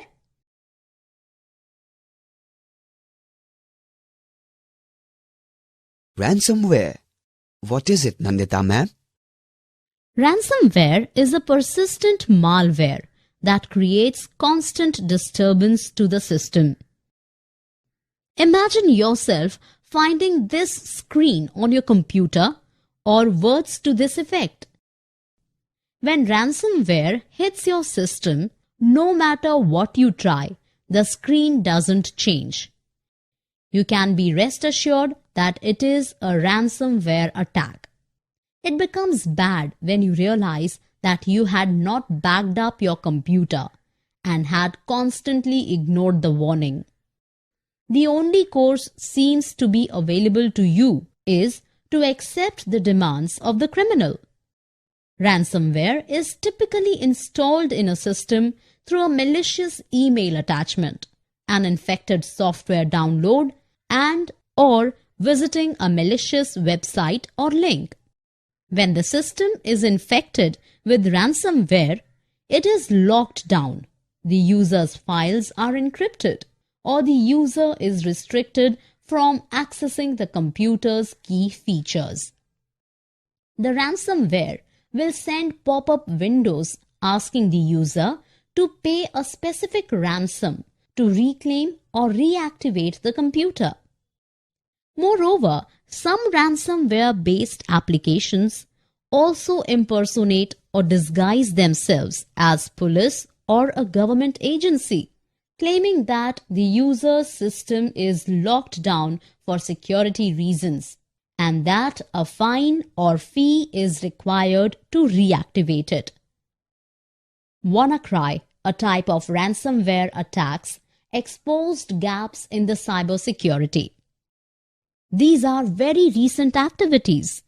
It had hit Jawaharlal Nehru Port Trust, or simply called JNPT, the India's largest container port at Navi Mumbai. One of the 3 terminals' operations was affected. This attack was a part of a bigger ransomware attack at global scale, which had shut down the operations of several other Russian oil companies, like the banks in Ukraine and European multinational companies, or shortly called MNCs. It took time and effort to restore the situation.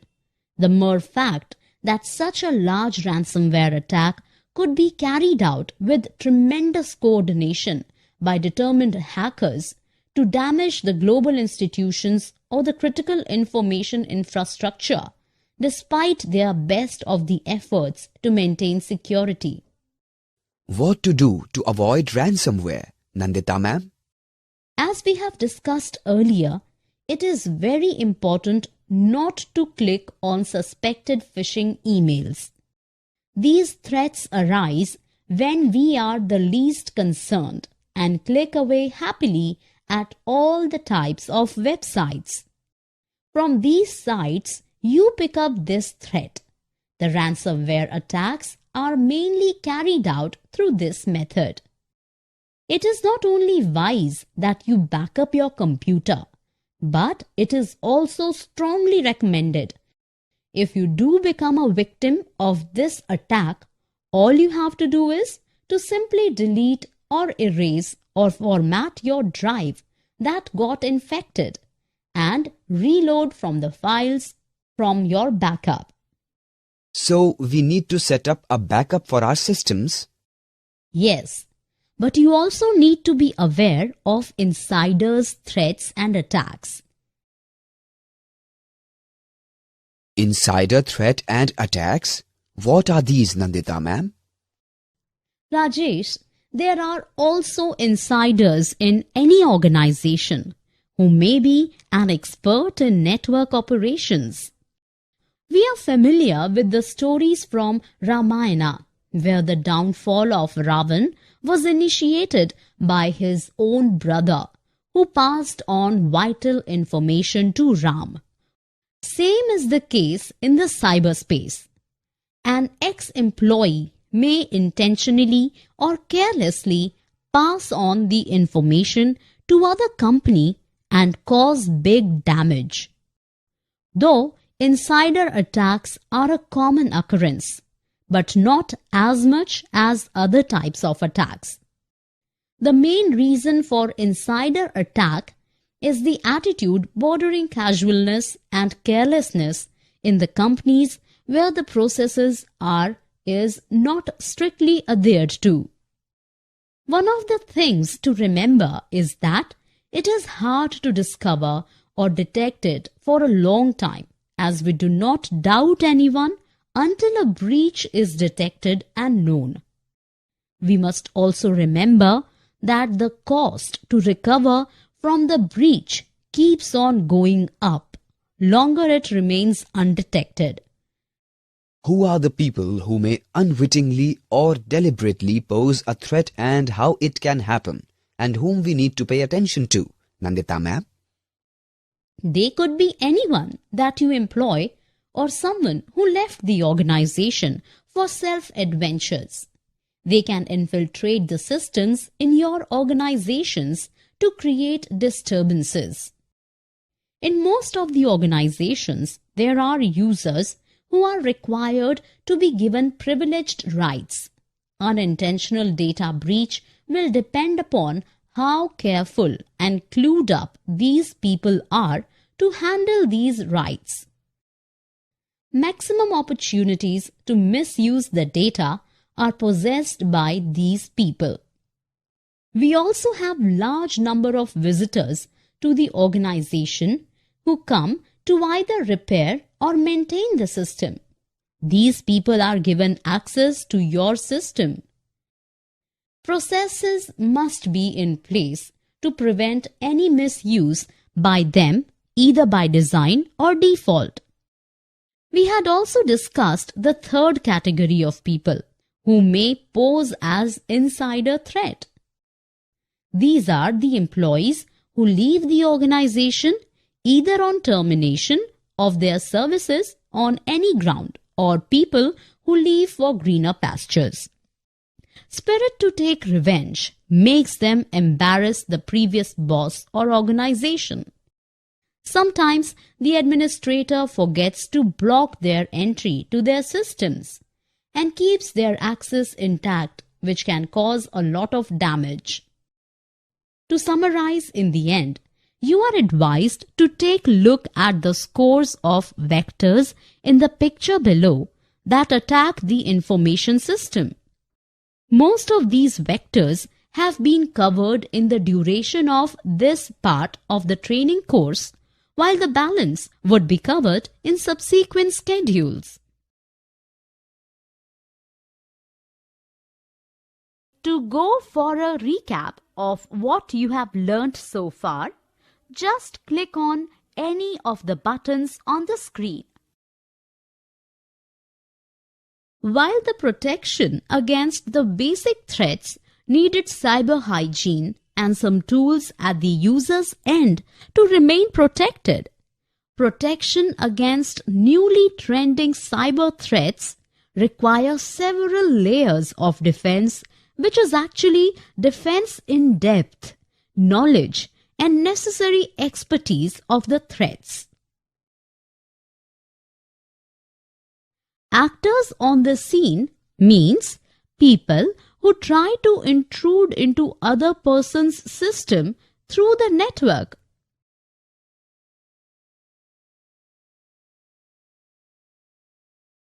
Private companies and the industry are the biggest targets for industrial espionage, financial gains or competition by their rivals.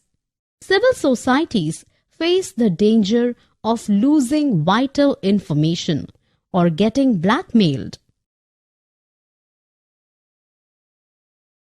Advanced persistent threats are intruders who can invade a system beside modern antivirus system. To better tell you in detail, let's talk about the defense against basic threats. An advanced persistent threat, or better known as APT, is a broad term used to describe an attack campaign in which an intruder or team of intruders establishes an illicit long-term presence on a network in order to mine highly sensitive data. Well, when it comes to the 5 stages of infiltration, it starts with reconnaissance. In this initial phase, the attacker leverages information from a variety of factors to understand their target.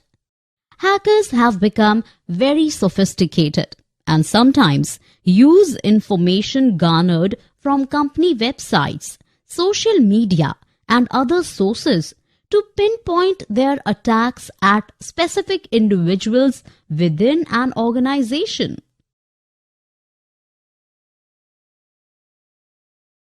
By incursion, the intruders invade a system silently.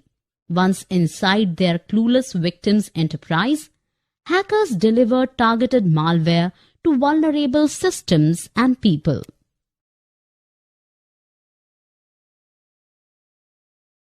At the discovery stage, the attackers stay low and operate patiently in order to avoid detection.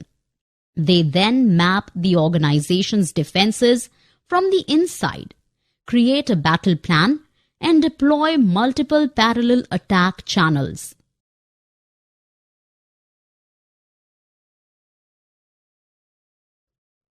Capture is usually done by hackers. Hackers access unprotected systems and capture data over an extended period of time.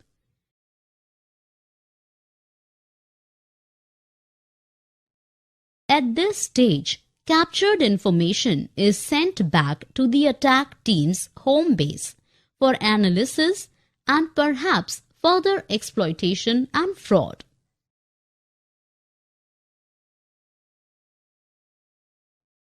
Unlike phishing expeditions, where hackers send out large numbers of infected emails, hoping to trap random victims, an APT assault seeks out one high-value target and looks for vulnerabilities within the target enterprise's infrastructure.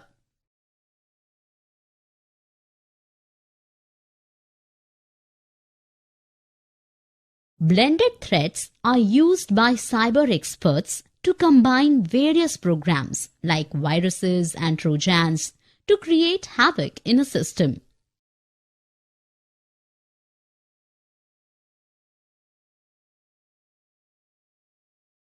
However, the denial of service or DOS attack is launched by maliciously directing traffic to a server hosting the website and flooding it with requests and making it inadequate as a result.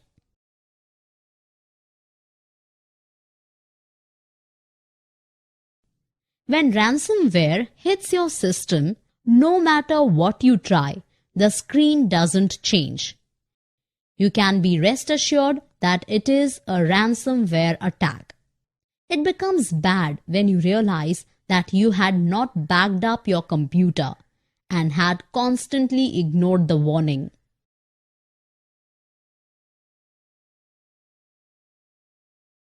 WannaCry, a type of ransomware attacks, exposed gaps in the cybersecurity. These are very recent activities.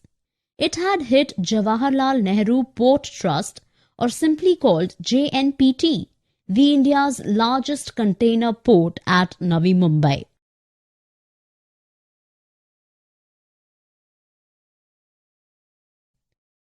The main reason for insider attack is the attitude bordering casualness and carelessness in the companies where the processes is not strictly adhered to.